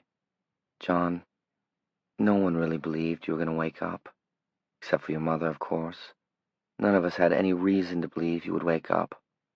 His voice was trembling now, hoarse with guilt. "The doctors said— Oh, never mind what they said. Even I gave you up. I hate like hell to admit it, but it's true. All I can ask you is to try to understand about me. And Sarah." He tried to say that he did understand, but all that would come out was a sickly sort of croak. His body felt sick and old, and suddenly he was drowning in his sense of loss. The lost time was suddenly sitting on him like a load of bricks, a real thing, not just a vague concept. "Johnny, don't take on. There are other things, good things. It's going to take some getting used to," he managed. "Yeah, I know." Do you ever see her? We write back and forth once in a while. We got acquainted after your accident. She's a nice girl, real nice. She's still teaching at Cleves, but I understand she's getting done this June. She's happy, John. Good, he said thickly. I'm glad someone is. Son, I hope you're not telling secrets, Vera Smith said brightly, coming back into the room. She had an ice-clogged pitcher in one hand. They said you weren't ready for fruit juice, Johnny, so I brought you ginger ale. That's fine, Mom. She looked from Herb to Johnny and back to Herb again. Have you been telling secrets? Why the long faces? I was just telling Johnny he's going to have to work hard if he wants to get out of here, said Herb. Lots of therapy. Now, why would you want to talk about that now? She poured ginger ale into Johnny's glass. Everything's going to be fine now, you'll see. She popped a flexible straw into the glass and handed it to him. Now you drink all of it, she said, smiling. It's good for you. Johnny did drink all of it. It tasted bitter. Chapter 7. 1. Close your eyes, Dr. Wyzak said. He was a small, roly-poly man with an incredibly styled head of hair and spade sideburns. Johnny couldn't get over all that hair. A man with a haircut like that in 1970 would have had to fight his way out of every bar in eastern Maine, and a man Wyzak's age would have been considered ripe for committal. All that hair, man. He closed his eyes. His head was covered with electrical contact points. The contacts went to wires that fed into a wall console EEG. Dr. Brown and a nurse stood by the console, which was calmly extruding a wide sheet of graph paper. Johnny wished the nurse could have been Marie Michaud. He was a little scared. Dr. Wyzak touched his eyelids, and Johnny jerked. No, hold still, Johnny. These are the last two. Just there. All right, doctor, the nurse said. A low hum. All right, Johnny. Are you comfortable? Feels like there are pennies on my eyelids. Yes. You'll get used to that in no time. Now, let me explain to you this procedure. I'm going to ask you to visualize a number of things. You will have about 10 seconds on each, and there are 20 things to visualize in all. You understand? Yes. Very fine. We begin. Dr. Brown? All ready. Excellent. Johnny, I ask you to see a table. On this table, there is an orange. Johnny thought about it. He saw a small card table with folding steel legs. Resting on it, a little off-center, was a large orange with the word Sun-Kissed stamped on its pocky skin. Good, Wyzak said. Can that gadget see my orange? No. Well, yes. In a symbolic way, it can. The machine is tracing your brainwaves. We are searching for blocks, Johnny, areas of impairment, possible indications of continuing intracranial pressure. Now I ask you to shush with the questions. All right. Now I ask you to see a television. It is on, but not receiving a station.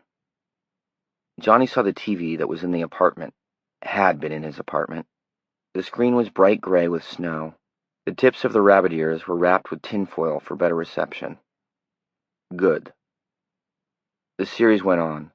For the 11th item, Wyzak said, Now I ask you to see a picnic table on the left side of a green lawn. Johnny thought about it, and in his mind he saw a lawn chair. He frowned. Something wrong? Wyzak asked.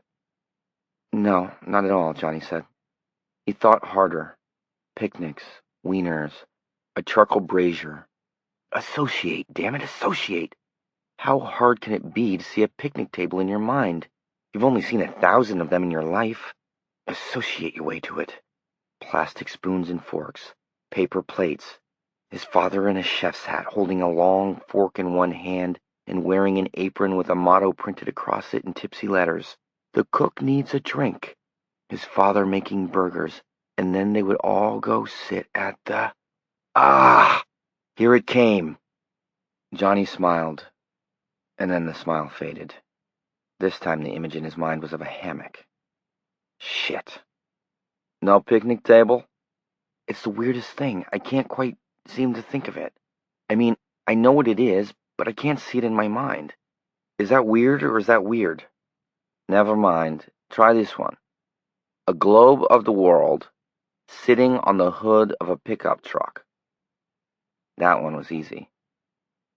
On the 19th item, a rowboat lying at the foot of a street sign.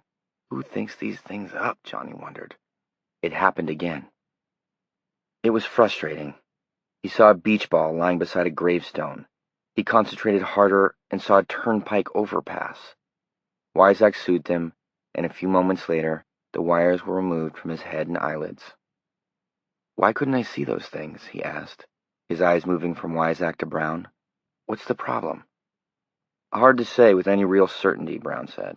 It may be a kind of spot amnesia, or it may be that the accident destroyed a small portion of your brain, and I mean a really microscopic bit. We don't really know what the problem is, but it's pretty obvious that you've lost a number of trace memories. We happened to strike 2. You'll probably come across more. Weizak said abruptly, You sustained a head injury when you were a child, yes? Johnny looked at him doubtfully. There is an old scar, Weizak said. There is a theory, Johnny, backed by a good deal of statistical research. Research that is nowhere near complete, Brown said almost primly. That is true. But this theory supposes that the people who tend to recover from long-term coma are people who have sustained some sort of brain injury at a previous time. It is as though the brain has made some adaptation as the result of the first injury that allows it to survive the second. It's not proven, Brown said. He seemed to disapprove of Weizak even bringing it up. The scar is there, Weizak said. Can you not remember what happened to you, Johnny? I would guess you must have blacked out. Did you fall down the stairs? A bicycle accident, perhaps? The scar says this happened to a young boy. Johnny thought hard, then shook his head. Have you asked my mom and dad? Neither of them can remember any sort of head injury. Nothing occurs to you? For a moment something did. A memory of smoke, black and greasy, and smelling like rubber. Cold. Then it was gone. Johnny shook his head. Weizak sighed, then shrugged. You must be tired. Yes, a little bit. Brown sat on the edge of the examination table. It's 11:15. You've worked hard this morning. Dr. Weizak and I will answer a few questions if you like. Then you go up to your room for a nap. Okay? Okay, Johnny said. The pictures you took of my brain. The CAT scan, Weizak nodded. Computerized axial tomography. He took a box of chiclets and shook 3 of them into his mouth. The CAT scan is really a series of brain x-rays, Johnny. The computer highlights the pictures, and what did it tell you? How long have I got? What is this how long have I got stuff? Brown asked. It sounds like a line from an old movie. I've heard that people who come out of long-term comas don't always last so long, Johnny said. They lapse back. It's like a light bulb going really bright before it burns out for good. Weizak laughed hard. It was a hearty, bellowing laugh, and it was something of a wonder that he didn't choke on his gum. Oh, such melodrama! He put a hand on Johnny's chest. You think Jim and I are babies in this field? No. We are neurologists, what you Americans call high-priced talent, which means we are only stupid about the functions of the human brain instead of out-and-out ignoramuses. So I tell you, yes, there have been lapsebacks, but you will not lapse. I think we can say that, Jim. Yes? Okay. Yes, Brown said. We haven't been able to find very much in the way of significant impairment. Johnny, there's a guy in Texas who was in a coma for 9 years. Now he's a bank loan officer, and he's been doing that job for 6 years. Before that, he was a teller for 2 years. There's a woman in Arizona who was down for 12 years. Something went wrong with the anesthesia while she was in labor. Now she's in a wheelchair, but she's alive and aware. She came out of it in 1969 and met the baby she had delivered 12 years before. The baby was in the 7th grade and an honors student. Am I going to be in a wheelchair? Johnny asked. I can't straighten my legs out. My arms are a little better, but my legs... He trailed off, shaking his head. The ligaments shorten, Weizak said. Yes, that's why comatose patients begin to pull into what we call the prefetal position. But we know more about the physical degeneration that occurs in coma than we used to. We are better at holding it off. You have been exercised regularly by the hospital physical therapist, even in your sleep, and different patients react to coma in different ways. Your deterioration has been quite slow, Johnny. As you say, your arms are remarkably responsive and able, but there has been deterioration. Your therapy will be long and... Should I lie to you? No, I don't think so. It will be long and painful. You will shed your tears. You may come to hate your therapist. You may come to fall in love with your bed. And there will be operations. Only one, if you are very, very lucky, but perhaps as many as 4, to lengthen those ligaments. These operations are still new. They may succeed completely, partially, or not at all. And yet, as God wills it, I believe you will walk again. I don't believe you will ever ski or leap hurdles, but you may run, and you will certainly swim. Thank you, Johnny said. He felt a sudden wave of affection for this man with the accent and the strange haircut. He wanted to do something for Wyzak in return, and with that feeling came the urge, almost the need, to touch him. He reached out suddenly and took Wyzak's hand in both of his own. The doctor's hand was big, deeply lined, warm. Yes, Wyzak said kindly. And what is this? And suddenly things changed. It was impossible to say how, except that suddenly Wyzak seemed very clear to him. Wyzak seemed to stand forth, outlined in a lovely, clear light. Every mark and mole and line on Wyzak's face stood in relief, and every line told its own story. He began to understand. I want your wallet, Johnny said. Wyzak and Brown exchanged a startled glance. There's a picture of your mother in your wallet, and I need to have it, Johnny said. Please. How did you know that? Please.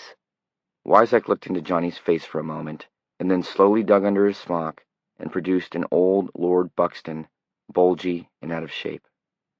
How did you know I carry a picture of my mother? She's dead. She died when the Nazis occupied Warsaw. Johnny snatched the wallet from Wyzak's hand. Both he and Brown looked stunned.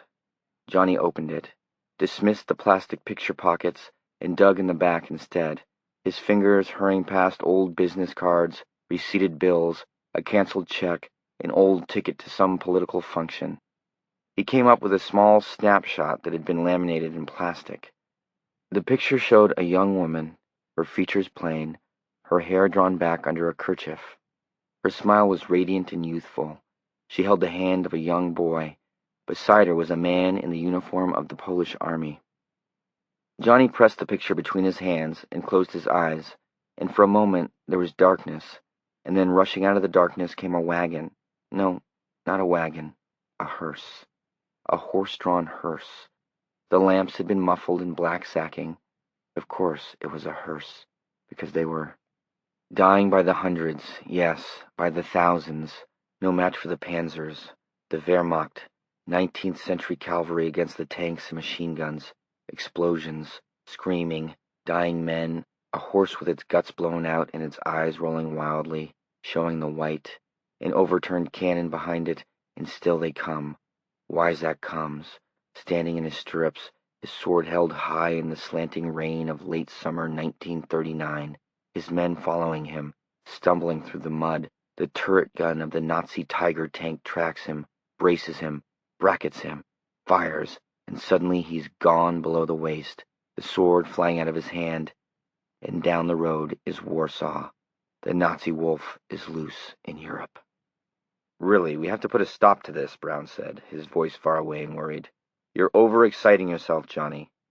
The voices came from far away, from a hallway in time. He's put himself in some kind of trance, Wyzak said. Hot in here. He was sweating. He was sweating because the city's on fire. Thousands are fleeing. A truck is roaring from side to side down a cobbled street, and the back of the truck is full of waving German soldiers in coal scuttle helmets, and the young woman is not smiling now. She is fleeing. No reason not to flee. The child has been sent to safety, and now the truck jumps the curb. The mud guard strikes her, shattering her hip and sending her flying through a plate glass window and into a clock shop, and everything begins to chime. chime because of the time. The chime time is 6 o'clock, Johnny said thickly. His eyes had rolled up to straining, bulging whites. September 2nd, 1939, and all the cuckoo birds are singing. Oh my God, what is it we have? Wyzak whispered. The nurse had backed up against the EEG console, her face pale and scared.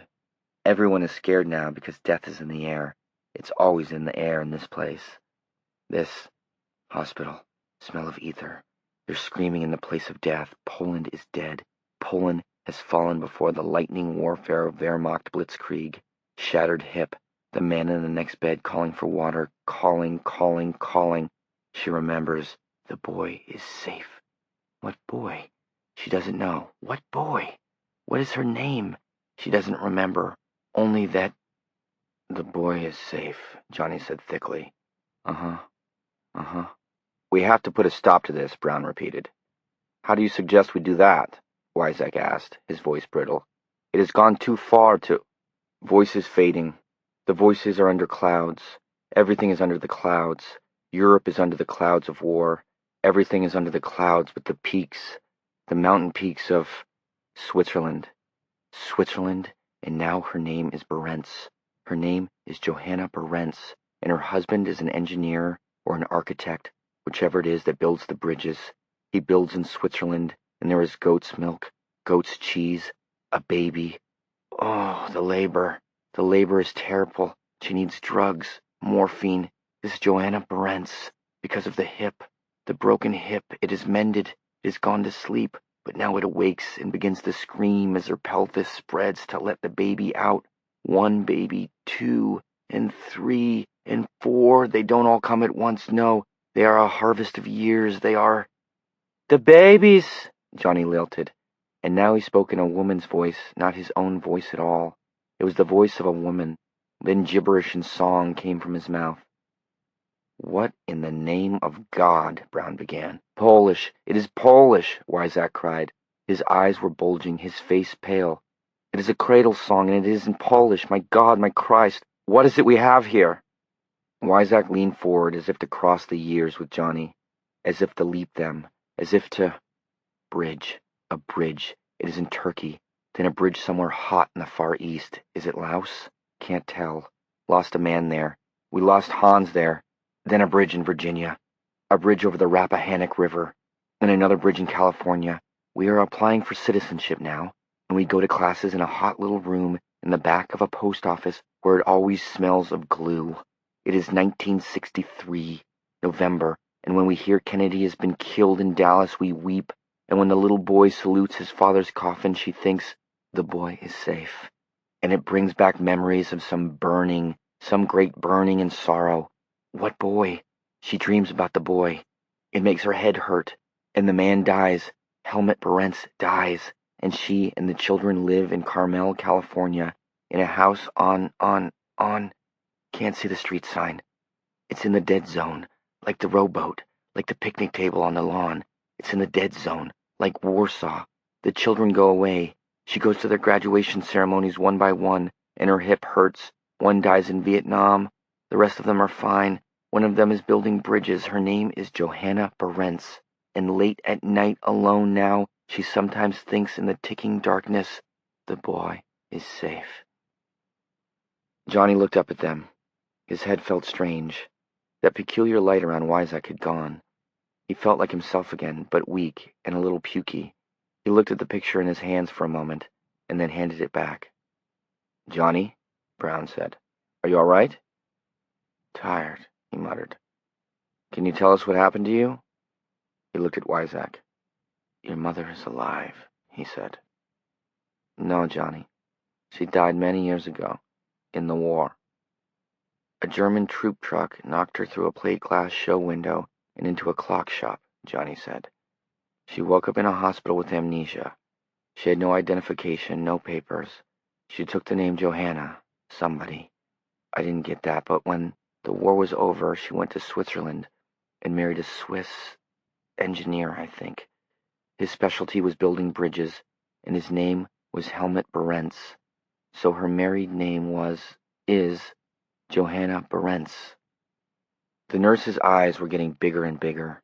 Dr. Brown's face was tight, either because he had decided Johnny was having them all on, or perhaps just because he didn't like to see his neat schedule of tests disrupted. But Wyzak's face was still and thoughtful.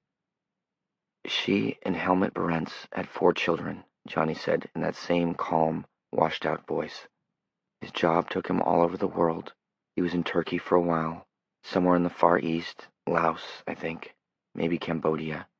Then he came here, Virginia first, then some other places I didn't get, finally California. He and Johanna became U.S. citizens. Helmut Berentz is dead. One of the children they had is also dead. The others are alive and fine, but she dreams about you sometimes, and in the dream she thinks the boy is safe, but she doesn't remember your name. Maybe she thinks it's too late.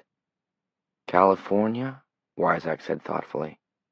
Sam, Dr. Brown said, really, you mustn't encourage this. Where in California, John? Carmel, by the sea, but I couldn't tell which street. It was there, but I couldn't tell. It was in a dead zone, like the picnic table and the rowboat. But she's in Carmel, California. Johanna Berentz. She's not old. No, of course she would not be old, Sam Wyzak said in that same thoughtful, distant tone. She was only 24 when the Germans invaded Poland. Dr. Wyzak, I have to insist, Brown said harshly. Wyzak seemed to come out of a deep study. He looked around as if noticing his younger colleague for the first time. Of course, he said. Of course you must. And John has had his question and answer period, although I believe he has told us more than we have told him. That's nonsense, Brown said curtly, and Johnny thought, he's scared. Scared spitless. Wyzak smiled at Brown, and then at the nurse. She was eyeing Johnny as if he were a tiger in a poorly built cage. Don't talk about this, nurse. Not to your supervisor, your mother, your brother, your lover, or your priest. Understood? Yes, doctor, the nurse said. But she'll talk, Johnny thought, and then glanced at Wyzak. And he knows it. 2. He slept most of the afternoon. Around 4 p.m., he was rolled down the corridor to the elevator, taken down to neurology, and there were more tests. Johnny cried. He seemed to have very little control over the functions adults are supposed to be able to control. On his way back up, he urinated on himself and had to be changed like a baby. The first, but far from the last, wave of deep depression washed over him, carried him limply away, and he wished himself dead. Self-pity accompanied the depression, and he thought how unfair this was. He had done a Rip Van Winkle. He couldn't walk.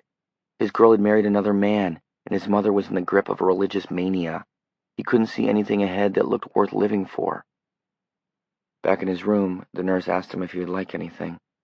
If Marie had been on duty, Johnny would have asked for ice water, but she had gone off at 3. No, he said, and rolled over to face the wall. After a little while, he slept. Chapter 8. 1. His father and mother came in for an hour that evening, and Vera left a bundle of tracts. We're going to stay until the end of the week, Herb said, and then, if you're still doing fine, we'll be going back to Pownell for a while, but we'll be back up every weekend. I want to stay with my boy, Vera said loudly. It's best that you don't, Mom, Johnny said. The depression had lifted a little bit, but he remembered how black it had been. If his mother started to talk about God's wonderful plan for him while he was in that state, he doubted if he would be able to hold back his cackles of hysterical laughter. You need me, John. You need me to explain. First, I need to get well, Johnny said. You can explain after I can walk, okay? She didn't answer. There was an almost comically stubborn expression on her face, except there was nothing very funny about it. Nothing at all. Nothing but a quirk of fate, that's all. 5 minutes earlier or later on that road could have changed everything. Now look at us, all of us fucked over royally, and she believes it's God's plan. It's either that or go completely crazy, I suppose. To break the awkward silence, Johnny said, Well, did Nixon get reelected, Dad? Who ran against him? He got reelected, Herb said. He ran against McGovern. Who? McGovern, George McGovern. Senator from South Dakota. Not Muskie? No, but Nixon's not president anymore. He resigned. What? He was a liar, Vera said dourly. He became swollen with pride, and the Lord brought him low. Nixon resigned? Johnny was flabbergasted. Him? It was either quit or be fired, Herb said. They were getting ready to impeach him. Johnny suddenly realized there had been some great and fundamental upheaval in American politics, almost surely as a result of the war in Vietnam, and he had missed it. For the first time, he really felt like Rip Van Winkle. How much had things changed? He was almost afraid to ask. Then a really chilling thought occurred. Agnew? Agnew's president? Ford, Vera said. A good, honest man. Henry Ford is president of the United States? Not Henry, she said. Jerry. He stared from one to the other, more than half convinced that all this was a dream or a bizarre joke. Agnew resigned too, Vera said. Her lips were pressed thin and white. He was a thief. He accepted a bribe right in his office. That's what they say. He didn't resign over the bribe, Herb said. He resigned over some mess back in Maryland. He was up to his neck in it, I guess. Nixon nominated Jerry Ford to become vice president. Then Nixon resigned last August and Ford took over. He nominated Nelson Rockefeller to be vice president, and that's where we are now. A divorced man, Vera said grimly. God forbid he ever becomes the president. What did Nixon do? Johnny asked. Jesus Christ, He glanced at his mother, whose brow had clouded instantly. I mean, holy crow, if they were going to impeach him, you needn't take the Savior's name in vain over a bunch of crooked politicians, Vera said. It was Watergate. Watergate? Was that an operation in Vietnam, something like that? The Watergate Hotel in Washington, Herb said. Some Cubans broke into the offices of the Democratic Committee there and got caught. Nixon knew about it. He tried to cover it up. Are you kidding? Johnny managed at last. It was the tapes, Vera said. And that John Dean. Nothing but a rat deserting a sinking ship, that's what I think. A common tattletale. Daddy, can you explain this to me? I'll try, Herb said, but I don't think the whole story has come out, even yet. And I'll bring you the books. There's been about 1 million books written on it already, and I guess there'll be 1 million more before it's finally done. Just before the election, in the summer of 1972. 2. It was 10:30, and his parents were gone. The lights on the ward had been dimmed. Johnny couldn't sleep. It was all dancing around in his head, a frightening jumble of new input. The world had changed more resoundingly than he would have believed possible in so short a time. He felt out of step and out of tune. Gas prices had gone up nearly 100%, his father told him. At the time of his accident, you could buy regular gas for 30 or 32 cents a gallon. Now it was 54 cents, and sometimes there were lines at the pumps. The legal speed limit all over the country was 55 miles an hour, and the long-haul truckers had almost revolted over that. But all of that was nothing. Vietnam was over. It had ended. The country had finally gone communist. Herb said it had happened just as Johnny began to show signs that he might come out of his coma. After all those years and all that bloodshed, the heirs of Uncle Ho had rolled up the country like a window shade in a matter of days. The President of the United States had been to Red China. Not Ford, but Nixon. He had gone before he resigned. Nixon, of all people. The old witch hunter himself. If anyone but his dad had told him that, Johnny would have flatly refused to believe. It was all too much. It was too scary. Suddenly he didn't want to know anymore, for fear it might drive him totally crazy. That pen Dr. Brown had, that flare, how many other things were like that? How many hundreds of little things, all of them making the point over and over again? You lost part of your life, almost 6%, if the actuarial tables are to be believed. You're behind the times. You missed out. John, the voice was soft. Are you asleep, John? He turned over. A dim silhouette stood in the doorway, a small man with rounded shoulders. It was Wyzak. No, I'm awake. I hoped so. May I come in? Yes, please do. Wyzak looked older tonight. He sat by Johnny's bed. I was on the phone earlier, he said. I called directory assistance for Carmel, California. I asked for a Mrs. Johanna Barentz. Do you think there was such a number? Unless it's unlisted or she doesn't have a phone at all, Johnny said. She has a phone. I was given the number. Ah, Johnny said. He was interested because he liked Wyzak, but that was all. He felt no need to have his knowledge of Johanna Barentz validated, because he knew it was valid knowledge. He knew in the same way he knew he was right-handed. I sat for a long time and thought about it, Wyzak said. I told you my mother was dead, but that was really only an assumption. My father died in the defense of Warsaw. My mother simply never turned up, no? It was logical to assume that she had been killed in the shelling during the occupation, you understand? She never turned up, so it was logical to assume that. Amnesia. As a neurologist, I can tell you that permanent general amnesia is very, very rare, probably rarer than true schizophrenia. I have never read of a documented case lasting 35 years. She recovered from her amnesia long ago, Johnny said. I think she simply blocked everything out. When her memory did come back, she had remarried and was the mother of 2 children, possibly 3. Remembering became a guilt trip, maybe, but she dreams of you. The boy is safe. Did you call her? Yes, Wyzak said. I dialed it direct. Did you know you could do that now? Yes, it's a great convenience. You dial 1, the area code, the number, 11 digits, and you can be in touch with any place in the country. It is an amazing thing. In some ways, a frightening thing. A young man, answered the telephone. I asked if Mrs. Barentz was at home. I heard him call, Mom, it's for you. Clunk went the receiver on the table or desk or whatever. I stood in Bangor, Maine, not 40 miles from the Atlantic Ocean, and listened to a young man put the phone down on the table in a town on the Pacific Ocean. My heart, it was pounding so hard it frightened me. The wait seemed long. Then she picked up the phone and said, Yes? Hello? What did you say? How did you handle it? I did not, as you say, handle it, Wyzak replied, and smiled crookedly. I hung up the telephone, and I wished for a strong drink, but I did not have one. Are you satisfied it was her? John, what a naive question. I was 9 years old in 1939. I've not heard my mother's voice since then. She spoke only Polish when I knew her. I speak only English now. I have forgotten much of my native language, which is a shameful thing. How could I be satisfied one way or the other? Yes, but were you? Wyzak scrubbed a hand slowly across his forehead. Yes, he said. It was her. It was my mother. But you couldn't talk to her? Why should I? Wyzak asked, sounding almost angry.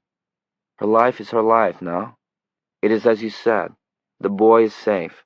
Should I upset a woman that is just coming into her years of peace? Should I take the chance of destroying her equilibrium forever? Those feelings of guilt you mentioned, should I set them free? Or even run the risk of so doing? I don't know, Johnny said.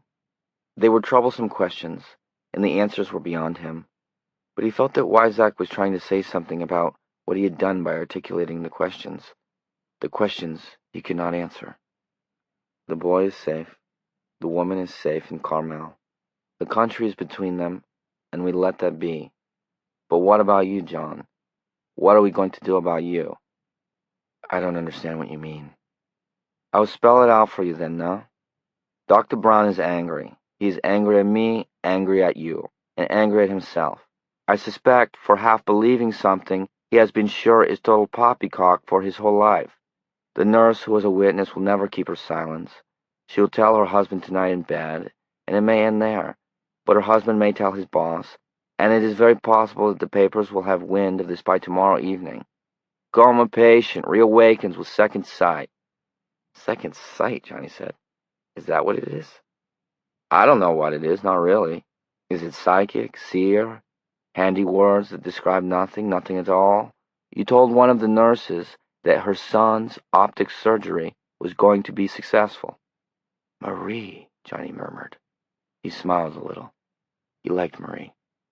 And that is already all over the hospital. Did you see the future? Is that what second sight is? I don't know. You put a picture of my mother between your hands, and you were able to tell me where she lives today. Do you know where lost things and lost people may be found? Is that what second sight is? I don't know. Can you read thoughts, influence objects of the physical world, heal by the laying on of hands? These are all things that some call psychic. They are all related to the idea of second sight. They are things that Dr. Brown laughs at. Laughs? No, he doesn't laugh. He scoffs. And you don't? I think of Edgar Cayce and Peter Hurkos. I tried to tell Dr. Brown about Hurkos, and he scoffed. He doesn't want to talk about it. He doesn't want to know about it. Johnny said nothing. So, what are we going to do about you? Does something need to be done? I think so, Wyzak said. He stood up. I'll leave you to think it out for yourself. But when you think about this. Some things are better not seen, and some things are better lost than found. He bade Johnny good night and left quietly. Johnny was very tired now, but still sleep did not come for a long time. Chapter 9. 1. Johnny's first surgery was scheduled for May 28th. Both Wyzak and Brown had explained the procedure carefully to him. He would be given a local anesthetic. Neither of them felt a general could be risked. The first operation would be on his knees and ankles. His own ligaments, which had shortened during his long sleep, would be lengthened with a combination of plastic wonder fibers. The plastic to be used was also employed in heart valve bypass surgery. The question was not so much one of his body's acceptance or rejection of the artificial ligaments, Brown told him, as it was a question of his legs' ability to adjust to the change. If they had good results with the knees and the ankles, 3 more operations were on the boards, one on the long ligaments of his thighs, one on the elbow strap ligaments, and possibly a third on his neck, which he could barely turn at all. The surgery was to be performed by Raymond Rupp, who had pioneered the technique. He was flying in from San Francisco. What does this guy Rupp want with me, if he's such a superstar? Johnny asked. Superstar was a word he'd learned from Marie. She had used it in connection with a balding, bespectacled singer with the unlikely name of Elton John. You're underestimating your own superstar qualities, Brown answered. There are only a handful of people in the United States who have recovered from comas as long as yours was. And of that handful, your recovery from the accompanying brain damage has been the most radical and pleasing. Sam Wyzak was more blunt. You're a guinea pig, no? What? Yes. Look into the light, please. Wyzak shone a light into the pupil of Johnny's left eye. Did you know I can look right at your optic nerve with this thing? Yes. The eyes are more than the windows of the soul. They are one of the brain's most crucial maintenance points. Guinea pig, Johnny said morosely, staring into the savage point of light. Yes. The light snapped off. Don't feel so sorry for yourself. Many of the techniques to be employed in your behalf, and some of those already employed, were perfected during the Vietnam War. No shortage of guinea pigs in the VA hospitals, no? A man like Rob is interested in you because you are unique. Here is a man who has slept 4.5 years. Can we make him walk again? An interesting problem. He sees the monograph he will write on it for the New England Journal of Medicine. He looks forward to it the way a child looks forward to new toys under the Christmas tree. He does not see you. He does not see Johnny Smith in his pain. Johnny Smith who must take the bedpan and ring for the nurse to scratch if his back itches. That's good. His hands will not shake. Smile, Johnny. This Rob looks like a bank clerk, but he is maybe the best surgeon in North America. But it was hard for Johnny to smile. He had read his way dutifully through the tracks his mother had left him. They depressed him and left him frightened all over again for her sanity. One of them, by a man named Salem Curbin, struck him as nearly pagan in its loving contemplation of a bloody apocalypse and the yawning barbecue pits of hell. Another described the coming Antichrist in pulp horror terms. The others were a dark carnival of craziness. Christ was living under the South Pole. God drove flying saucers. New York was Sodom, L.A. was Gomorrah. They dealt with exorcism, with witches, with all manner of things seen and unseen. It was impossible for him to reconcile the pamphlets with the religious, yet earthy woman he had known before his coma. 3 days after the incident involving Wyzak's snapshot of his mother, a slim and dark-haired reporter from the Bangor Daily News named David Bright showed up at the door of Johnny's room and asked if he could have a short interview. "Have you asked the doctors?" Johnny asked. Bright grinned. "Actually, no." "All right," Johnny said. "In that case, I'd be happy to talk to you." "You're a man after my own heart," Bright said. He came in and sat down. His first questions were about the accident and about Johnny's thoughts and feelings upon slipping out of a coma and discovering he had misplaced nearly half a decade. Johnny answered these questions honestly and straightforwardly. Then Bright told him that he had heard from a source that Johnny had gained some sort of sixth sense as a result of the accident. "Are you asking me if I'm psychic?" Bright smiled and shrugged. "That'll do for a start." Johnny had thought carefully about the things Wyzak had said. The more he thought, the more it seemed to him that Wyzak had done exactly the right thing when he hung up the phone without saying anything. Johnny had begun to associate it in his mind with that W. Jacobs story, The Monkey's Paw. The paw was for wishing, but the price you paid for each of your 3 wishes was a black one. The old couple had wished for 100 pounds and had lost their son in a mill accident. The mill's compensation had come to exactly 100 pounds. Then the old woman had wished for her son back, and he had come, but before she could open the door and see what a horror she had summoned out of its grave, the old man had used the last wish to send it back. As Wyzak had said, maybe some things were better lost than found. "No," he said, "I'm no more psychic than you are." "According to my source, you—" "No, it isn't true." Bright smiled a trifle cynically, seemed to debate pressing the matter further, then turned to a fresh page in his notebook. He began to ask about Johnny's prospects for the future, his feelings about the road back, and Johnny also answered these questions as honestly as he could. "So, what are you going to do when you get out of here?" Bright asked, closing his notebook. "I haven't really thought about that. I'm still trying to adjust to the idea that Gerald Ford is the president." Bright laughed. "You're not alone in that, my friend." "I suppose I'll go back to teaching. It's all I know. But right now, that's too far ahead to think about." Bright thanked him for the interview and left. The article appeared in the paper 2 days later, the day before his leg surgery. It was on the bottom of the front page, and the headline read, "John Smith, modern Rip Van Winkle, faces long road back." There were 3 pictures, one of them Johnny's picture for the Cleves Mills High School yearbook. It had been taken barely a week before the accident. A picture of Johnny in his hospital bed, looking thin and twisted, with his arms and legs in their bent positions. Between these 2 was a picture of the almost totally demolished taxi, lying on its side like a dead dog.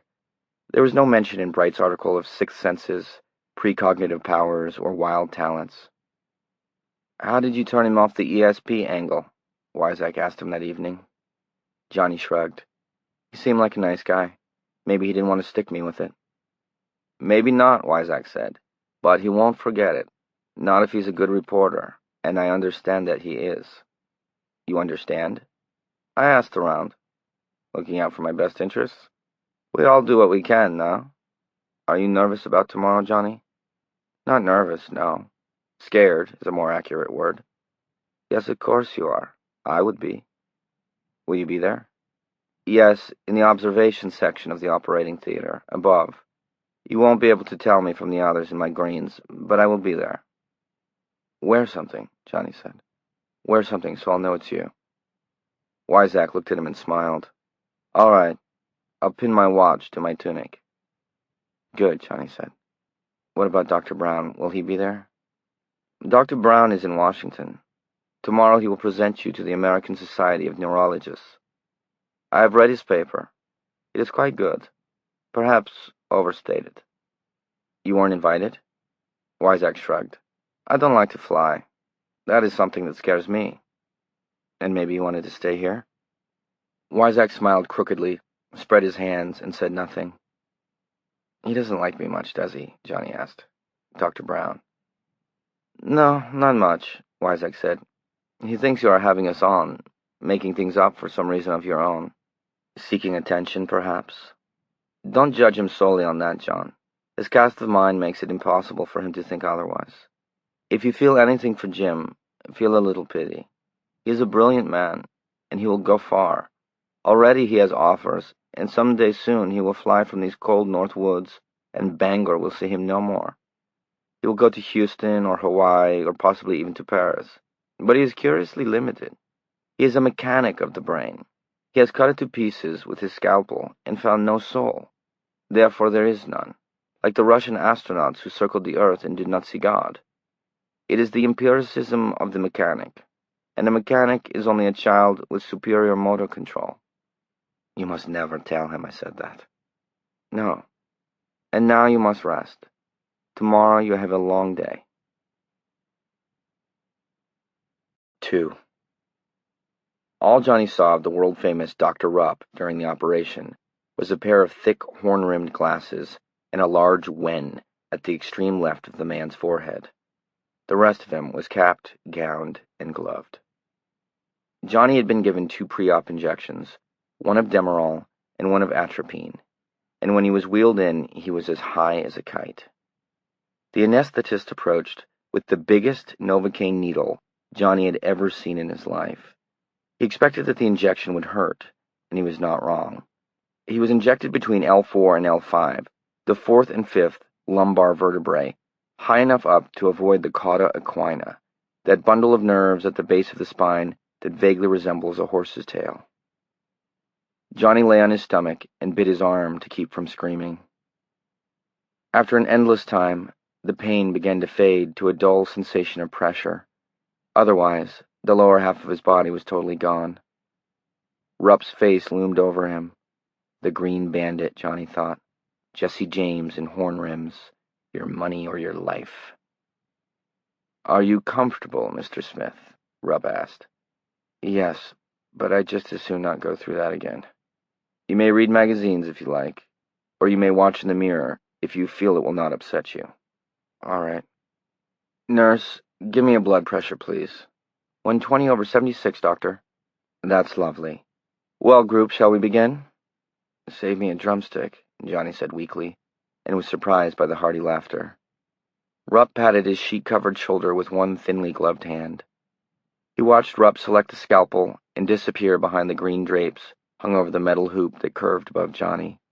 The mirror was convex, and Johnny had a fairly good, if slightly distorted view of everything. Oh, yes, Rupp said. Oh, yes, dee-dee-dee, here's what we want. Hum-de-hum, okay. Clamp, please. Nurse, come on, wake up for Christ's sake. Yes, sir. Now, I believe I'd like one of those. No, hold it. Don't give me what I asked for, give me what I need. Yes, okay. Strap, please. With forceps, the nurse handed Rupp something that looked like a bundle of thin wires twisted together. Rupp picked them delicately out of the air with tweezers. Like an Italian dinner, Johnny thought. And look at all that spaghetti sauce. That was what made him feel ill, and he looked away. Above him in the gallery, the rest of the bandit gang looked down at him. Their eyes looked pale and merciless and frightening. And then he spotted Wyzak, third from the right, his watch pinned neatly to the front of his gown. Johnny nodded. Wyzak nodded back. That made it a little better. 3. Rupp finished the connections between his knees and calves, and Johnny was turned over. Things continued. The anesthesiologist asked him if he felt all right. Johnny told her he thought he felt as well as possible under the circumstances. She asked him if he would like to listen to a tape, and he said that would be very nice. A few moments later, the clear, sweet voice of Joan Baez filled the operating room. Rupp did his thing. Johnny grew sleepy and dozed off. When he woke up, the operation was still going on. Wyzak was still there. Johnny raised one hand, acknowledging his presence, and Wyzak nodded again. 4. An hour later, it was done. He was wheeled into a recovery room, where a nurse kept asking him if he could tell her how many of his toes she was touching. After a while, Johnny could. Rupp came in, his bandit's mask hanging off to one side. All right? He asked. Yes. It went very well, Rupp said. I'm optimistic. Good. You'll have some pain, Rupp said. Quite a lot of it, perhaps. The therapy itself will give you a lot of pain at first. Stick with it. Stick with it, Johnny muttered. Good afternoon, Rupp said, and left. Probably, Johnny thought, to play a quick 9 on the local golf course before it got too dark. 5. Quite a lot of pain.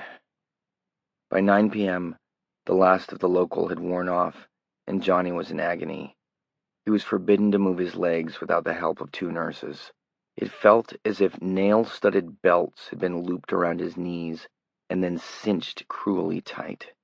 Time slowed to an inchworm's crawl. He would glance at his watch, sure that an hour had passed since the last time he had looked at it, and would see instead that it had only been 4 minutes.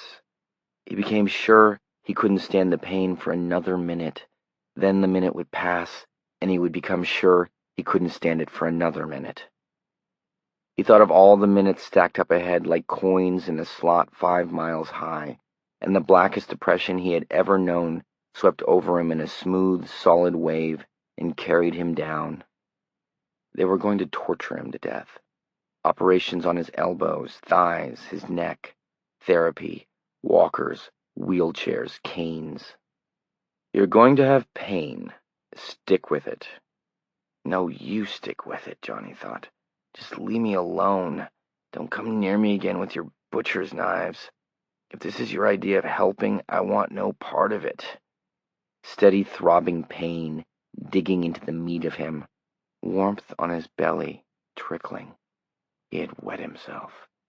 Johnny Smith turned his face toward the wall and cried. 6. 10 days after that first operation, and 2 weeks before the next one was scheduled, Johnny looked up from the book he was reading, Woodward and Bernstein's All the President's Men, and saw Sarah standing in the doorway, looking at him hesitantly. "Sarah," he said, "it is you, isn't it?" She let out her breath shakily. "Yes, it's me, Johnny." He put the book down and looked at her. She was smartly dressed in a light green linen dress, and she held a small, brown clutch bag in front of her like a shield. She'd put a streak in her hair, and it looked good. It also made him feel a sharp and twisting stab of jealousy. Had it been her idea, or that of the man she lived and slept with? She was beautiful. "Come in," he said. "Come in and sit down." She crossed the room, and suddenly he saw himself as she must see him. Too thin, his body slumped a little to one side in the chair by the window, his legs stuck out straight on the hassock, dressed in a Johnny and a cheap hospital bathrobe. "As you can see, I put on my tux," he said. "You look fine."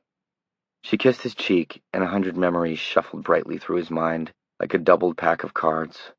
She sat in the other chair, crossed her legs, and tugged at the hem of her dress. They looked at each other without saying anything. He saw that she was very nervous. If someone were to touch her on the shoulder, she would probably spring right out of her seat. "I didn't know if I should come," she said, "but I really wanted to." "I'm glad you did." Like strangers on a bus, he thought dismally. It's got to be more than this, doesn't it? "So how are you doing?" she asked. He smiled. "I've been in the war. Want to see my battle scars?" He raised his gown over his knees, showing the S-shaped incisions that were now beginning to heal. They were still red and hash-marked with stitches. "Oh, my lord, what are they doing to you?" "They're trying to put Humpty Dumpty back together again," Johnny said. "All the king's horses, all the king's men, and all the king's doctors. So I guess—" And then he stopped, because she was crying. "Don't say it like that, Johnny," she said. "Please don't say it like that. I'm sorry. It was just... I was trying to joke about it." Was that it? Had he been trying to laugh it off? Or had it been a way of saying, "Thanks for coming to see me. They're cutting me to pieces." Can you? Can you joke about it? She'd gotten a Kleenex from the clutch bag and was wiping her eyes with it. "Not very often. I guess seeing you again, the defenses go up, Sarah." "Are they going to let you out of here?" "Eventually. It's like running the gauntlet in the old days. Did you ever read about that? If I'm still alive after every Indian in the tribe has had a swing at me with his tomahawk, I get to go free." "This summer?" "No, I don't think so." "I'm so sorry it happened," she said, so low he could barely hear her. "I try to figure out why, or how things could have been changed, and it just robs me of sleep. If I hadn't eaten that bad hot dog, if you had stayed instead of going back, She shook her head and looked at him, her eyes red. It seems sometimes there's no percentage. Johnny smiled. 00, house spin. Hey, you remember that? I clobbered that wheel, Sarah. Yes. You won over $500. He looked at her, still smiling, but now the smile was puzzled, wounded almost. You want to know something funny? My doctors think maybe the reason I lived was because I had some sort of head injury when I was young, but I couldn't remember any, and neither could my mom and dad. But it seems like every time I think of it, I flash on that wheel of fortune, and it smells like burning rubber. Maybe you were in a car accident? She began doubtfully. No, I don't think that's it. But it's like the wheel was my warning, and I ignored it. She shifted a little and said uneasily, Don't, Johnny. He shrugged. Or maybe it was just that I used up 4 years of luck in one evening. But look at this, Sarah.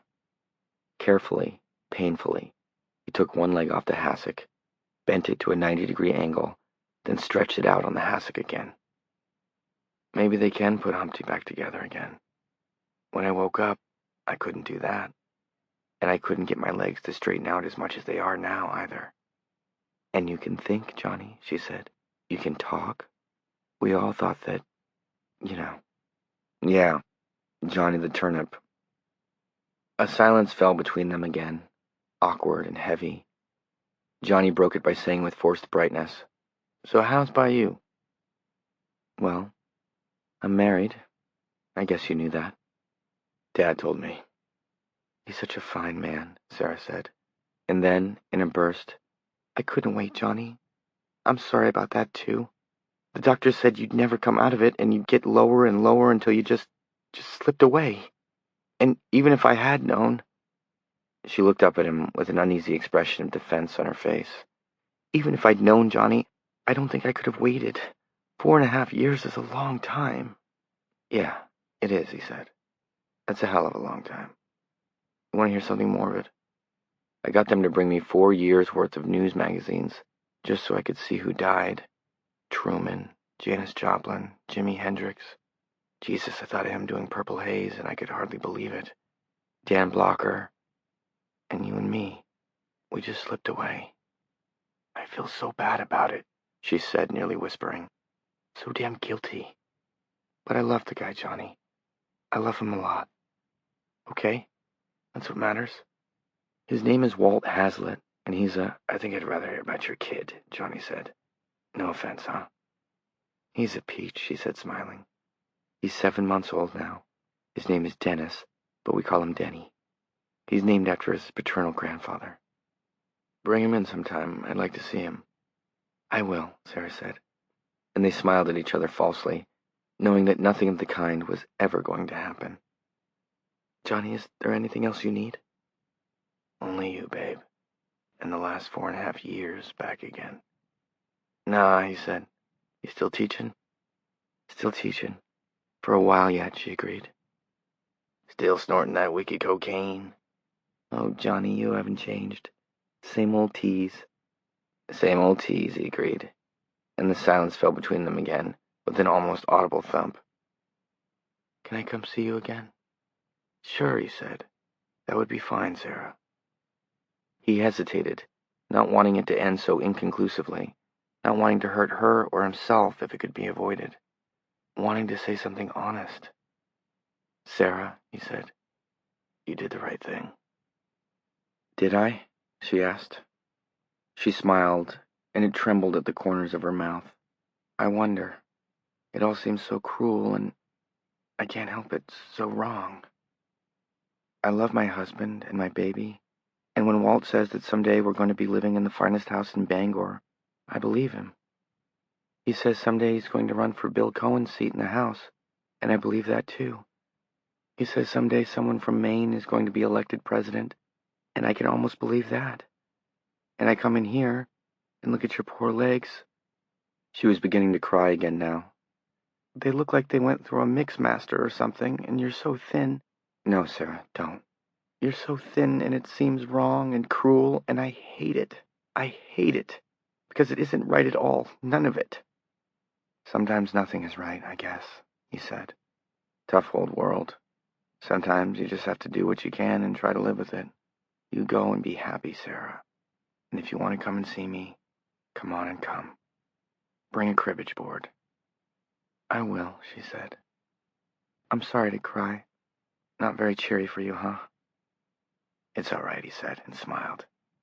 "You want to get off that cocaine, baby. Your nose will fall off." She laughed a little. "Same old Johnny," she said. Suddenly she bent and kissed his mouth.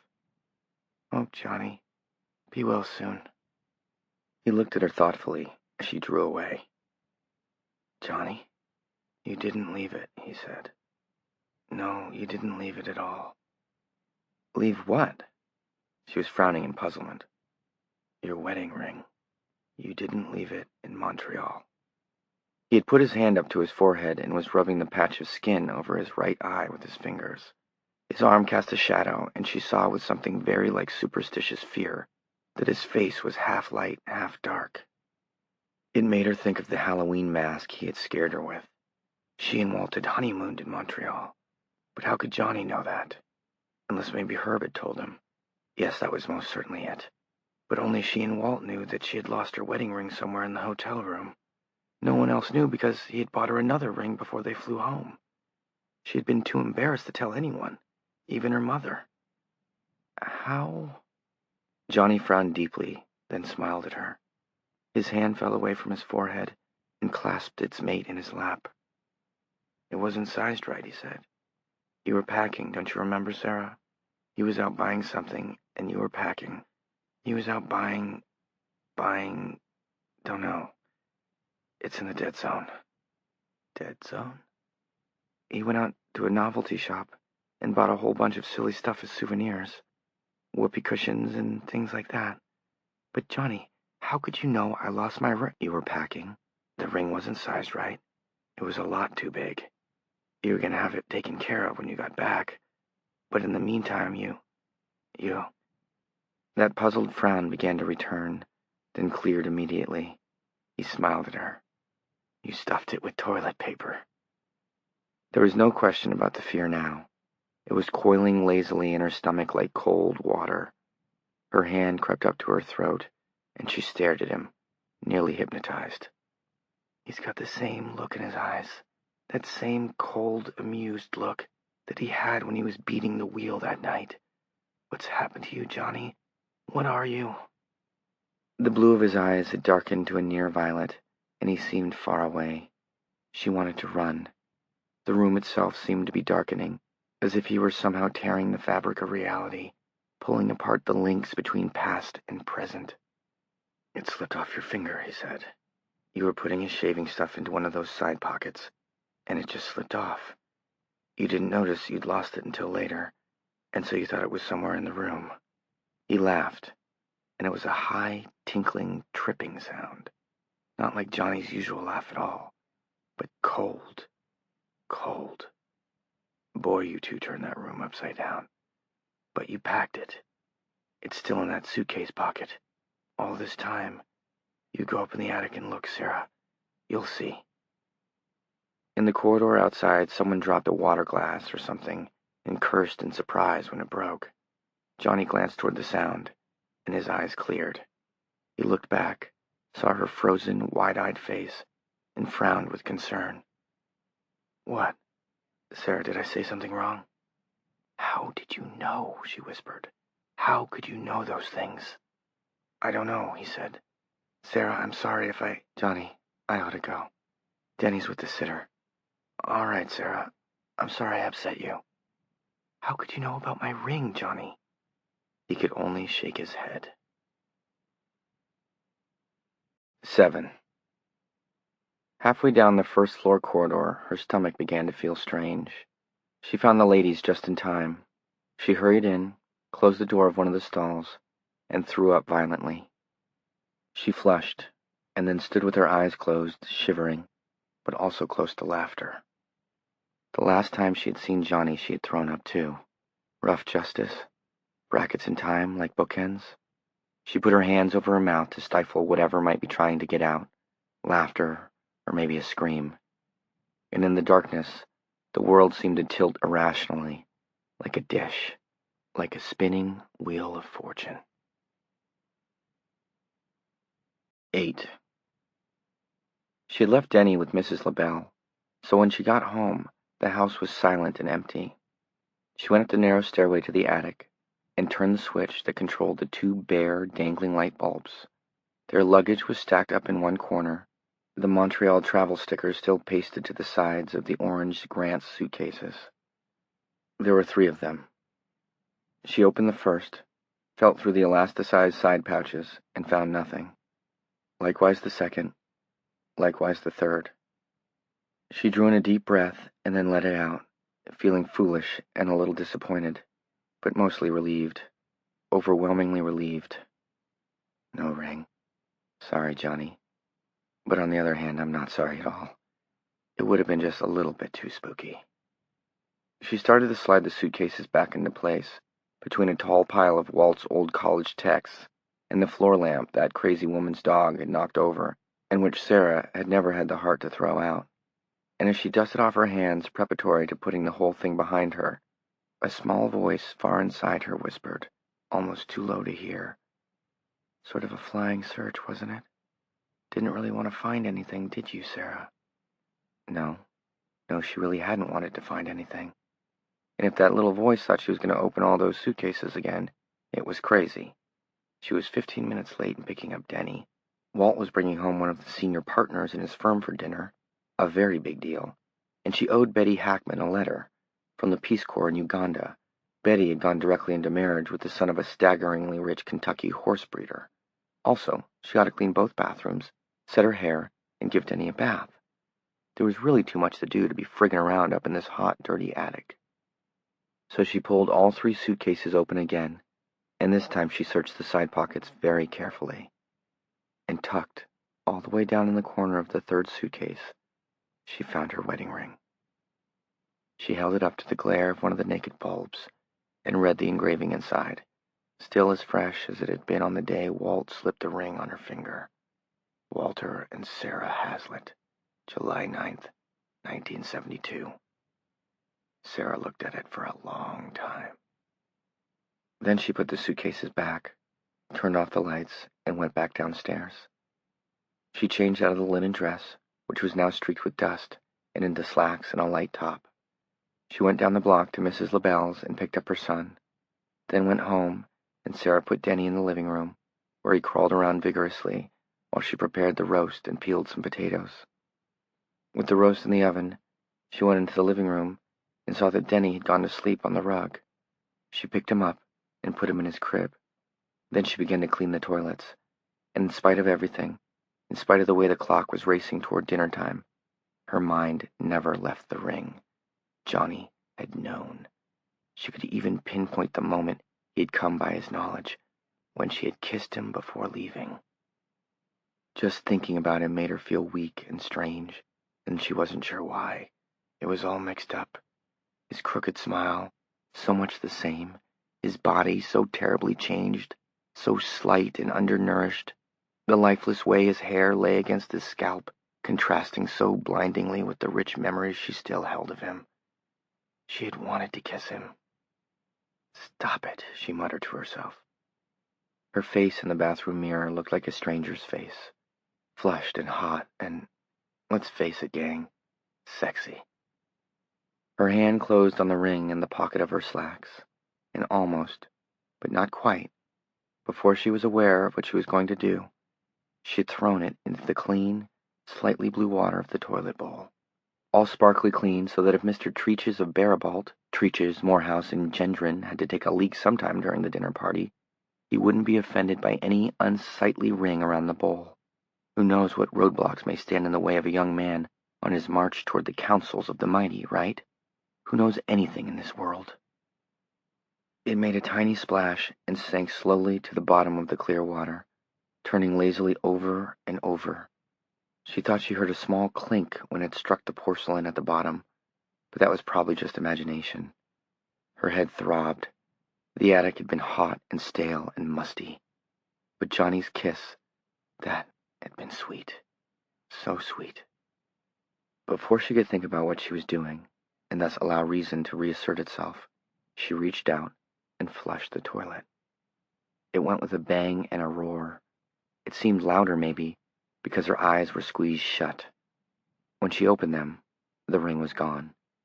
It had been lost, and now it was lost again. Suddenly her legs felt weak, and she sat down on the edge of the tub and put her hands over her face. Her hot, hot face. She wouldn't go back and see Johnny again. It wasn't a good idea. It had upset her. Walt was bringing home a senior partner, and she had a bottle of Mondavi and a budget-fracturing roast. Those were the things she would think about. She should be thinking about how much she loved Walt and about Denny asleep in his crib. She should think about how, when she made your choices in this crazy world, you had to live with them, and she would not think about Johnny Smith and his crooked, charming smile anymore. 9. The dinner that night was a great success. Chapter 10. 1. The doctor put Vera Smith on a blood pressure drug called hydrodiurol. It didn't lower her blood pressure much, not a dime's worth. She was fond of writing in her letters, but it did make her feel sick and weak. She had to sit down and rest after vacuuming the floor. Climbing a flight of stairs made her stop at the top and pant like a doggy on a hot August afternoon. If Johnny hadn't told her it was for the best, she would have thrown the pills out the window right then. The doctor tried her on another drug, and that made her heart race so alarmingly that she did stop taking it. "This is a trial and error procedure," the doctor said. "We'll get you fixed up eventually, Vera. Don't worry." "I don't worry," Vera said. "My faith is in the Lord God." "Yes, of course it is. Just as it should be, too." By the end of June, the doctor had settled on a combination of hydrodiurol and another drug called Aldomet. Fat, yellow, expensive pills, nasty things. When she started taking the two drugs together, it seemed like she had to make water every 15 minutes. She had headaches. She had heart palpitations. The doctor said her blood pressure was down into the normal range again, but she didn't believe him. What good were doctors anyway? Look what they were doing to her Johnny, cutting him up like butcher's meat. 3 operations already. He looked like a monster with stitches all over his arms and legs and neck, and he still couldn't get around without one of those walkers like old Mrs. Sylvester had to use. If her blood pressure was down, why did she feel so crummy all the time? "You've got to give your body time to get used to the medication," Johnny said. It was the first Saturday in July, and his parents were up for the weekend. Johnny had just come back from hydrotherapy, and he looked pale and haggard. In each hand he held a small lead ball, and he was raising them and lowering them into his lap as they talked, flexing his elbows, building up his biceps and triceps.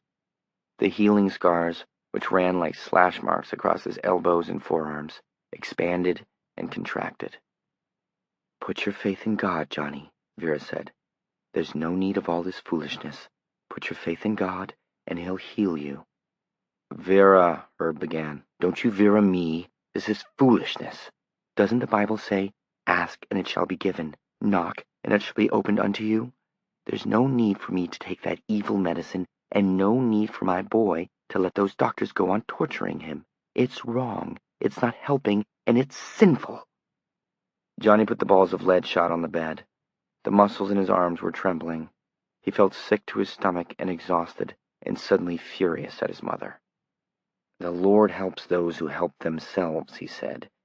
"You don't want the Christian God at all, Mom. You want a magic genie that's going to come out of a bottle and give you 3 wishes. Johnny! Well, it's true. Those doctors put that idea in your head. All of these crazy ideas." Her lips were trembling, her eyes wide but tearless. "God brought you out of that coma to do His will, John. These others, they're just trying to get me back on my feet so I won't have to do God's will from a wheelchair the rest of my life." "Let's not have an argument," Herb said. "Families shouldn't argue. And hurricanes shouldn't blow, but they do every year, and nothing he could say was going to stop this. It had been coming." "If you put your trust in God, Johnny," Vera began, taking no notice of Herb at all. "I don't trust anything anymore." "I'm sorry to hear you say that," she said. Her voice was stiff and distant. "Satan's agents are everywhere. They'll try to turn you from your destiny. Looks like they are getting along with it real well. You have to make some kind of of eternal thing out of it, don't you? I'll tell you what it was. It was a stupid accident. A couple of kids were dragging, and I just happened to get turned into dog meat. You know what I want, Mom? I want to get out of here. That's all I want. And I want you to go on taking your medicine and try to get your feet back on the ground. That's all I want. I'm leaving. She stood up. Her face was pale and drawn. I'll pray for you, Johnny. He looked at her, helpless, frustrated, and unhappy. His anger was gone. He had taken it out on her. Keep taking your medicine, he said. I'll pray that you see the light. She left the room, her face set and as grim as stone. Johnny looked helplessly at his father. John, I wish you hadn't done that, Herb said. I'm tired. It doesn't do a thing for my judgment or my temper. Yeah, Herb said. He seemed about to say more and didn't. Is she still planning to go out to California for that flying saucer symposium or whatever it is? Yes, but she may change her mind. You never know one day to the next, and it's still a month away. You ought to do something. Yeah, what? Put her away? Commit her? Johnny shook his head. I don't know, but maybe it's time he thought about that seriously, instead of just acting like it's out of the question. She's sick. You have to see that. Herb said loudly. She was all right before you... Johnny winced, as if slapped. Look, I'm sorry. John, I didn't mean that. Okay, Dad. No, I really didn't. Herb's face was a picture of misery. Look, I ought to go after her. She's probably leafleting the hallways by now. Okay. Johnny, just try to forget this and concentrate on getting well. She does love you, and so do I. Don't be hard on us. No, it's all right, Dad. Herb kissed Johnny's cheek. I have to go after her. All right. Herb left. When they were gone, Johnny got up and tottered the 3 steps between his chair and the bed. Not much, but something. A start. He wished more than his father knew that he hadn't blown up at his mother like that. He wished it because an odd sort of certainty was growing in him that his mother was not going to live much longer. 2. Vera stopped taking her medication. Herb talked to her, then cajoled, finally demanded. It did no good. She showed him the letters of her correspondence in Jesus, most of them scrawled and full of misspellings, all of them supporting her stand and promising to pray for her. One of them was from a lady in Rhode Island who had also been at the farm in Vermont, waiting for the end of the world, along with her pet Pomeranian, Otis. God is the best medicine, this lady wrote. Ask God and you will be healed. Not doctors who usurp the power of God. It is doctors who have caused all the cancer in this evil world with their devil's meddling. Anyone who has had surgery, for instance, even minor, like tonsils out, sooner or later they will end up with cancer. This is a proven fact. So ask God, pray God, merge your will with His will, and you will be healed. Herb talked to Johnny on the phone, and the next day Johnny called his mother and apologized for being so short with her. He asked her to please start taking the medicine again, for him. Vera accepted his apology, but refused to go back to the medication. If God needed her treading the earth, then he would see she continued to tread it. If God wanted to call her home, he would do that, even if she took a barrel of pills a day. It was a seamless argument, and Johnny's only possible rebuttal was the one that Catholics and Protestants alike have rejected for 1,800 years, that God works his will through the mind of man as well as through the spirit of man. Mama, he said, haven't you thought that God's will was for some doctor to invent that drug so you could live longer? Can't you even consider that idea? Long distance was no medium for theological argument. She hung up.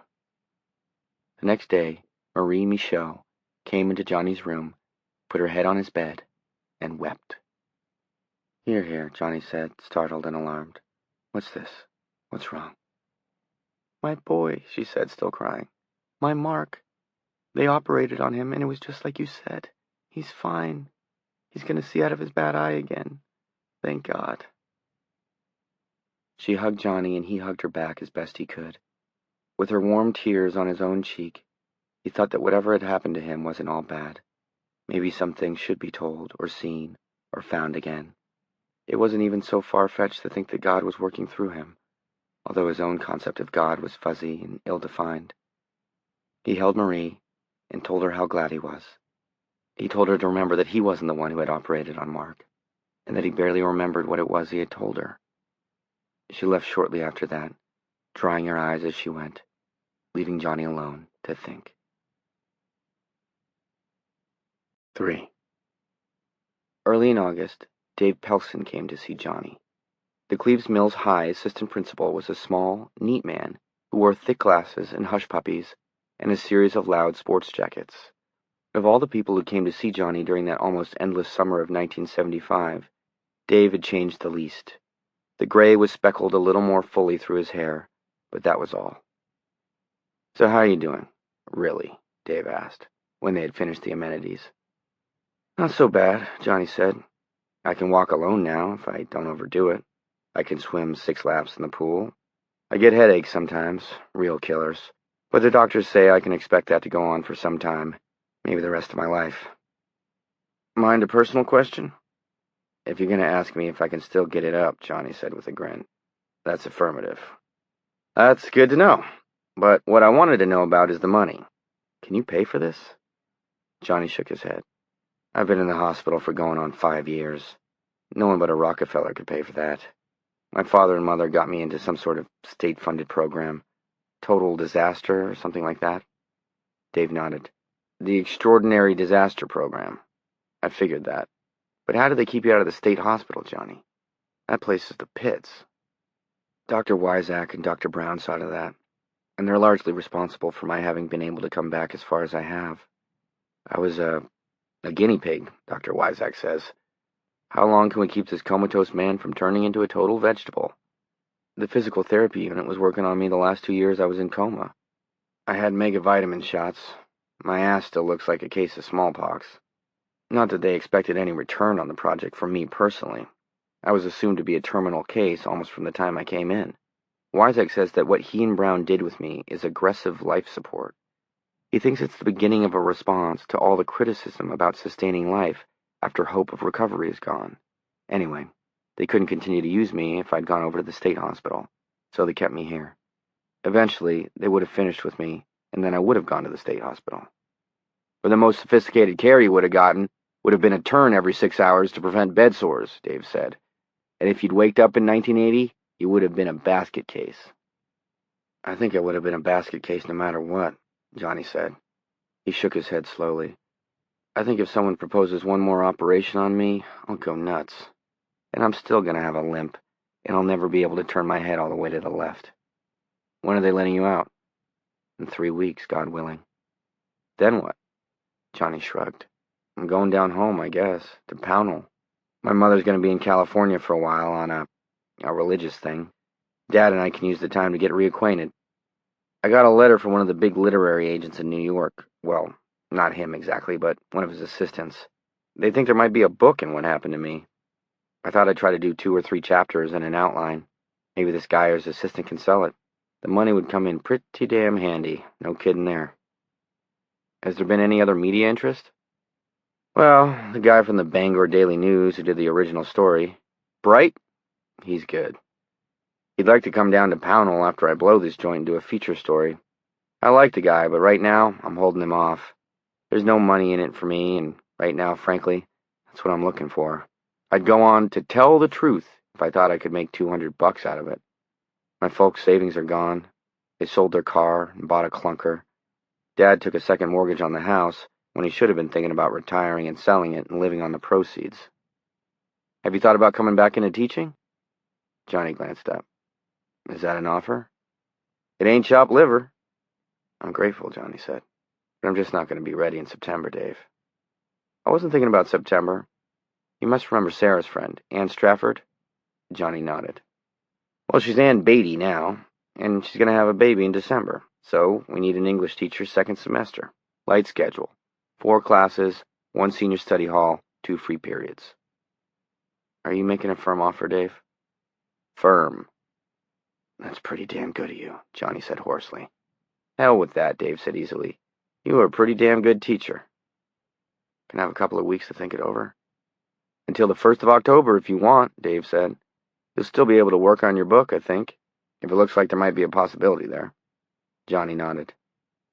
And you might not want to stay down there in Pownell too long, Dave said. You might find it uncomfortable. Words rose to Johnny's lips, and he had to choke them off. Not for long, Dave. You see, my mother is in the process of blowing her brains out right now. She's just not using a gun. She's going to have a stroke. She'll be dead before Christmas unless my father and I can persuade her to start taking her medicine again. And I don't think we can. And I'm part of it. How much of a part of it, I don't know. I don't think I want to know. Instead, he replied, News travels, huh? Dave shrugged. I understand through Sarah that your mother has had problems adjusting. She'll come around, Johnny. In the meantime, think about it. I will. In fact, I'll give you a tentative yes right now. It would be good to teach again, to get back to normal. You're my man, Dave said. After he left, Johnny lay down on his bed and looked out the window. He was very tired. Get back to normal. Somehow, he didn't think that was ever really going to happen. He felt one of his headaches coming on. 4. The fact that Johnny Smith had come out of his coma with something extra finally did get into the paper, and it made page 1 under David Bright's byline. It happened less than a week before Johnny left the hospital. He was in physical therapy, lying on his back on a floor pad. Resting on his belly was a 12-pound medicine ball. His physical therapist, Eileen McGowan, was standing above him and counting off sit-ups. He was supposed to do 10 of them, and he was currently struggling over number 8. Sweat was streaming down his face, and the healing scars on his neck stood out bright red.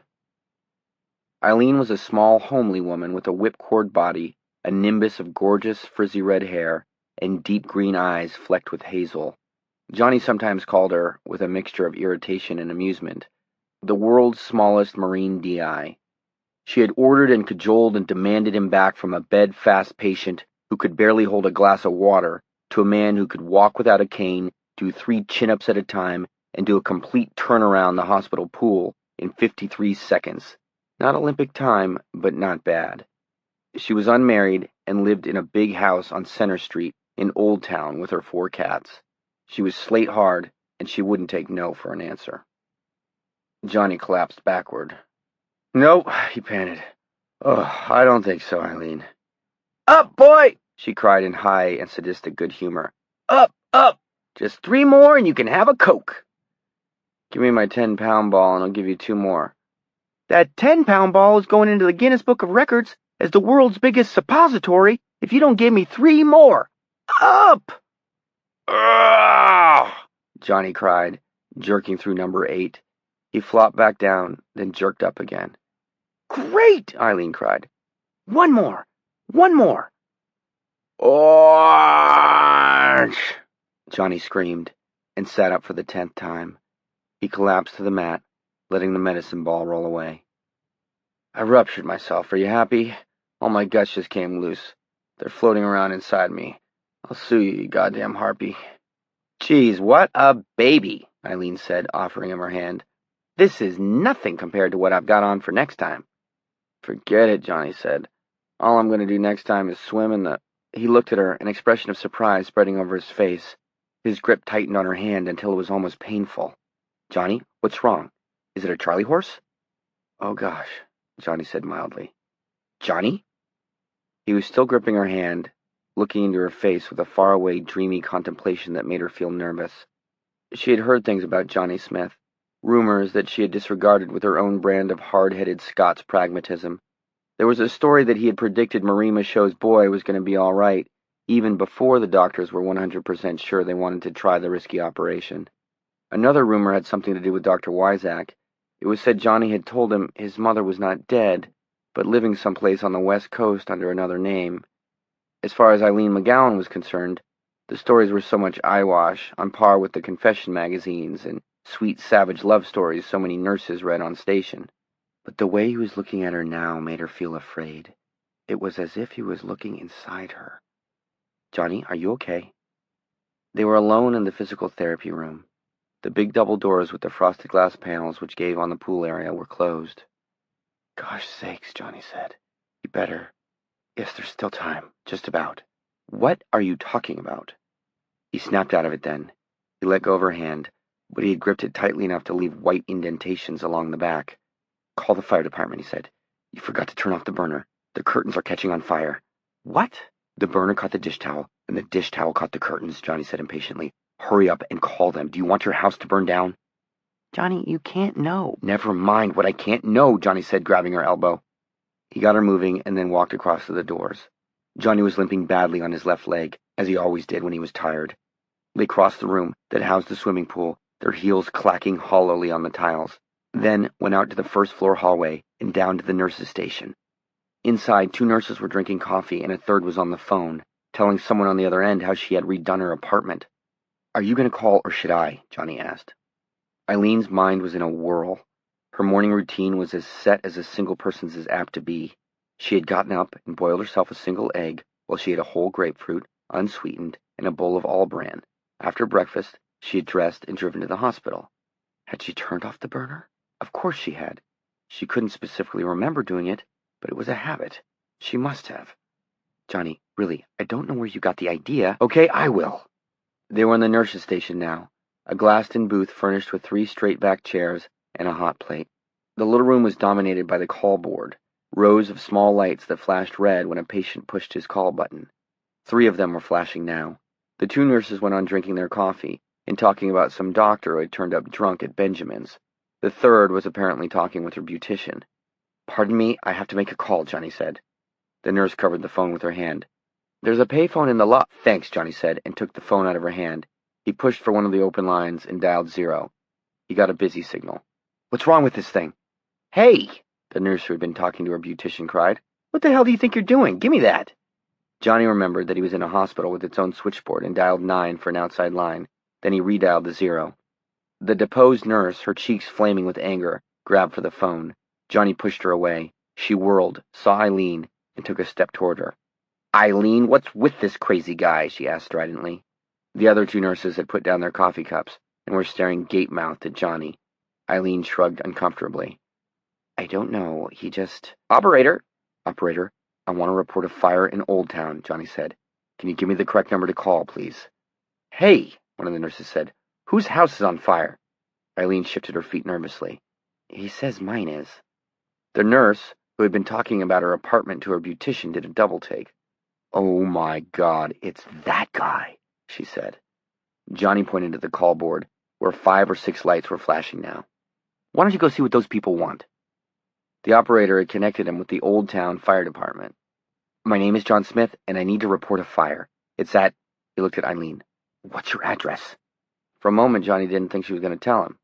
Her mouth worked, but nothing came out. The 2 coffee drinkers had now forsaken their cups and withdrawn to the station's far corner. They were whispering together like little girls in a grammar school John. Their eyes were wide. "Sir?" the voice on the other end asked. "Come on," Johnny said. "Do you want your cats to fry?" 624 Center Street, Eileen said reluctantly. "Johnny, you've wigged out." Johnny repeated the address into the phone. "It's in the kitchen." "Your name, sir?" "John Smith. I'm calling from the Eastern Maine Medical Center in Bangor." "May I ask how you came by your information?" "We'd be on the phone for the rest of the day. My information is correct. Now go put it out." He banged the phone down, and he said Sam Wyzak's mother was still. She broke off and looked at Johnny. For a moment he felt all of them looking at him, their eyes lying on his skin like tiny, hot weights, and he knew what would come of this, and it made his stomach turn. "Eileen," he said. "What? Do you have a friend next door?" "Yes, Bert and Janice are next door." "Either of them home?" "I guess Janice probably would be, sure." "Why don't you give her a call?" Eileen nodded, suddenly understanding what he was getting at. She took the phone from his hand and dialed an 827 exchange number. The nurses stood by watching avidly, as if they had stepped into a really exciting TV program by accident. "Hello, Jan? It's Eileen. Are you in your kitchen? Would you take a look out your window and tell me if everything looks, well, all right over at my place? Well, a friend of mine says I'll tell you after you go look, okay? Eileen was blushing. Yes, I'll wait. She looked at Johnny and repeated, You've freaked out, Johnny. There was a pause that seemed to go on and on. Then Eileen began listening again. She listened for a long time, and then said in a strange, subdued voice, totally unlike her usual one, No, that's all right, Jan. They've been called. No, I can't explain right now, but I'll tell you later. She looked at Johnny. Yes, it is funny how I could have known, but I can explain. At least I think I can. Goodbye. She hung up the telephone. They all looked at her, the nurses with avid curiosity, Johnny with only dull certainty. Jan says there's smoke pouring out of my kitchen window, Eileen said, and all three nurses sighed in unison. Their eyes, wide and somehow accusing, turned to Johnny again. Jury's eyes, he thought dismally. I ought to go home, Eileen said. The aggressive, cajoling, positive physical therapist was gone, replaced by a small woman who was worried about her cats and her house and her things. I don't know how to thank you, Johnny. I'm sorry I didn't believe you, but... She began to weep. One of the nurses moved toward her, but Johnny was there first. He put an arm around her and led her out into the hall. You really can, Eileen whispered. What they said. You go on, Johnny said. I'm sure it's going to be fine. There's going to be some minor smoke and water damage, and that's all. The movie poster from Butch Cassidy and the Sundance Kid. I think you're going to lose that, but that's all. Yes, okay. Thank you, Johnny. God bless you. She kissed him on the cheek, and then began to trot down the hall. She looked back once, and the expression on her face was very much like superstitious dread. The nurses were lined up against the glass of the nurses' station, staring at him. Suddenly, they reminded him of crows on a telephone line, crows staring down at something bright and shiny, something to be pecked at and pulled apart. Go on and answer your calls, he said crossly, and they flinched back at the sound of his voice. He began to limp up the hall toward the elevator, leaving them to start the gossip on its way. He was tired. His legs hurt. His hip joints felt as if they had broken glass in them. He wanted to go to bed. Chapter 11. 1. What are you going to do? Sam Wyzak asked. Christ, I don't know, Johnny said. How many did you say are down there? About 8. One of them is the Northern New England AP stringer, and there are people from 2 of the TV stations with cameras and lights. The hospital director is quite angry with you, Johnny. He feels you have been naughty. Because the lady's house was going to burn down, Johnny asked. All I can say is it must have been one friggin' slow news day. As a matter of fact, it wasn't. Ford vetoed 2 bills, the PLO blew up a restaurant in Tel Aviv, and a police dog sniffed out 400 pounds of marijuana at the airport. Then what are they doing here? Johnny asked. When Sam had come in with the news that reporters were gathering in the lobby, his first sinking thought was what his mother might make of this. She was with his father in Pownell, making ready for a California pilgrimage, which began the following week. Neither Johnny nor his father believed the trip was a good idea, and the news that her son had somehow turned psychic might make her cancel it. But in this case, Johnny was very much afraid that the cure might be the greater of 2 evils.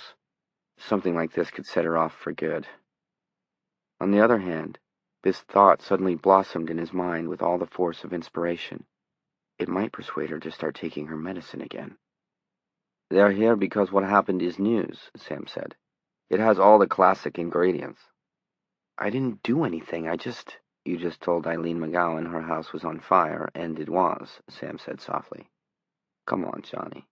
You must have known this was going to happen sooner or later. I'm no publicity hound, Johnny said grimly. No, I didn't mean to suggest you were. An earthquake is no publicity hound, but the reporters cover it. People want to know. What if I just refuse to talk to them? That is not much of an option, Sam replied. They'll go away and publish crazy rumors. Then when you leave the hospital, they will fall on you. They will shove microphones in your face as if you are a senator or a crime boss, no? Johnny thought about it. Is Bright down there? Yes. Suppose I ask him to come up. He can get the story and give it to the rest of them.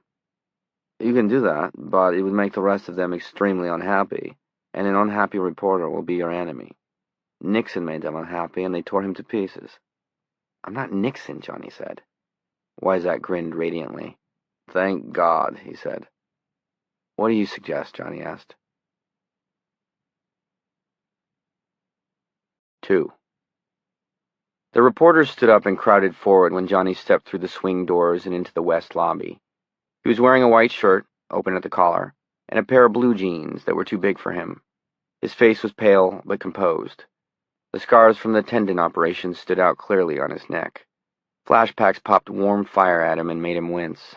Questions were babbled. Here, Sam Wyzak shouted. This is a convalescent patient. He wants to make a brief statement, and he will answer some of your questions, but only if you behave in an orderly fashion. Now fall back and let him breathe. 2 sets of TV light bars flashed on, bathing the lobby in an unearthly glare. Doctors and nurses gathered by the lounge doorway to watch. Johnny winced away from the lights, wondering if this was what they meant by the limelight. He felt as if all of it might be a dream. Who are you? One of the reporters yelled at Wyzak. I am Samuel Wyzak, this young man's doctor, and that name is spelled with 2 X's. There was general laughter, and the mood eased a little. Johnny, you feel all right? Wyzak asked. It was early evening, and his sudden insight that Eileen McGowan's kitchen was catching fire seemed distant and unimportant. The memory of a memory. Sure, he said. What's your statement? One of the reporters called. Well, Johnny said, it's this. My physical therapist is a woman named Eileen McGowan. She's a very nice lady, and she's been helping me get my strength back.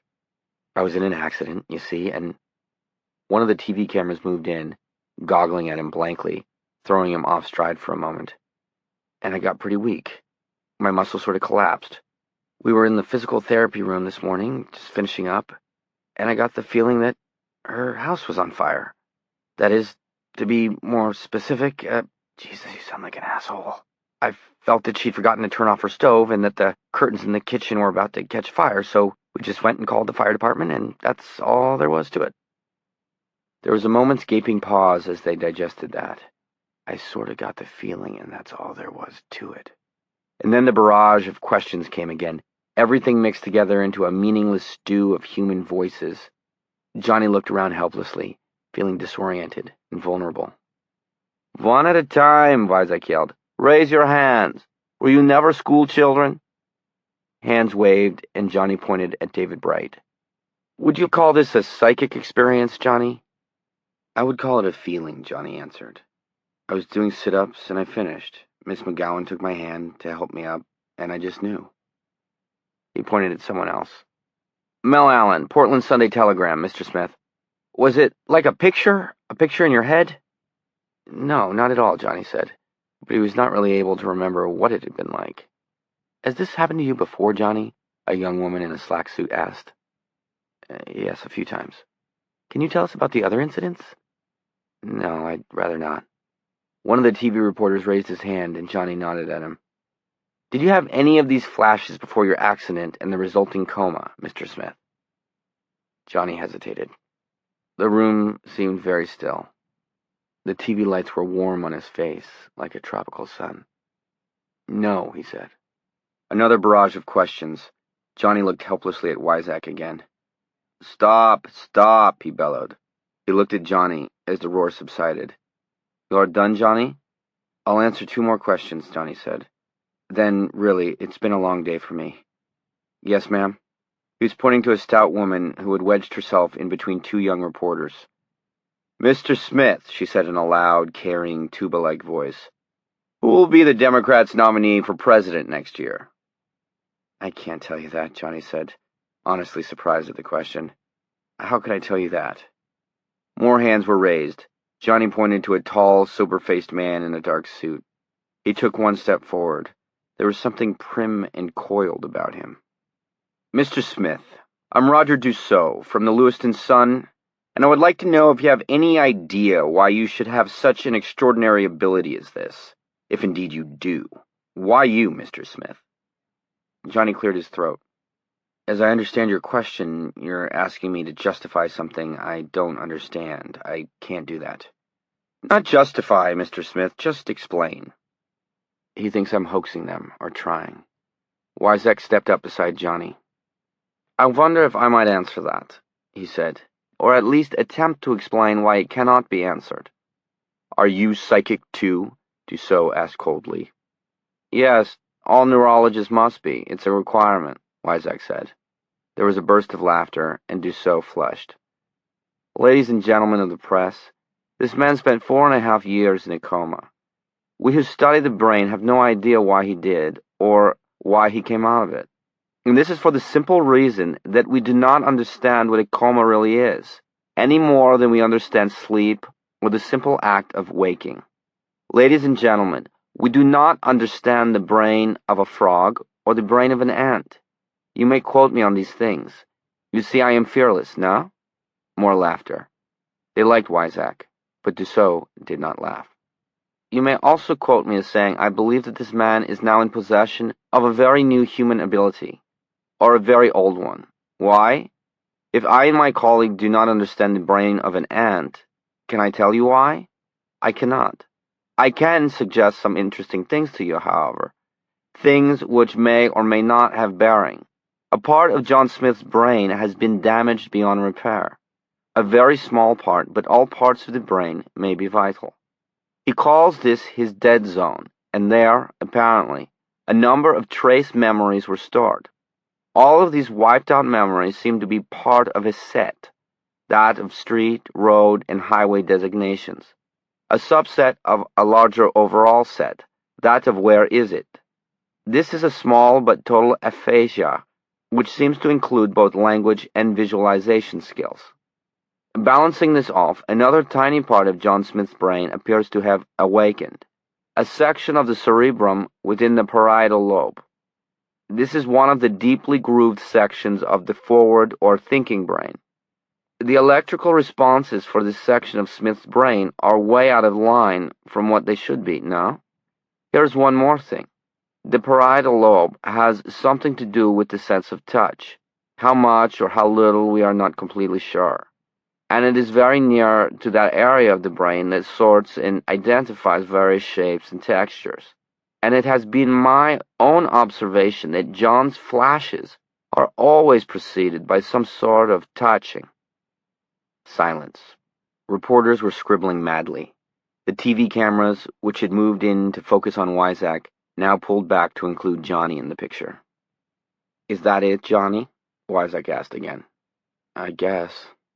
Dussault suddenly shouldered his way through the knot of reporters. For a bemused moment, Johnny thought he was going to join them in front of the doors, possibly for the purpose of rebuttal. Then he saw that Dussault was slipping something from around his neck. Let's have a demonstration, he said. He was holding a medallion on a fine-link gold chain. Let's see what you can do with this. We'll see no such thing, Wyzak said. His bushy salt-and-pepper eyebrows had drawn thunderously together, and he stared down at Dussault like Moses. This man is not a carnival performer, sir. You sure could have fooled me, Dussault said. Either he can or he can't, right? While you were busy suggesting things, I was busy suggesting something to myself. What I was suggesting was that these guys can never perform on demand because they're all as genuine as a pile of $3 bills. Johnny looked at the other reporters. Except for Bright, who looked rather embarrassed, they were watching avidly. Suddenly he felt like a Christian in a pit full of lions. They win either way, he thought. If I can tell them something, they've got a front-page story. If I can't, or if I refuse to try, they've got another kind of story. Well, Dussault asked. The medallion swung back and forth below his fist. Johnny looked at Wyzak, but Wyzak was looking away, disgusted. Give it to me, Johnny said. Dussault handed it over. Johnny put the medallion in his palm.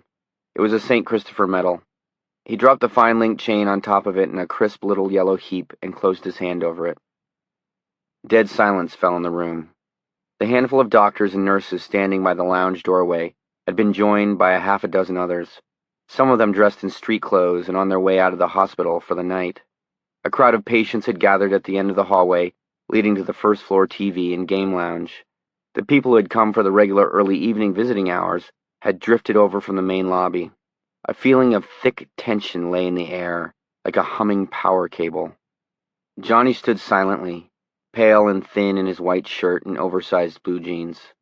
The St. Christopher medal was clamped so tightly in his right hand that the cords in his wrist stood out clearly in the glare of the TV light bars. In front of him, sober, impeccable, and judgmental in his dark suit, Dussault stood in the adversary position. The moment seemed to stretch out interminably. No one coughed or whispered. "Oh," Johnny said softly. Then, "Is that it?" His fingers loosened slowly. He looked at Dussault. "Well?" Dussault asked, but the authority was suddenly gone from his voice. The tired, nervous young man who had answered the reporter's question seemed also to be gone. There was a half-smile on Johnny's lips, but there was nothing warm about it. The blue of his eyes had darkened. They had grown cold and distant. Wyzak saw it and felt a chill of goose-flesh. He later told his wife that it had been the face of a man looking through a high-powered microscope and observing an interesting species of paramecium. "It's your sister's medallion," he said to Dussault. "Her name was Anne, but everyone called her Terry. Your older sister. You loved her. You almost worshipped the ground she walked on." Suddenly, terribly, Johnny Smith's voice began to climb and change. It became the cracked and unsure voice of an adolescent. "It's for when you cross Lisbon Street against the lights, Terry, or when you're parking with one of those guys from EL. Don't forget, Terry. Don't forget." The plump woman who had asked Johnny who the Democrats would nominate next year uttered a frightened little moan. One of the TV cameramen muttered, "Holy Jesus," in a hoarse voice. "Stop it," Dussault whispered. His face had gone a sick shade of gray. His eyes bulged and spittle shone like chrome on his lower lip in this harsh light. His hands moved for the medallion, which was now looped on its fine gold chain over Johnny's fingers. But his hands moved with no power or authority. The medallion swung back and forth, throwing off hypnotic gleams of light. "Remember me, Terry," the adolescent voice begged. "Stay clean, Terry. Please. For God's sake, stay clean." "Stop it! Stop it, you bastard!" Now Johnny spoke in his own voice again. "It was speed, wasn't it? Then meth. She died of a heart attack at 27. But she wore it 10 years, Raj. She remembered you. She never forgot. Never forgot. Never, never, never." The medallion slipped from his fingers and struck the floor with a small, musical sound. Johnny stared away into emptiness for a moment, his face calm and cool and distant. Dussault grubbed at his feet for the medallion, sobbing hoarsely in the stunned silence. A flashback popped, and Johnny's face cleared and became his own again. Horror touched it, and then pity. He knelt clumsily beside Dussault. "I'm sorry," he said. "I'm sorry. I didn't mean—" "You cheap-jack bastard hoaxer!" Dussault screamed at him. "It's a lie! All a lie! All a lie!" He struck Johnny a clumsy, open-handed blow on the neck, and Johnny fell over, striking his head on the floor hard. He saw stars. Uproar. He was dimly aware that Dussault was pushing his way blindly through the crowd and toward the doors. People milled around Dussault, around Johnny. He saw Dussault through a forest of legs and shoes. Then Wyzak was beside him, helping him to sit up. "John, are you all right? Did he hurt you?" "Not as bad as I hurt him. I'm okay." He struggled to his feet. Hands, maybe Wyzak's, maybe someone else's, helped him. He felt dizzy and sick, almost revolted. This had been a mistake. A terrible mistake. Someone screamed piercingly. The stout woman who had asked about the Democrats. Johnny saw Dussault pitch forward to his knees, grope at the sleeve of the stout woman's print blouse, and then slide tiredly forward onto the tile near the doorway he'd been trying to reach.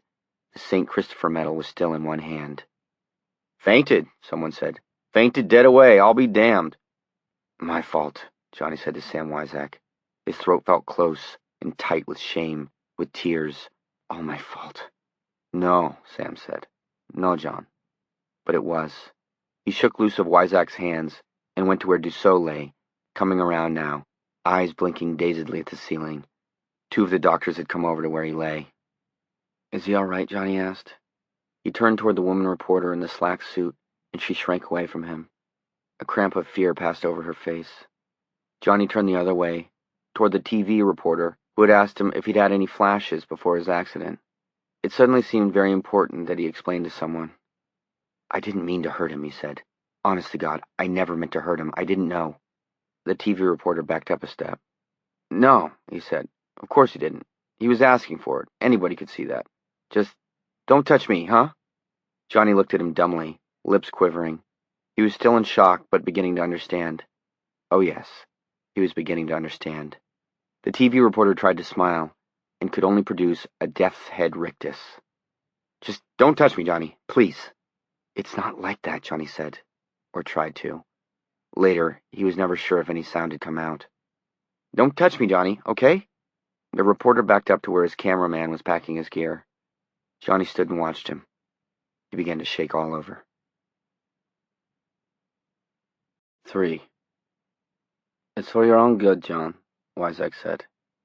The nurse stood behind him, a white ghost, a sorcerer's apprentice with her hands hovering above the small, wheeled medication table, a junkie's paradise of sweet dreams. "No," Johnny said. He was still shaking, and now there was cold sweat as well. "No more shots. I've had it up to here with shots." "A pill, then?" "No more pills either. To help you sleep." "Will he be able to sleep? That man Dussault?" "He asked for it," the nurse murmured, and then flinched as Wyzak turned toward her. But Wyzak smiled crookedly. "She is right now," he said. "The man asked for it. He thought you were selling empty bottles, John. A good night's sleep, and you'll be able to put this in perspective." "I'll sleep on my own." "Johnny, please." It was 11:15. The TV across the room had just gone off. Johnny and Sam watched the filmed story together. It had been second-lined right after the bills Ford had vetoed. My own story made much better theater, Johnny thought with morbid amusement. Film footage of a bald-headed Republican mouthing platitudes about the national budget just didn't compare with the film clip that WABI cameraman had gotten here earlier this evening. The clip had ended with Dussault plunging across the floor with his sister's medal clutched in his hand, and then crashing down in a faint, clutching at the woman reporter the way a drowning man might clutch at a straw. When the TV anchorman went on to the police dog and the 400 pounds of pot, Wyzak had left briefly and come back with the news that the hospital switchboard had jammed up with calls for him even before the report was over. The nurse with the medication had shown up a few minutes later, leading Johnny to believe that Sam had gone down to the nurse's station to do more than check on incoming calls. At that instant, the telephone rang. Wyzak swore softly under his breath. "I told them to hold them all. Don't answer it, John. But Johnny already had it. He listened for a moment, then nodded. "Yes, that was right." He put a hand over the receiver. "It's my dad," he said. He uncovered the receiver. "Hi, Dad. I guess you..." He listened. The small smile on his lips faded and was replaced by an expression of dawning horror. His lips moved silently. "John, what is it?" Wyzak asked sharply. "All right, Daddy," Johnny said, almost in a whisper. "Yes, Cumberland General. I know where it is. Just above Jerusalem's lot. Okay. All right." "Daddy," his voice broke. His eyes were tearless but glistening. "I know, Daddy. I love you too. I'm sorry." Listened. "Yes. Yes, it was," Johnny said. "I'll see you, Daddy. Yes. Goodbye." He hung up the phone, put the heels of his hands to his eyes, and pressed. "Johnny?" Sam leaned forward, took one of his hands away, and held it gently. "Is it your mother?" "Yeah, it's my mother." "Heart attack?" "Stroke," Johnny said. And Sam Wyzak made a small, pained hissing between his teeth. They were watching the TV news. Neither of them had any idea, and I came on, and she had a stroke. Christ. She's in the hospital. Now if something happens to my dad, we got a triple play. He uttered a high scream of laughter. His eyes rolled wildly from Sam to the nurse and back to Sam again. "It's a good talent," he said. "Everybody should have it." The laugh came again, so like a scream. "How bad is she?" Sam asked. "He doesn't know." Johnny swung his legs out of bed. He had changed back to a hospital gown and his feet were bare. "What do you think you are doing?" Sam asked sharply. "What does it look like?" Johnny got up, and for a moment it seemed that Sam would push him back onto the bed, but he only watched Johnny limp over to the closet. "Don't be ridiculous. You're not ready for this, John." Unmindful of the nurse, they'd seen his bare tail enough times, God knew, Johnny let the gown drop around his feet. The thick, twisting scars stood out on the backs of his knees and dimpled into the scant swell of his calves. He began to rummage in the closet for clothes and came up with the white shirt and jeans he had worn to the news conference. "John, I absolutely forbid this. As your doctor and your friend, I tell you it is madness." "Forbid all you want. I'm going," Johnny said. He began to dress. His face wore that expression of distant preoccupation that Sam associated with his trances. The nurse gawped. "Nurse, you might as well go back to your station," Sam said. She backed to the door and stood there for a moment, and then left, reluctantly. "Johnny," Sam said. He got up, went to him, and put a hand on his shoulder.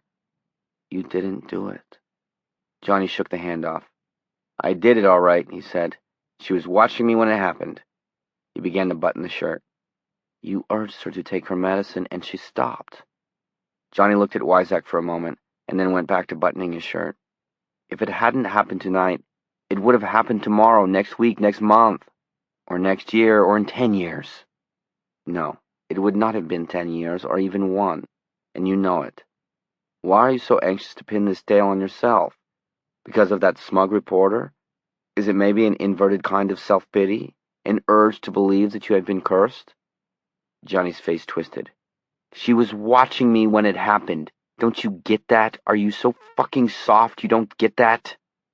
"She was planning a strenuous trip all the way to California and back. You told me that yourself. A symposium of some kind? A highly emotional sort of thing, from what you have said? Yes? Yes, it would almost certainly have happened then. A stroke is not lightning from a blue sky, Johnny." Johnny buttoned the jeans and then sat down as if the act of dressing had tired him out too much to do more. His feet were still bare. "Yeah," he said. "Yeah, you may be right." "Sense! He sees sense, thank the Lord!" "But I still have to go, Sam." Wyzak threw his hands up. "And do what? She's in the hands of her doctor and her God. That is the situation. Better than anyone else, you must understand." "My dad will need me," Johnny said softly. "I understand that, too." "How will you go? It's nearly midnight." "By bus. I'll grab a cab over to Peter's Candlelighter. The Greyhounds still stop there, don't they?" "You don't have to do that," Sam said.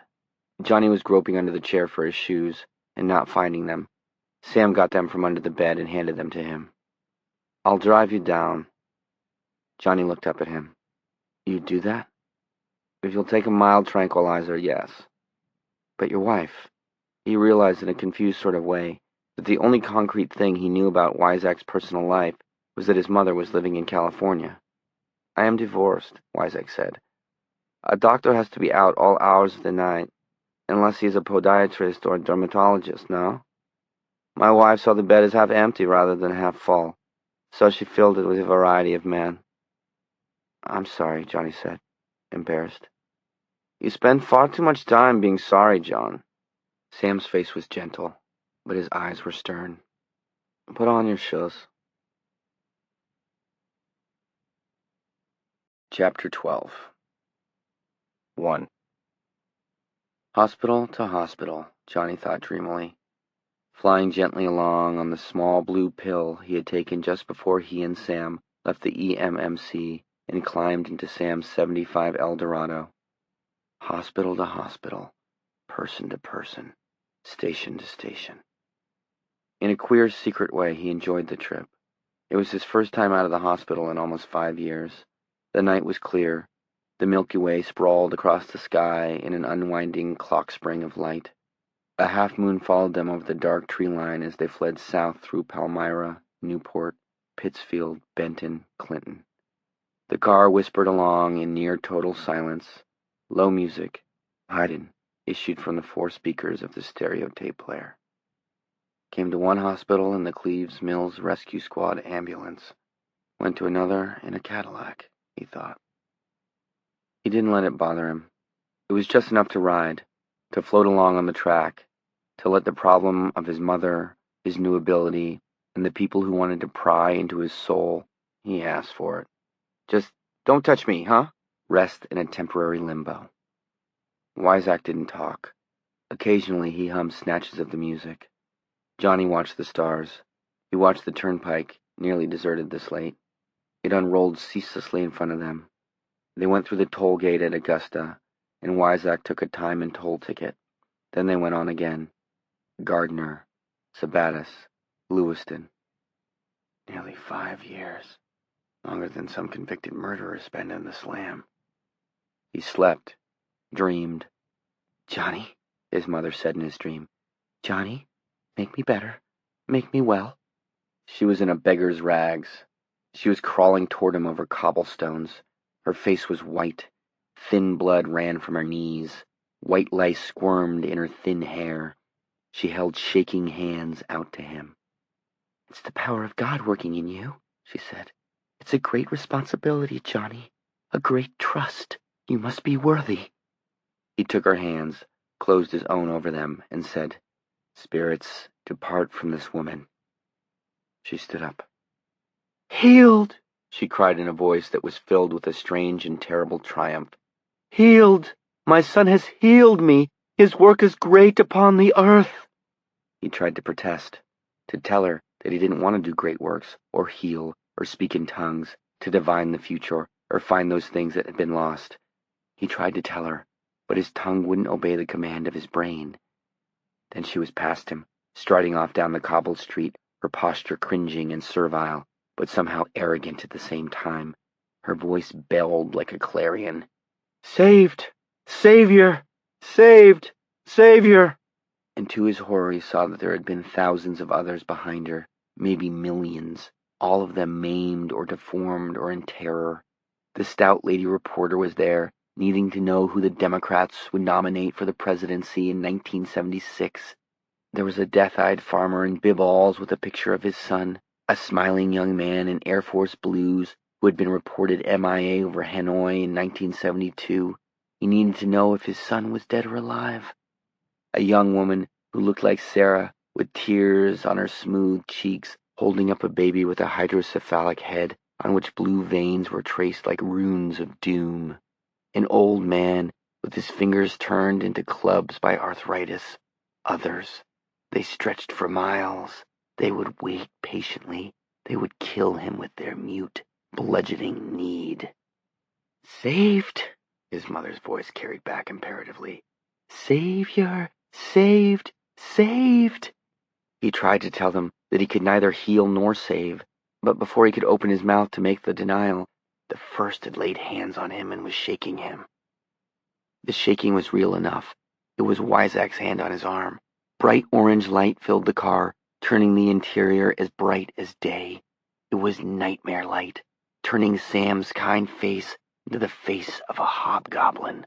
For a moment, he thought the nightmare was still going on, and then he saw the light was coming from parking lot lamps.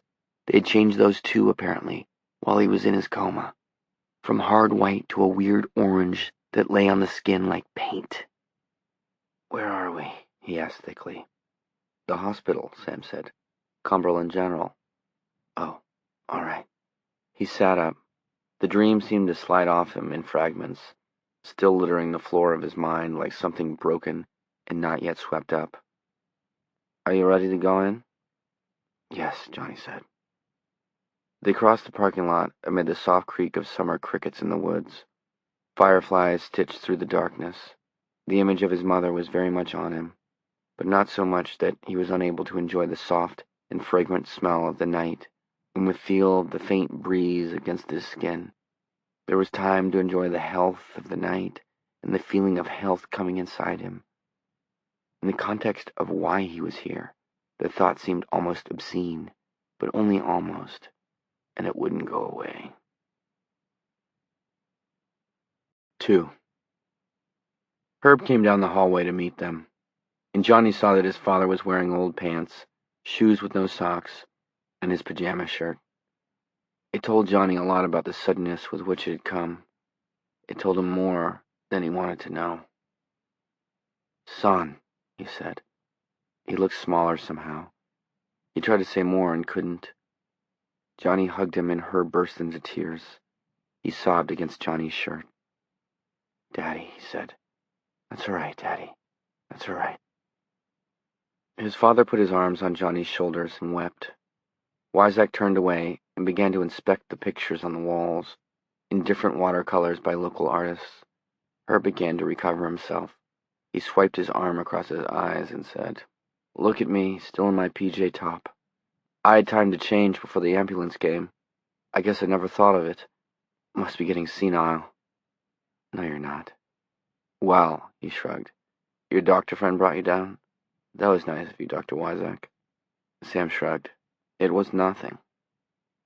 Johnny and his father walked toward the small waiting room and sat down. "Daddy, is she?" "She's sinking," Herb said. He seemed calmer now.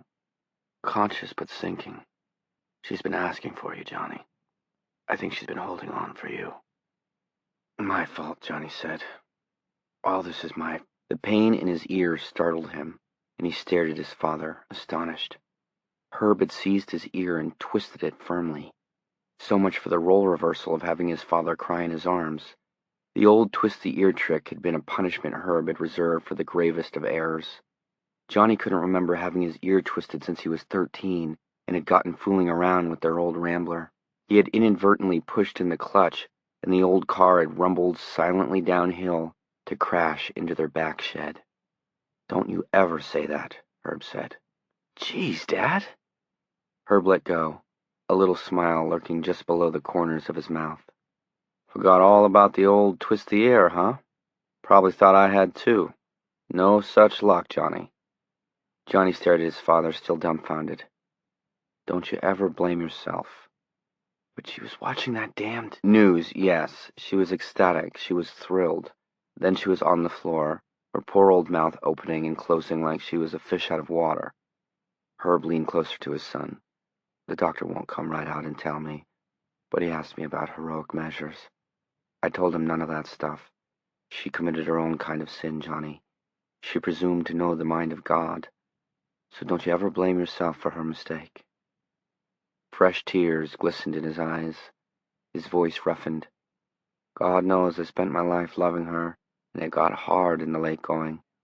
Maybe this is just the best thing." "Can I see her?" "Yes, she's at the end of the hall, room 35. They're expecting you, and so is she. Just one thing, Johnny. Agree with anything and everything she might say. Don't let her die thinking it was all for nothing." "No," he paused. "Are you coming with me?" "Not now. Maybe later." Johnny nodded and walked up the hall. The lights were turned down low for the nighttime. The brief moment in the soft, kind summer night seemed far away now, but his nightmare in the car seemed very close. Room 35, Vera Helen Smith, the little card on the door read. Had he known her middle name was Helen? It seemed he must have, although he couldn't remember. But he could remember other things. Her bringing him an ice cream bar wrapped in her handkerchief one bright summer day at Old Orchard Beach, smiling and gay. He and his mother and father playing rummy for matches. Later, after the religion business began to deepen its hold on her, she wouldn't have cards in the house, not even to play cribbage with. He remembered the day the bee had stung him, and he ran to her, bawling his head off, and she had kissed the swelling and pulled out the stinger with tweezers, and then had wrapped the wound in a strip of cloth that had been dipped in baking soda. He pushed the door open and went in. She was a vague hump in the bed, and Johnny thought, that's what I looked like. A nurse was taking her pulse. She turned when the door opened, and the dim hall lights flashed on her spectacles. Are you Mrs. Smith's son? Yes. Johnny. Her voice rose from the hump in the bed, dry and hollow, rattling with death as a few pebbles will rattle in an empty gourd. The voice, God help him, made his skin crawl. He moved closer. Her face was twisted into a snarling mask on the left-hand side. The hand on the counterpane was a claw. Stroke, he thought. What the old people call a shock. Yes, that's better. That's what she looks like. Like she's had a bad shock. Is that you, John? It's me, Ma. Johnny, is that you? Yes, Ma. He came closer yet and forced himself to take the bony claw. I want my Johnny, she said querulously. The nurse shot him a pitying look, and he found himself wanting to smash his fist through it. Would you leave us alone? He asked. I really shouldn't. Well, come on, she's my mother, and I want some time alone with her, Johnny said. What about it? Well, bring me my juice, Dad, his mother cried hoarsely. Feel like I could drink a quart. Would you get out of here? He cried at the nurse. He was filled with a terrible sorrow, of which he could not even find the focus. It seemed like a whirlpool going down into darkness. The nurse left. Ma, he said, sitting beside her. That weird feeling of doubled time, of reversal, would not leave him. How many times had she sat over his bed like this, perhaps holding his dry hand and talking to him? He recalled the timeless period when the room had seemed so close to him, seen through a gauzy placental membrane, his mother's face bending over him, thundering senseless sounds slowly into his upturned face. Ma, he said again, and kissed the hook that had replaced her hand. Give me those nails. I can do that, she said. Her left eye seemed frozen in its orbit. The other rolled wildly. It was the eye of a gut-shot horse. I want Johnny. Ma, I'm here. Johnny, Johnny, Johnny! Ma, he said, afraid the nurse would come back. You... She broke off, and her head turned toward him a little. Bend over here where I can see, she whispered. He did as she asked. You came, she said. Thank you. Thank you. Tears began to ooze from the good eye. The bad one, the one on the side of her face that had been frozen by the shock, stared indifferently upward. Sure I came. I saw you, she whispered. What a power God has given you, Johnny. Didn't I tell you? Didn't I say it was so? Yes, you did. He has a job for you, she said. Don't run from him, Johnny. Don't hide away in a cave like Elijah, or make him send a big fish to swallow you up. Don't do that, John. No, I won't. He held her claw hand. His head throbbed. Not the potter, but the potter's clay, John. Remember. All right. Remember that, she said stridently, and he thought, she's going back into nonsense land. But she didn't. At least she went no further into nonsense land than she had been since he came out of his coma. Heed the still, small voice when it comes, she said. Yes, Ma, I will. Her head turned a tiny bit on the pillow, and was she smiling? You think I'm crazy, I guess. She twisted her head a little more, so she could look directly at him. But that doesn't matter. You'll know the voice when it comes. It'll tell you what to do. It told Jeremiah, and Daniel, and Amos, and Abraham. It'll come to you. It'll tell you. And when it does, Johnny, do your duty. Okay, Mom. What a power, she murmured. Her voice was growing furry and indistinct. What a power God has given you. I knew. I always knew. Her voice trailed off. The good eye closed. The other stared blankly forward. Johnny sat with her another 5 minutes, then got up to leave. His hand was on the doorknob, and he was easing the door open when her dry, rattling voice came again, chilling him with its implacable, positive command. Do your duty, John? Yes, Ma. It was the last time he ever spoke to her. She died at 8 on the morning of August 20th. Somewhere north of them, Walt and Sarah Hazlitt were having a discussion about Johnny that was almost an argument, and somewhere south of them, Greg Stilson was cutting himself some prime asshole. Chapter 13. 1. You don't understand, Greg Stilson said in a voice of utter, reasonable patience to the kid sitting in the lounge at the back of the Ridgeway police station. The kid, shirtless, was tilted back in a padded folding chair and drinking a bottle of Pepsi. He was smiling indulgently at Greg Stilson, not understanding that twice was all Greg Stilson ever repeated himself, understanding that there was one prime asshole in the room but not yet understanding who it was. That realization would have to be brought home to him, forcibly if necessary. Outside, the late August morning was bright and warm. Birds sang in the trees, and Greg felt his destiny was closer than ever. That was why he would be careful with this prime asshole. This was no long-haired bike freak with a bad case of bow legs and BO. This kid was a college boy.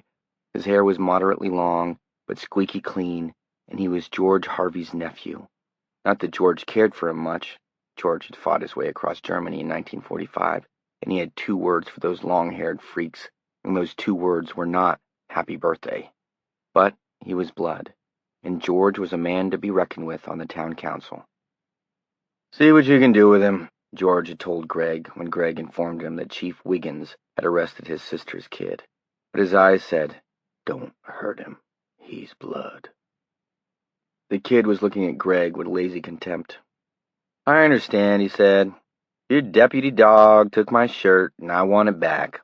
And you better understand something. If I don't get it back, I'm going to have the American Civil Liberties Union down on your red neck." Greg got up, went to the steel-gray file cabinet opposite the soda machine, pulled out his key ring, selected a key, and opened the cabinet. From atop a pile of accident and traffic forms, he took a red T-shirt. He spread it open so the legend on it was clear. "Baby, let's fuck." "You were wearing this," Greg said in that same mild voice, "on the street." The kid rocked on the back legs of his chair and swigged some more Pepsi. The little indulgent smile playing around his mouth, almost a sneer, did not change. "That's right," he said, "and I want it back. It's my property." Greg's head began to ache. This smartass didn't realize how easy it would be. The room was soundproofed, and there had been times when that soundproofing had muffled screams. No, he didn't realize. He didn't understand. But keep your hand on it. Don't go overboard. Don't upset the apple cart. Easy to think, usually easy to do, but sometimes his temper got out of hand. Greg reached into his pocket and pulled out his Bic lighter. "So you just go tell your Gestapo chief and my fascist uncle that the First Amendment—" He paused, eyes widening a little. "What are you— Hey! Hey!" Taking no notice, and at least outwardly calm, Greg struck a light. The Bic's gas flame vroomed upward, and Greg lit the kid's T-shirt on fire. It burned quite well, actually. The front legs of the kid's chair came down with a bang, and he leaped toward Greg with his bottle of Pepsi still in his hand. The self-satisfied little smirk was gone, replaced with a look of wide-eyed shock and surprise, and the anger of a spoiled brat who has had everything his own way for too long. No one ever called him runt, Greg Stilson thought, and his headache worsened. Oh, he was going to have to be careful. "Give me that!" the kid shouted. Greg was holding the shirt out, pinched together in 2 fingers at the neck, ready to drop it when it got too hot. "Give me that, you asshole! That's mine! That's—" Greg planted his hand in the middle of the kid's bare chest and shoved him as hard as he could, which was hard indeed. The kid went flying across the room, the anger dissolving into total shock, and at last, what Greg needed to see, fear. He dropped the shirt on the tile floor, picked up the kid's Pepsi, and poured what was left in the bottle onto the smoldering T-shirt. It hissed balefully. The kid was getting up slowly, his back pressed against the wall. Greg caught his eyes with his own. The kid's eyes were brown and very, very wide. "We're going to reach an understanding," Greg said, and the words seemed distant to him, behind the sick thud in his head. "We're going to have a little seminar right here in this back room about just who's the asshole. You got my meaning? We're going to reach some conclusions. Isn't that what you college boys like to do, reach conclusions?" The kid drew breath in hitches. He wet his lips, seemed about to speak, and then yelled, "Help!" "Yeah, you need help, all right," Greg said. "I'm going to give you some, too." "You're crazy," George Harvey's nephew said, and then yelled again louder, "Help!" "I may be," Greg said, "sure. But what we got to find out, Sonny, is who the prime asshole is. See what I mean?" He looked down at the Pepsi bottle in his hand. and suddenly he swung it savagely against the corner of the steel cabinet. It shattered, and when the kid saw the scatter of glass on the floor and the jagged neck in Greg's hand pointing toward him, he screamed. The crotch of his jeans, faded almost white, suddenly darkened. His face went the color of old parchment, and as Greg walked toward him, gritting glass under the work boots he wore summer and winter, he cringed against the wall. "When I go out on the street, I wear a white shirt," Greg said. He was grinning, showing white teeth. "Sometimes a tie. When you go out on the street, you wear some rag with a filthy saying on it. So who's the asshole, kiddo?" George Harvey's nephew whined something. His bulging eyes never left the spears of glass jutting from the bottleneck in Greg's hand. "I'm standing here high and dry," Greg said, coming a little closer. "And you got piss running down both legs into your shoes, so who's the asshole?" He began to jab the bottleneck lightly toward the kid's bare and sweaty midriff, and George Harvey's nephew began to cry. This was the sort of kid that was tearing the country in two, Greg thought. The thick wine of fury buzzed and coursed in his head. Stinking yellow, low-bellied crybaby assholes like this. But don't hurt him. Don't kick over the apple cart." "I sound like a human being," Greg said. "And you sound like a pig and a grease pit boy, so who's the asshole?" He jabbed with the bottle again. One of the jagged glass points dimpled the kid's skin just below the right nipple and brought a tiny bead of blood. The kid howled. "I'm talking to you," Greg said. "You better answer up, same as you'd answer up one of your professors. Who's the asshole?" The kid sniveled, but made no coherent sound. "You answer up if you want to pass this exam," Greg said. "I'll let your guts loose all over this floor, boy." And in that instant, he meant it. He couldn't look directly at this welling drop of blood. It would send him crazy if he did, George Harvey's nephew or not. "Who's the asshole?" "Me," the kid said, and began to sob like a small child afraid of the boogeyman, the Alamogoosalam that waits behind the closet door in the dead hours of the night. Greg smiled. The headache thumped and flared. "Well, that's pretty good, you know. That's a start. But it's not good enough. I want you to say, 'I'm an asshole.'" "I'm an asshole," the kid said, still sobbing. Snot flowed from his nose and hung there in a runner. He wiped it away with the back of his hand. "Now I want you to say, 'I'm a prime asshole.'" I'm a prime asshole." "Now you just say one more thing, and maybe we can be done here. You say, 'Thank you for burning up that dirty shirt, Mayor Stilson.'" The kid was eager now. The kid saw his way clear. "Thank you for burning up that dirty shirt." In a flash, Greg ran one of the jagged points from left to right across the kid's soft belly, bringing a line of blood. He barely broke the skin, but the kid howled, as if all the devils of hell were behind him. "You forgot to say Mayor Stilson," Greg said, and just like that, it broke. The headache gave one more massive beat right between his eyes and was gone. He looked down stupidly at the bottleneck in his hand and could barely remember how it had gotten there. Stupid damn thing. He had almost thrown everything away over one numbnuts kid. "Mayor Stilson!" the kid was screaming. His terror was perfect and complete. "Mayor Stilson, Mayor Stilson, Mayor Stilson!" "That's good," Greg said. "Son, Mayor Stilson, Mayor Stilson, Mayor—" Greg whacked him hard across the face, and the kid rapped his head on the wall. He fell silent, his eyes wide and blank. Greg stepped very close to him. He reached out. He closed one hand around each of the kid's ears. He pulled the kid's face forward until their noses were touching. Their eyes were less than half an inch apart. "Now your uncle is a power in this town," he said softly, holding the kid's ears like handles. The kid's eyes were huge and brown and swimming. "I'm a power too, coming to be one, but I ain't no George Harvey. He was born here, raised here, everything. And if you was to tell your uncle what went on in here, he might take a notion to finish me in Ridgeway." The kid's lips were twitching in a nearly soundless blubber. Greg shook the boy's head slowly back and forth by the ears, banging their noses together. "He might not. He was pretty damn mad about that shirt. But he might.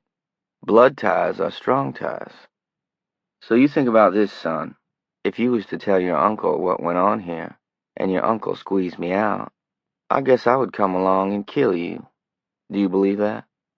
"Yeah," the kid whispered. His cheeks were wet, gleaming.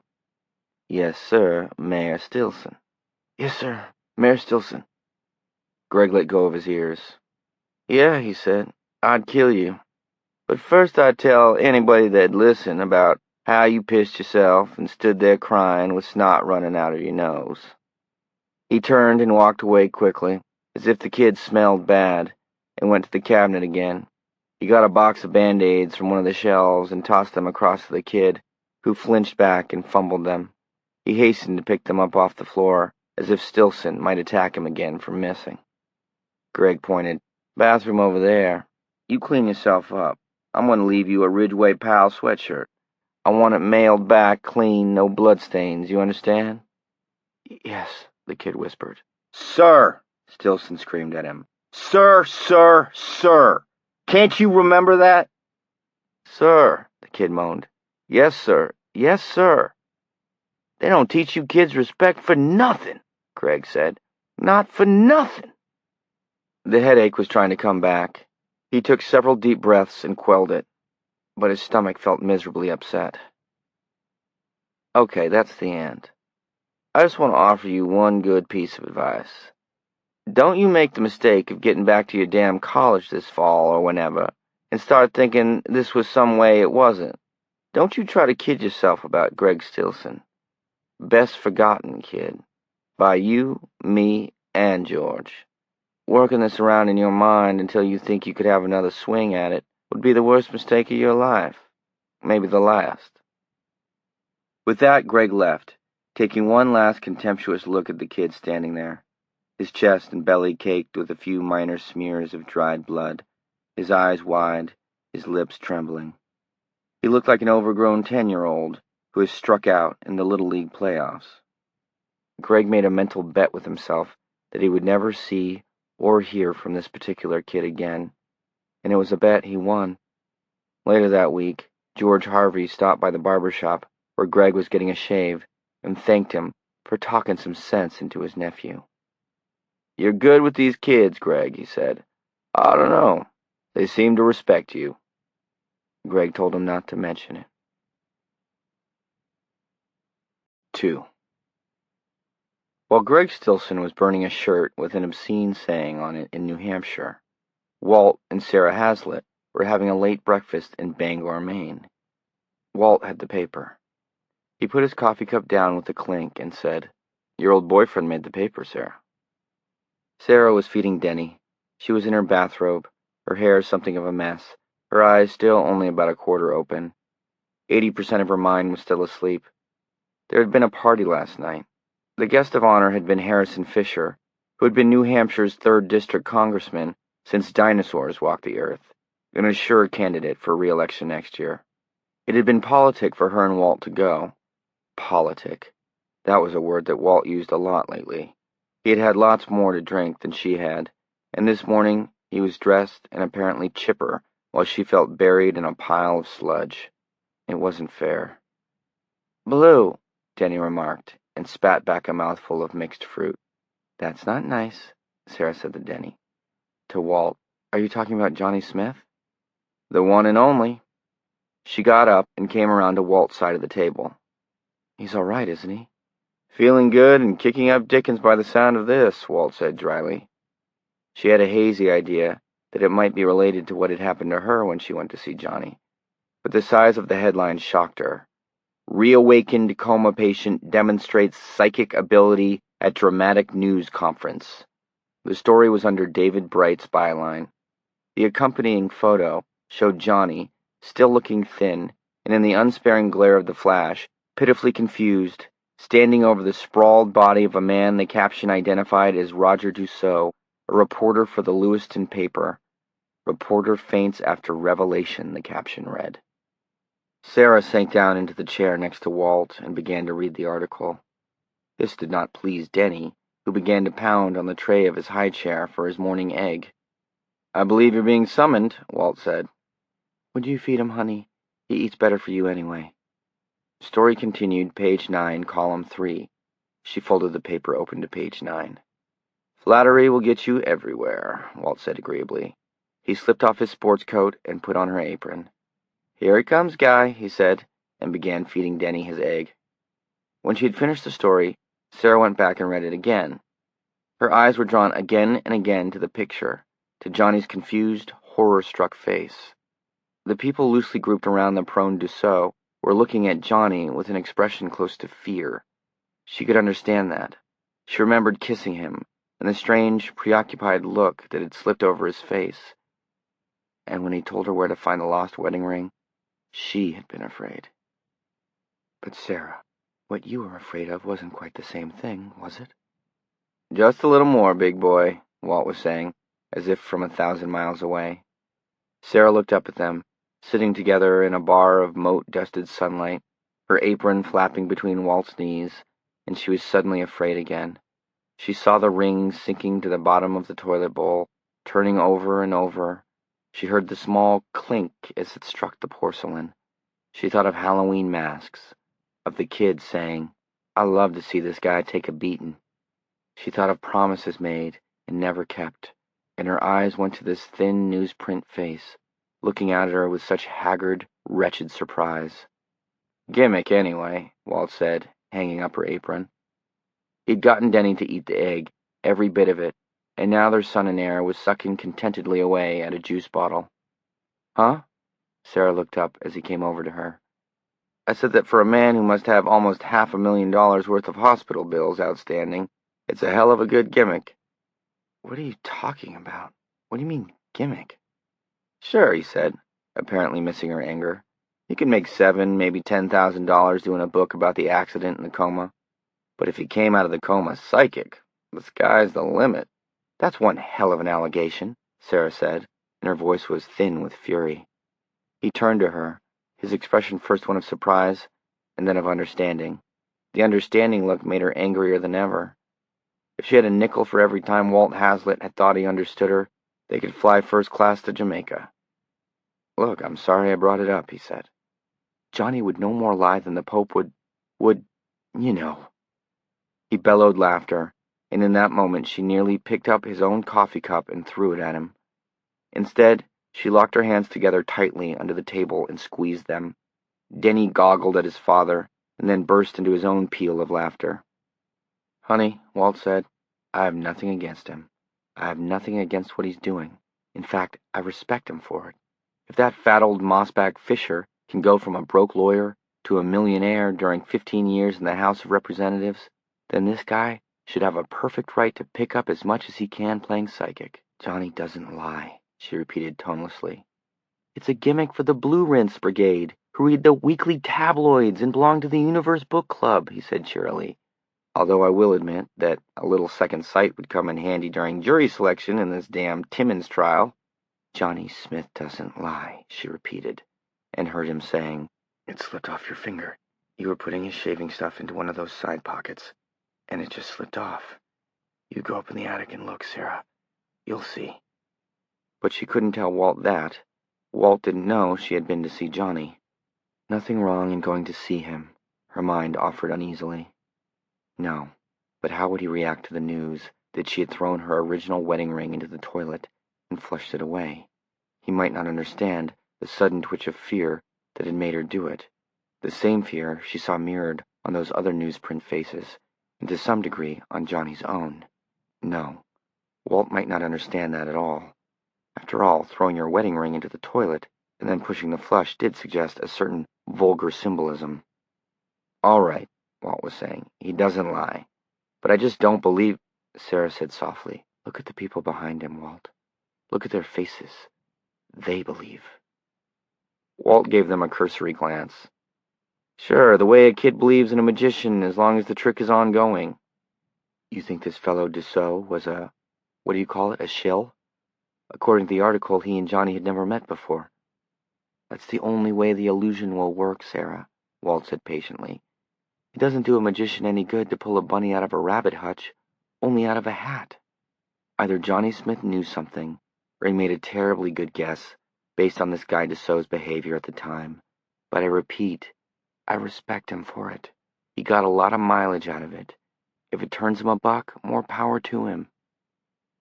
In that moment, she hated him, loathed him, this good man she had married.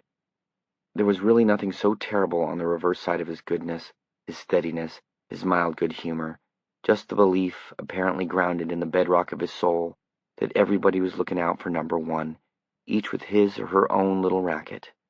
This morning he could call Harrison Fisher a fat old mossback.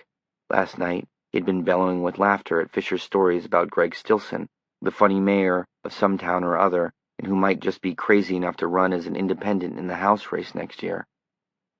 No, in the world of Walt Hazlitt, no one had psychic powers, and there were no heroes, and the doctrine of "we have to change the system from within" was all-powerful. He was a good man, a steady man.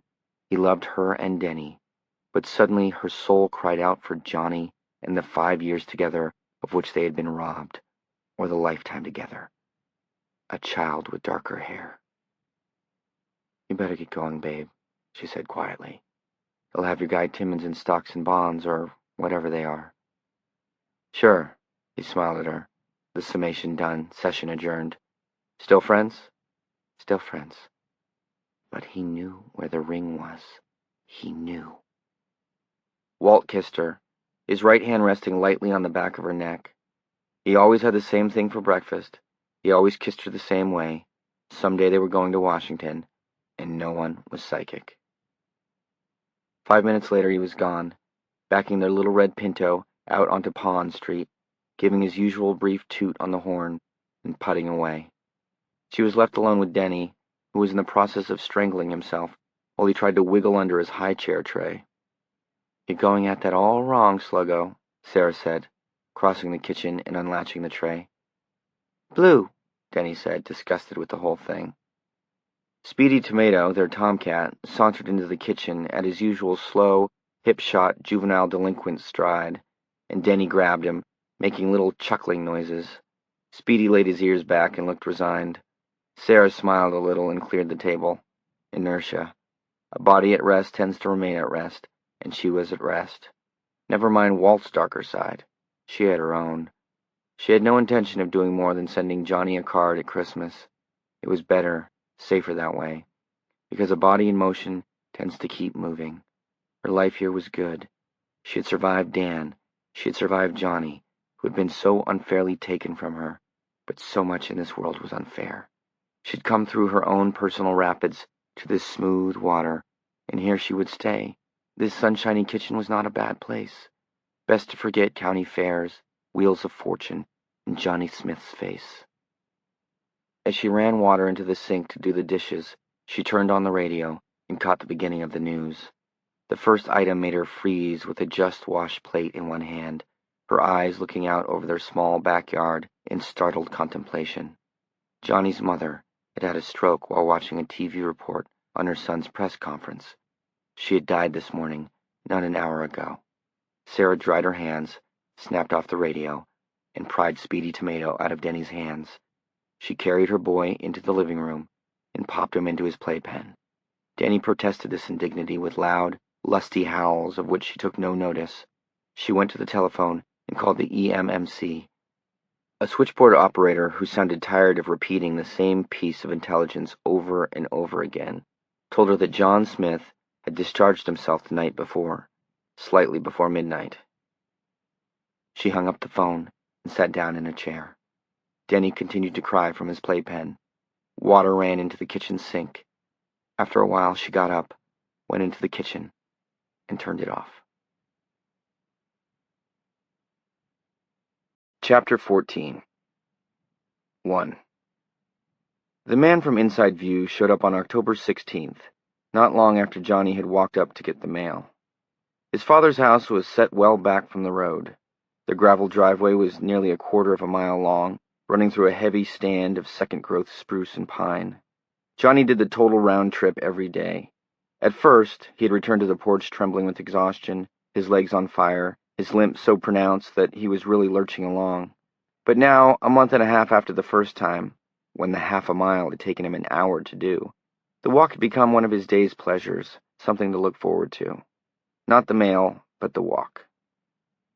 He had begun splitting wood for the coming winter, a chore Herb had been planning to hire out since he himself had landed a contract to do some inside work on a new housing project in Libertyville. "You know when old age has started looking over your shoulder, John," he had said with a smile. "It's when you start looking for inside work as soon as fall rolls around." Johnny climbed the porch and sat down in the wicker chair beside the glider, uttering a small sound of relief. He propped his right foot on the porch railing, and with a grimace of pain used his hands to lift his leg over it. That done, he began to open his mail. It had tapered off a lot just lately. During the first week he'd been back here in Pownell, there had sometimes been as many as 24 letters and 8 or 9 packages a day, most of them forwarded through the EMMC, a few of them sent to general delivery, Pownell and assorted variant spellings, Pownell, Pownell, and, in one memorable case, Poonuts. Most of them were from disassociated people who seemed to be drifting through life in search of any rudder. There were children who wanted his autograph, women who wanted to sleep with him, both men and women seeking advice to the lovelorn. Some sent Lucky Charms, some sent horoscopes. A great many of the letters were religious in nature, and in these badly spelled missives, usually written in a large and careful handwriting, but one step removed from the scrawl of a bright first grader, he seemed to feel the ghost of his mother. He was a prophet, these letters assured him, come to lead the weary and disillusioned American people out of the wilderness. He was a sign that the last times were at hand. To this date, October 16th, he had received 8 copies of Hal Lindsey's The Late Great Planet Earth. His mother surely would have approved of that one. He was urged to proclaim the divinity of Christ and put a stop to the loose morals of youth. These letters were balanced off by the negative contingent, which was smaller but just as vocal, if usually anonymous. One correspondent, writing in grubby pencil on a sheet of yellow legal paper, proclaimed him the Antichrist and urged him to commit suicide. 4 or 5 of the letter writers had inquired about how it felt to murder your own mother. A great many wrote to accuse him of perpetrating a hoax. One wit wrote, "Precognition, telepathy, bullshit. Eat my dong, you extrasensory turkey." And then they sent things. That was the worst of it. Every day on his way home from work, Herb would stop at the Pownell post office and pick up the packages that were too big to fit in their mailbox. The notes accompanying the things were all essentially the same. A low-grade scream. "Tell me, tell me, tell me." "This scarf belonged to my brother, who disappeared on a fishing trip in the Allagash in 1969. I feel very strongly that he is still alive. Tell me where he is." "This lipstick came from my wife's dressing table. I think she's having an affair, but I'm not sure. Tell me if she is." "This is my son's ID bracelet. He never comes home after school anymore. He stays out until all hours. I'm worried sick. Tell me what he's doing." A woman in North Carolina, God knew how she had found out about him, the press conference in August had not made the national media, sent a charred piece of wood. Her house had burned down, her letter explained, and her husband and 2 of her 5 children had died in the blaze. The Charlotte Fire Department said it was faulty wiring, but she simply couldn't accept that. It had to be arson. She wanted Johnny to feel the enclosed blackened relic and tell her who had done it, so the monster would spend the rest of his life rotting in prison. Johnny answered none of the letters and returned all the objects, even the charcoaled hunk of wood, at his cost and with no comment. He did touch some of them. Most, like the charred piece of wallboard from the grief-stricken woman in Charlotte, told him nothing at all. But when he touched a few of them, disquieting images came, like waking dreams. In most cases, there was barely a trace. A picture would form and fade in seconds, leaving him with nothing concrete at all, only a feeling. But one of them. It had been the woman who sent the scarf in hopes of finding out what had happened to her brother. It was a white knitted scarf, no different from a million others. But as he handled it, the reality of his father's house had suddenly been gone, and the sound of the television in the next room rose and flattened, until it was the sound of drowsing summer insects and the faraway babble of water. Wood smells in his nostrils, green shafts of sunlight falling through great old trees. The ground had been soggy for the last 3 hours or so, squelchy, almost swamp-like. He was scared, plenty scared, but he had kept his head. If you were lost in the big North Country and panicked, they might as well carve your headstone. He had kept pushing south. It had been 2 days since he had gotten separated from Stiv and Rocky and Logan. They had been camping near... But that wouldn't come. It was in the dead zone. Some stream, trout fishing, and it had been his own damn fault. He had been pretty damn drunk. Now he could see his pack leaning against the edge of an old and moss-grown blowdown, white deadwood poking through the green here and there like bones. He could see his pack, yes, but he couldn't reach it because he had walked a few yards away to take a leak, and he had walked into a really squelchy place, mud almost to the top of his LL Bean boots, and he had tried to back out, find a drier place to do his business, but he couldn't get out. He couldn't get out because it wasn't mud at all. It was something else. He stood there looking around fruitlessly for something to grab onto, almost laughing at the idiocy of having walked right into a patch of quicksand while looking for a place to take a piss. He stood there, at first positive that it must be a shallow patch of quicksand, at the very worst over his boot tops, another tale to tell when he was found. He stood there, and real panic did not begin to set in until the quicksand oozed implacably over his knees. He began to struggle then, forgetting that if you got your stupid self into quicksand, you were supposed to remain very still. In no time at all, the quicksand was up to his waist, and now it was chest high, sucking at him like great brown lips, constricting his breathing. He began to scream, and no one came. Nothing came except for a fat brown squirrel that picked its way down the side of the mossy deadfall and perched on his pack and watched him with his bright black eyes. Now it was up to his neck, the rich brown smell of it in his nose, and his screams became thin and gasping as the quicksand implacably pressed the breath out of him. Birds flew swooping and cheeping and scolding, and green shafts of sunlight like tarnished copper fell through the trees, and the quicksand rose over his chin. Alone. He was going to die alone, and he opened his mouth to scream one last time, and there was no scream because the quicksand flowed into his mouth. It flowed over his tongue. It flowed between his teeth in thin ribbons. He was swallowing quicksand, and the scream was never uttered. Johnny had come out of that in a cold sweat, his flesh marbled into goosebumps, the scarf wrapped tightly between his hands, his breath coming in short, strangled gasps. He had thrown the scarf on the floor, where it lay like a twisted white snake. He would not touch it again. His father had put it in a return envelope and sent it back. But now, mercifully, the mail was beginning to taper off. The crazies had discovered some fresher object for their public and private obsessions. Newsmen no longer called for interviews, partly because the phone number had been changed and unlisted, partly because the story was old hat. Roger Dussault had written a long and angry piece for his paper, of which he was the feature editor. He proclaimed the whole thing a cruel and tasteless hoax.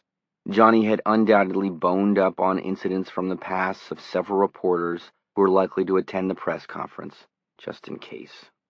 Yes, he admitted his sister Anne's nickname had been Terry. She had died fairly young, and amphetamines might have been a contributing cause. But all of that was accessible information to anyone who wanted to dig it up. He made it all seem quite logical. The article did not explain how Johnny, who had not been out of the hospital, could have come by this accessible information, but that was a point most readers seemed to have overlooked.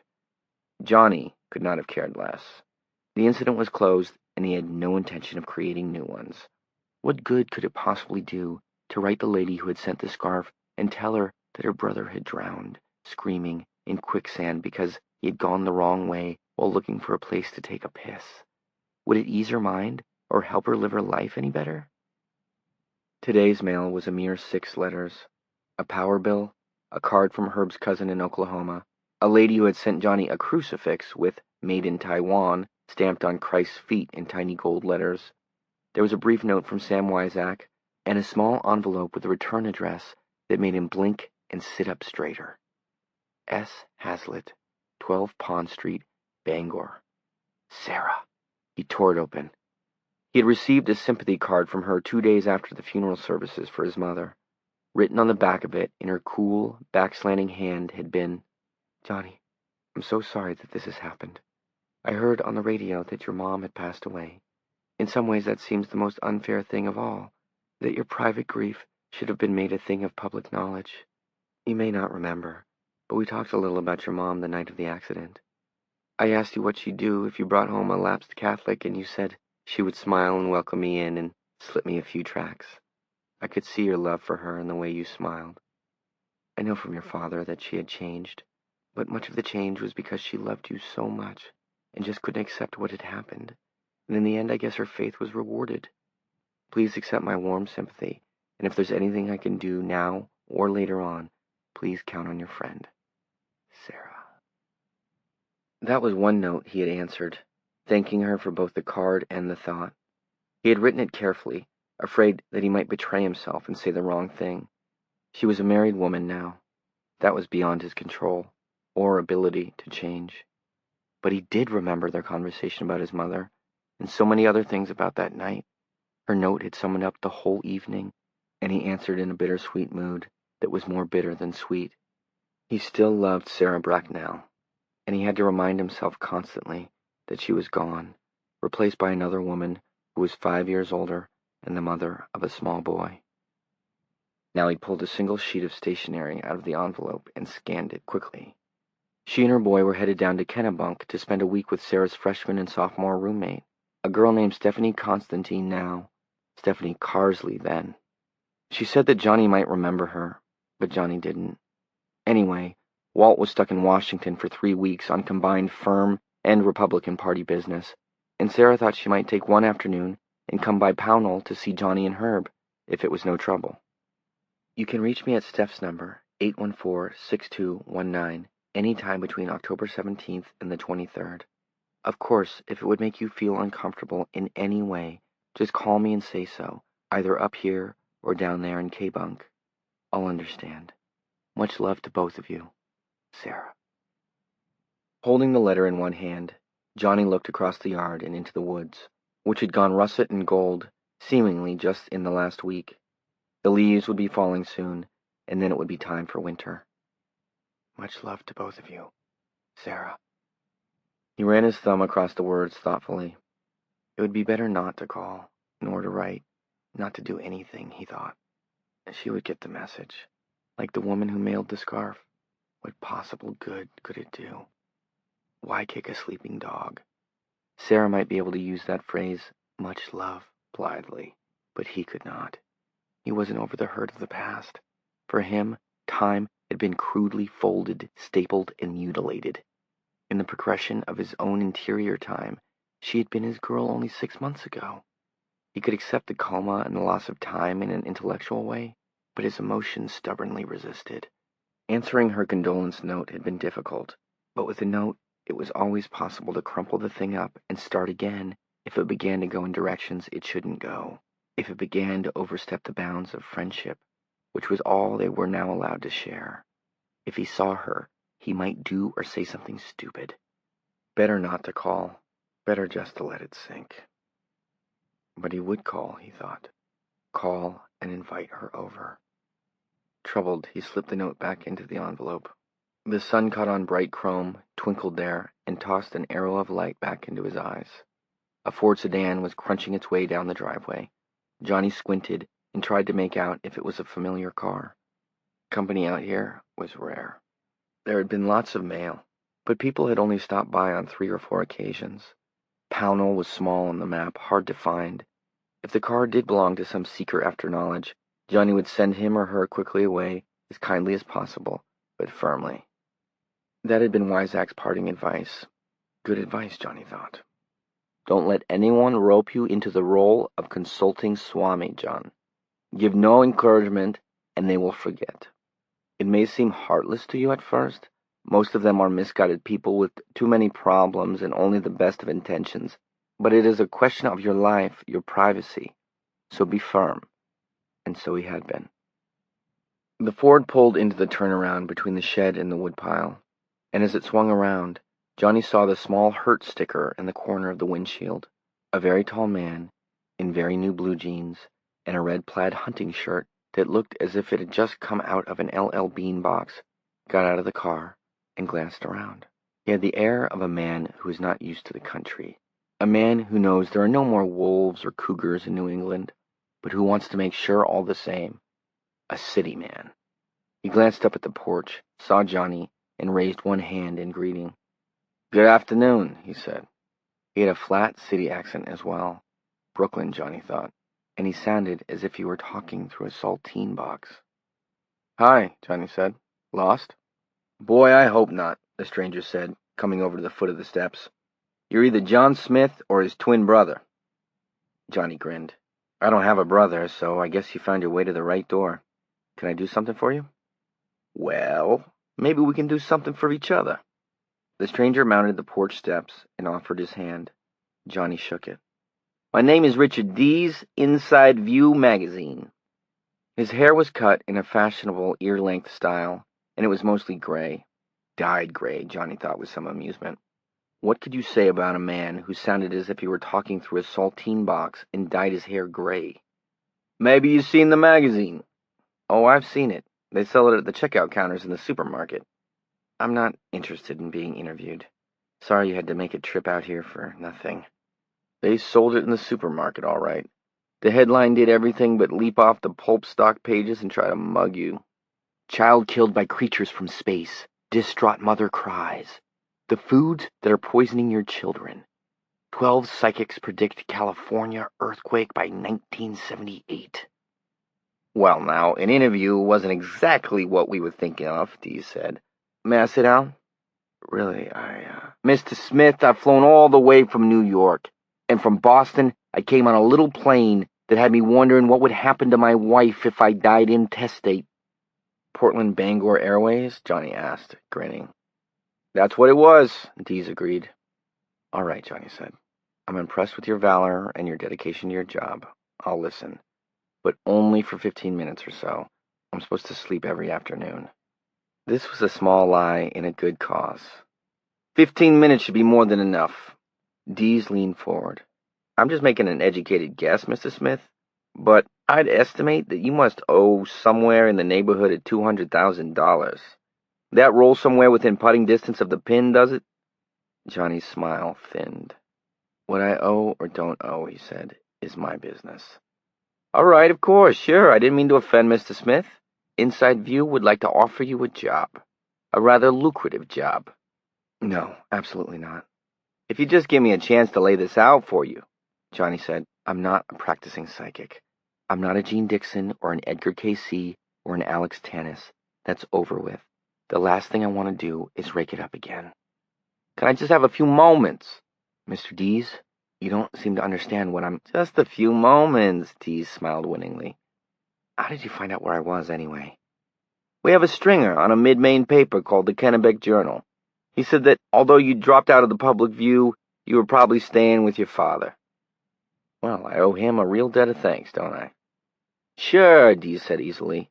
"I'm betting you'll think so when you hear the whole deal. May I?" "All right," Johnny said. "But just because you flew up here on Panic Airlines, I'm not going to change my mind." "Well, however you see it, it's a free country, isn't it?"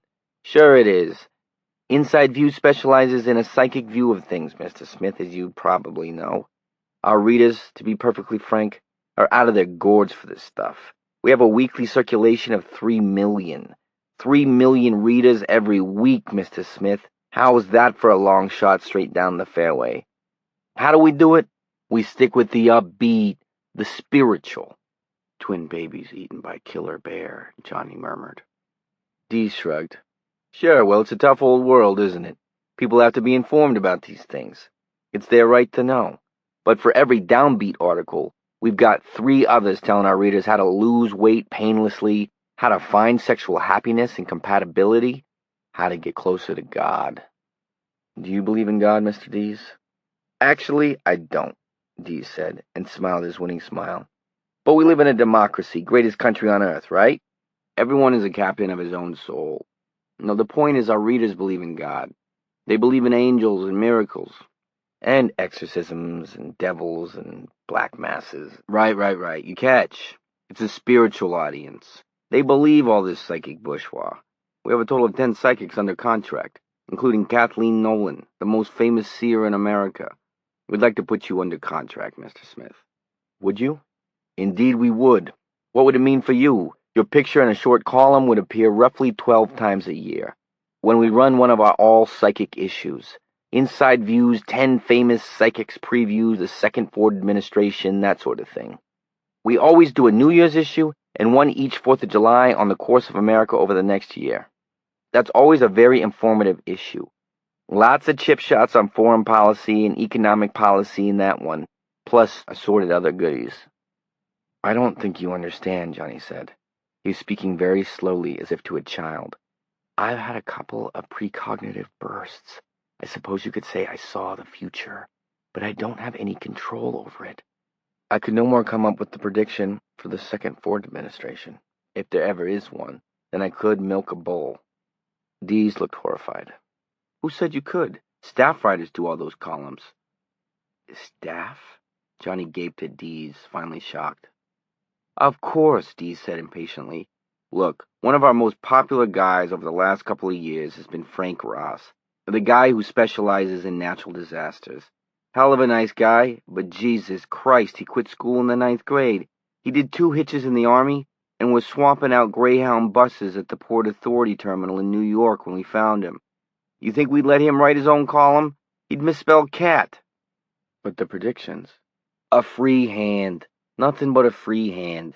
But you'd be surprised how often these guys and gals get stuck for a real whopper. Whopper, Johnny repeated, bemused.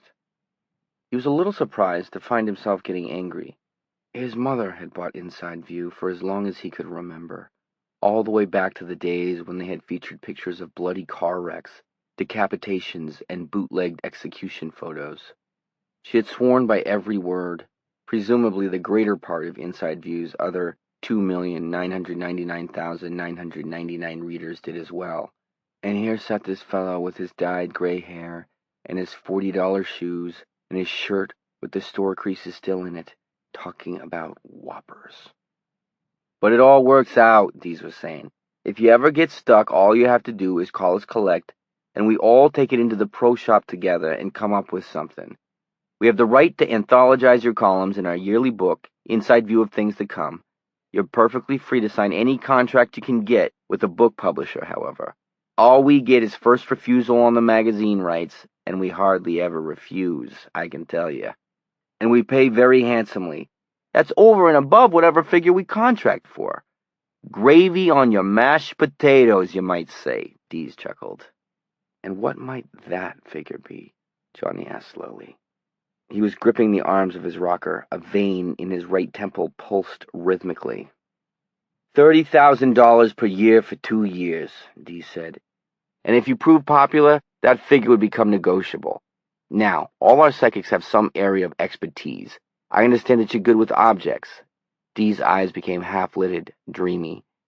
I see a regular feature, twice monthly maybe. We don't want to run a good thing into the ground. John Smith invites inside viewers to send in personal belongings for psychic examination. Something like that. We'd make it clear, of course, that they should send in inexpensive stuff because nothing could be returned. But you'd be surprised.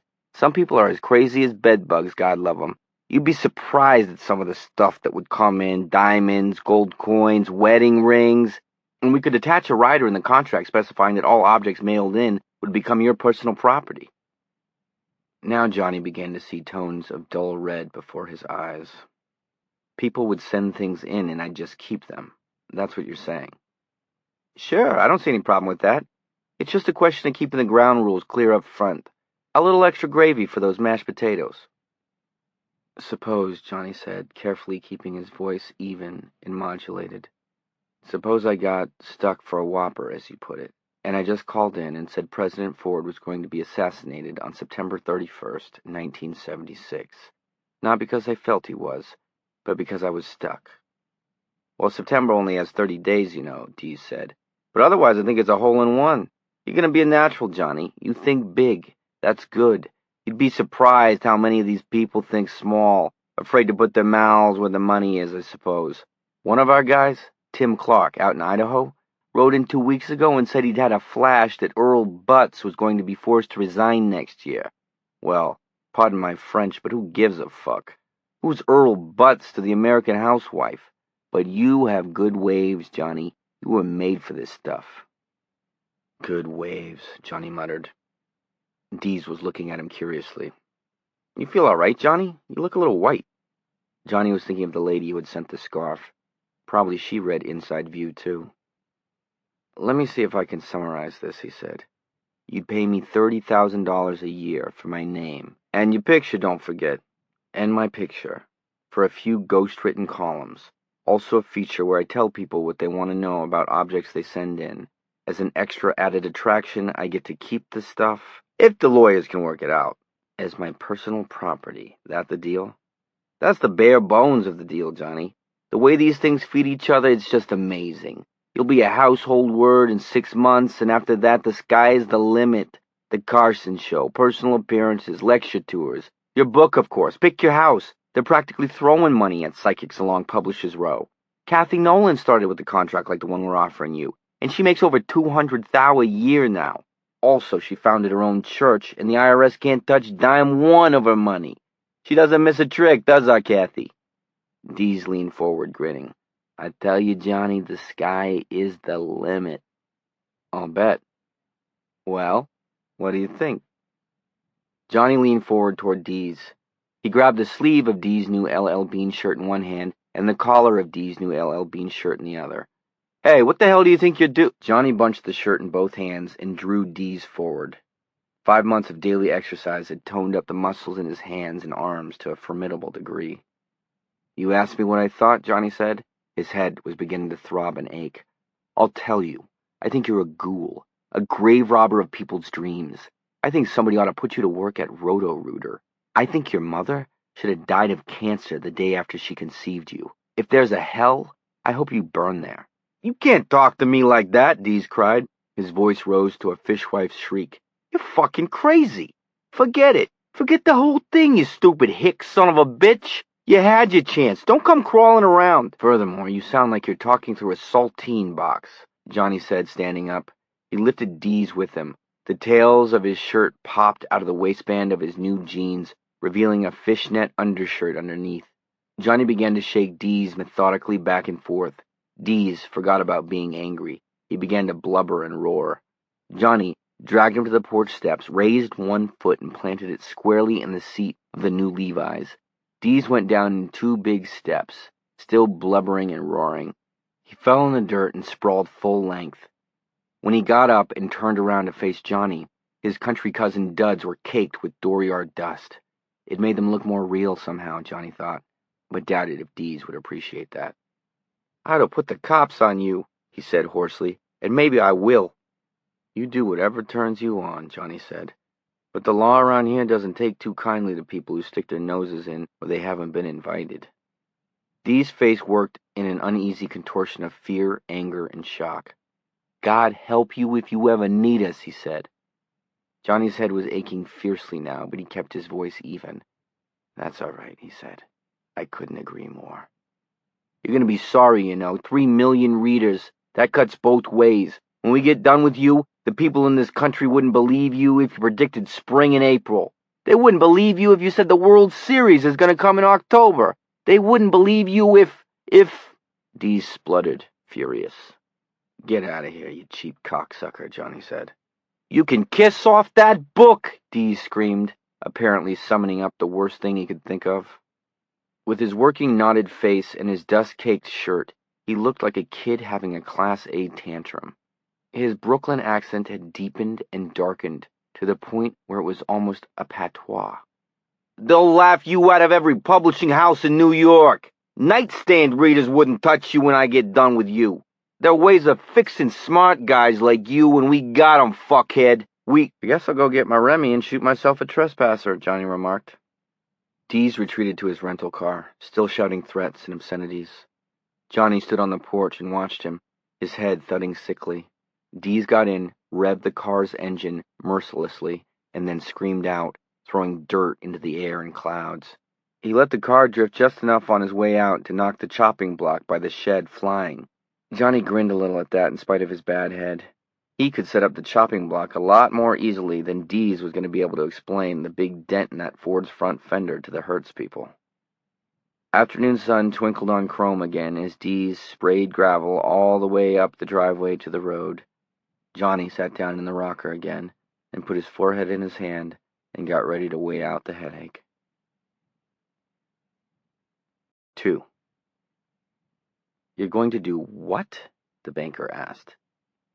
Outside and below, traffic passed back and forth along the bucolic main street of Ridgeway, New Hampshire. On the walls of the banker's pine-paneled third-floor office were Frederick Remington prints and photographs of the banker at local functions. On his desk was a lucite cube, and embedded in this cube were pictures of his wife and his son. "I'm going to run for the House of Representatives next year," Greg Stilson repeated. He was dressed in khaki suntan pants, a blue shirt with the sleeves rolled up, and a black tie with a single blue figure. He looked out of place in the banker's office somehow, as if at any moment he might rise to his feet and begin an aimless, destructive charge around the room, knocking over furniture, sweeping the expensively framed Remington prints to the floor, pulling the drapes from their rods. The banker, Charles Chuck Gendron, president of the local Lions Club, laughed, a bit uncertainly. Stilson had a way of making people feel uncertain. As a boy he had been scrawny, perhaps. He liked to tell people that a high wind would have blown me away, but in the end his father's genes had told, and sitting here in Gendron's office, he looked very much like the Oklahoma oil-filled roughneck that his father had been. He frowned at Gendron's chuckle. "I mean, George Harvey might have something to say about that, mightn't he, Greg?" George Harvey, besides being a mover and a shaker in town politics, was the 3rd District Republican godfather. "George won't say boo," Greg said calmly. There was a salting of gray in his hair, but his face suddenly looked very much like the face of a man who long ago had kicked a dog to death in an Iowa farmyard. His voice was patient. "George is going to be on the sidelines, but he's going to be on my side of the sidelines, if you get my meaning. I ain't going to be stepping on his toes because I'm going to run as an independent. I don't have 20 years to spend learning the ropes and licking boots." Chuck Gendron said hesitantly, "You're kidding me, aren't you, Greg?" Greg's frown returned. It was forbidding. "Chuck, I never kid. People, they think I kid. The union leader and those yo-yos on the Daily Democrat, they think I kid. But you go see George Harvey. You ask him if I kid around or if I get the job done. He ought to know better, too. After all, we buried some bodies together, didn't we, Chuck?" The frown metamorphosed into a somehow chilling grin. Chilling to Gendron, perhaps, because he had allowed himself to be pulled along on a couple of Greg Stilson's development schemes. They had made money, yes, of course they had. That wasn't the problem. But there had been a couple of aspects of the Sunningdale Acres development, and the Laurel Estates deal as well, to be honest, that hadn't been, well, strictly legal. A bribed EPA agent, for one thing. But that wasn't the worst thing.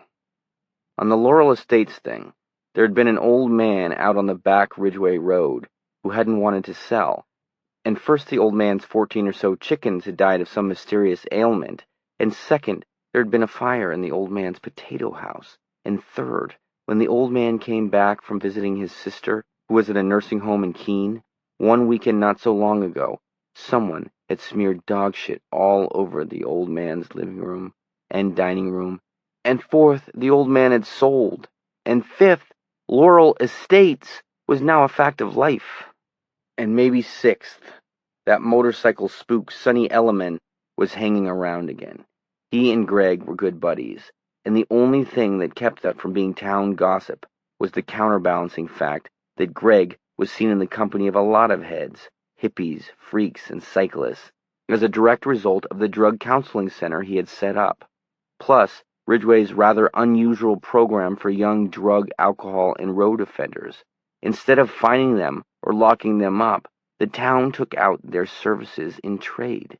It had been Greg's idea, and a good one, the banker would be the first to admit. It had been one of the things that had helped Greg to get elected mayor.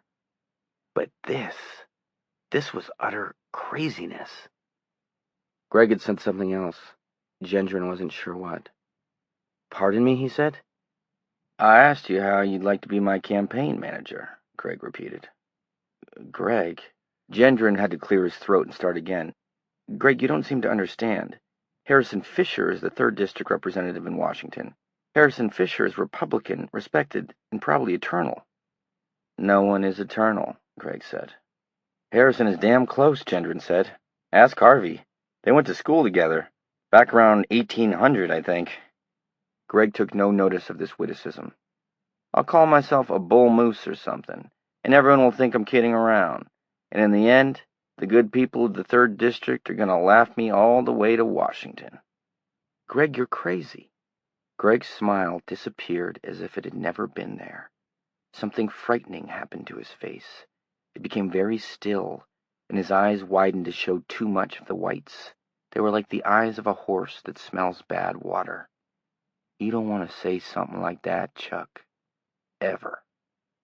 The banker felt more than chilled now. Greg, I apologize. It's just that, no. You don't ever want to say that to me, unless you want to find Sonny Elliman waiting for you some afternoon when you go out to get your big fucking Imperial. Gendron's mouth moved, but no sound came out. Greg smiled again, and it was like the sun suddenly breaking through threatening clouds. Never mind. We don't want to be kicking sand if we're going to be working together. Greg, I want you because you know every damn businessman in this part of New Hampshire. We're going to have plenty good money once we get this thing rolling, but I figure we'll have to prime the pump. Now's the time for me to expand a little and start looking like the state's man as well as Ridgway's man. I figure $50,000 ought to be enough to fertilize the grassroots. The banker, who had worked for Harrison Fisher in his last 4 canvasses, was so astounded by Greg's political naivete that at first he was at a loss on how to proceed. At last he said, Greg, businessmen contribute to campaigns not out of the goodness of their hearts, but because the winner ends up owing them something. In a close campaign, they'll contribute to any candidate who has a chance of winning, because they can write off the loser as a tax loss as well. But the operant phrase is chance of winning. Now Fisher is a shoo-in, Greg supplied. He produced an envelope from his back pocket. Want you to look at these. Gendron looked doubtfully at the envelope, then up at Greg. Greg nodded encouragingly. The banker opened the envelope. There was a long silence in the pine-paneled office after Gendron's initial harsh gasp for breath. It was unbroken except for the faint hum of the digital clock on the banker's desk and the hiss of a match as Greg lit a Phillies cheroot. On the walls of the office were Frederick Remington pictures. In the lucite cube were family pictures. Now, spread on the desk were pictures of the banker, with his head buried between the thighs of a young woman with black hair. Or, it might have been red. The pictures were high-grain black and white glossies, and it was hard to tell. The woman's face was very clear. It was not the face of the banker's wife. Some of the residents of Ridgway would have recognized it as the face of one of the waitresses at Bobby Strang's truck stop 2 towns over. The pictures of the banker with his head between the legs of the waitress were the safe ones. Her face was clear, but his was not. In others, his own grandmother would have recognized him. There were pictures of Gendron and the waitress involved in a whole medley of sexual delights. Hardly all the positions of the Kama Sutra, but there were several positions represented that had never made the sexual relationships chapter of the Ridgway High Health textbook. Gendron looked up, his face cheesy, his hands trembling. His heart was galloping in his chest. He feared a heart attack. Greg was not even looking at him. He was looking out the window at the bright blue slice of October sky, visible between the Ridgway 5 and 10 and the Ridgway Card and Notion shop. The winds of change have started to blow, he said, and his face was distant and preoccupied, almost mystical. He looked back at Gendron. One of those drug freaks down at the center. You know what he gave me? Chuck Gendron shook his head numbly. With one of his shaking hands, he was massaging the left side of his chest, just in case. His eyes kept falling to the photographs, the damning photographs. What if his secretary came in right now? He stopped massaging his chest and began gathering up the pictures, stuffing them back in the envelope. He gave me Chairman Mao's little red book, Greg said. A chuckle rumbled up from the barrel chest that had once been so thin, part of a body that had mostly disgusted his idolized father. And one of the proverbs in there, I can't remember exactly how it went, but it was something like, the man who senses the wind of change should build not a windbreak, but a windmill. That was the flavor of it, anyway. He leaned forward. Harrison Fisher's not a shoe-in. He's a has-been. Ford is a has-been. Muskie's a has-been. Humphrey's a has-been. A lot of local and state politicians all the way across this country are going to wake up the day after Election Day and find out that they're as dead as dodo birds. They forced Nixon out, and the next year they forced out the people who stood behind him in the impeachment hearings. And next year, they'll force out Jerry Ford for the same reason. Greg Stilson's eyes blazed at the banker. You want to see the wave of the future? Look up in Maine at this guy Longley. The Republicans ran a guy named Irwin, and the Demos ran a guy named Mitchell. And when they counted the votes for governor, they both got a big surprise, because the people went and elected themselves an insurance man from Lewiston that didn't want any part of either party. Now they're talking about him as a dark horse candidate for president. Gendron still couldn't talk. Greg drew in his breath. They're all going to think I'm kidding, see? They thought Longley was kidding, but I'm not kidding. I'm building windmills, and you're going to supply the building materials. He ceased. Silence fell in the office, except for the hum of the clock. At last, Gendron whispered, Where did you get these pictures? Was it that Elliman? Oh, hey, you don't want to talk about that. You forget all about those pictures. Keep them. And who keeps the negatives? Chuck, Greg said earnestly. You don't understand. I'm offering you Washington. Sky's the limit, boy. I'm not even asking you to raise that much money. Like I said, just a bucket of water to help prime the pump. When we get rolling, plenty of money is going to come in. Now, you know the guys that have money. You have lunch with them down at the Caswell house. You play poker with them. You have written them commercial loans tied to the prime rate at no more than their say-so. And you know how to put an arm lock on them. Greg, you don't understand, you don't. Greg stood up. The way I just put an arm lock on you, he said. The banker looked up at him. His eyes rolled helplessly. Greg Stilson thought he looked like a sheep that had been led neatly to the slaughter. $50,000, he said. You find it. He walked out, closing the door gently behind him. Gendron heard his booming voice, even through the thick walls, bandying with his secretary. His secretary was a 60-year-old, flat-chested biddy, and Stilson probably had her giggling like a schoolgirl. He was a buffoon. It was that, as much as his programs for coping with youthful crime, that had made him mayor of Ridgeway. But the people didn't elect buffoons to Washington. Well, hardly ever. That wasn't his problem. $50,000 in campaign contributions, that was his problem. His mind began to scurry around the problem like a trained white rat scurrying around a piece of cheese on a plate. It could probably be done. Yes, it could probably be done. But would it end there? The white envelope was still on his desk. His smiling wife looked at it from her place in the lucite cube. He scooped the envelope up and jammed it into the inner pocket of his suit coat. It had been Elliman. Somehow, Elliman had found out and had taken the pictures. He was sure of it. But it had been Stilson who told him what to do. Maybe the man wasn't such a buffoon after all. His assessment of the political climate of 1975 to 76 wasn't completely stupid. Building windmills instead of windbreaks. The sky's the limit. But that wasn't his problem. $50,000 was his problem. Chuck Gendron, president of the Lions, and all-around good fellow.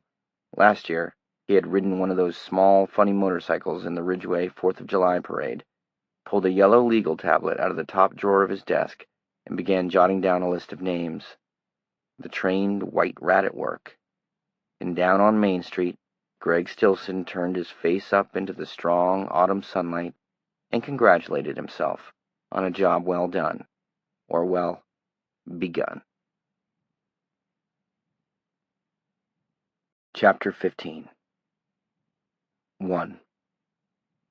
Later, Johnny supposed that the reason he ended up finally making love to Sarah, almost 5 years to the day after the fair, had a lot to do with the visit of Richard Dees, the man from Inside View. The reason he finally weakened and called Sarah and invited her to come and visit was little more than a wistful urge to have someone nice come to call and take the nasty taste out of his mouth, or so he told himself. He called her in Kennebunk and got the former roommate who said Sarah would be right with him. The phone clunked down, and there was a moment of silence when he contemplated, but not very seriously, just hanging up and closing the books for good. Then Sarah's voice was in his ear. "Johnny? Is it you?" "The very same." "How are you?" "Fine. How's about you?" "I'm fine," she said. "Glad you called. I didn't know if you would." "Still sniffing that wicked cocaine?" "No, I'm on heroin now."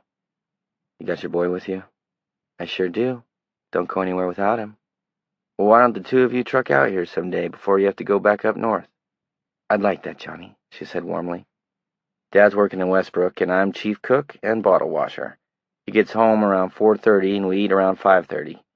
You're welcome to stay for dinner, but be warned, all my best dishes use Franco-American spaghetti as their base." She giggled. "Invitation accepted. Which day's best?" "What about tomorrow or the day after, Sarah?"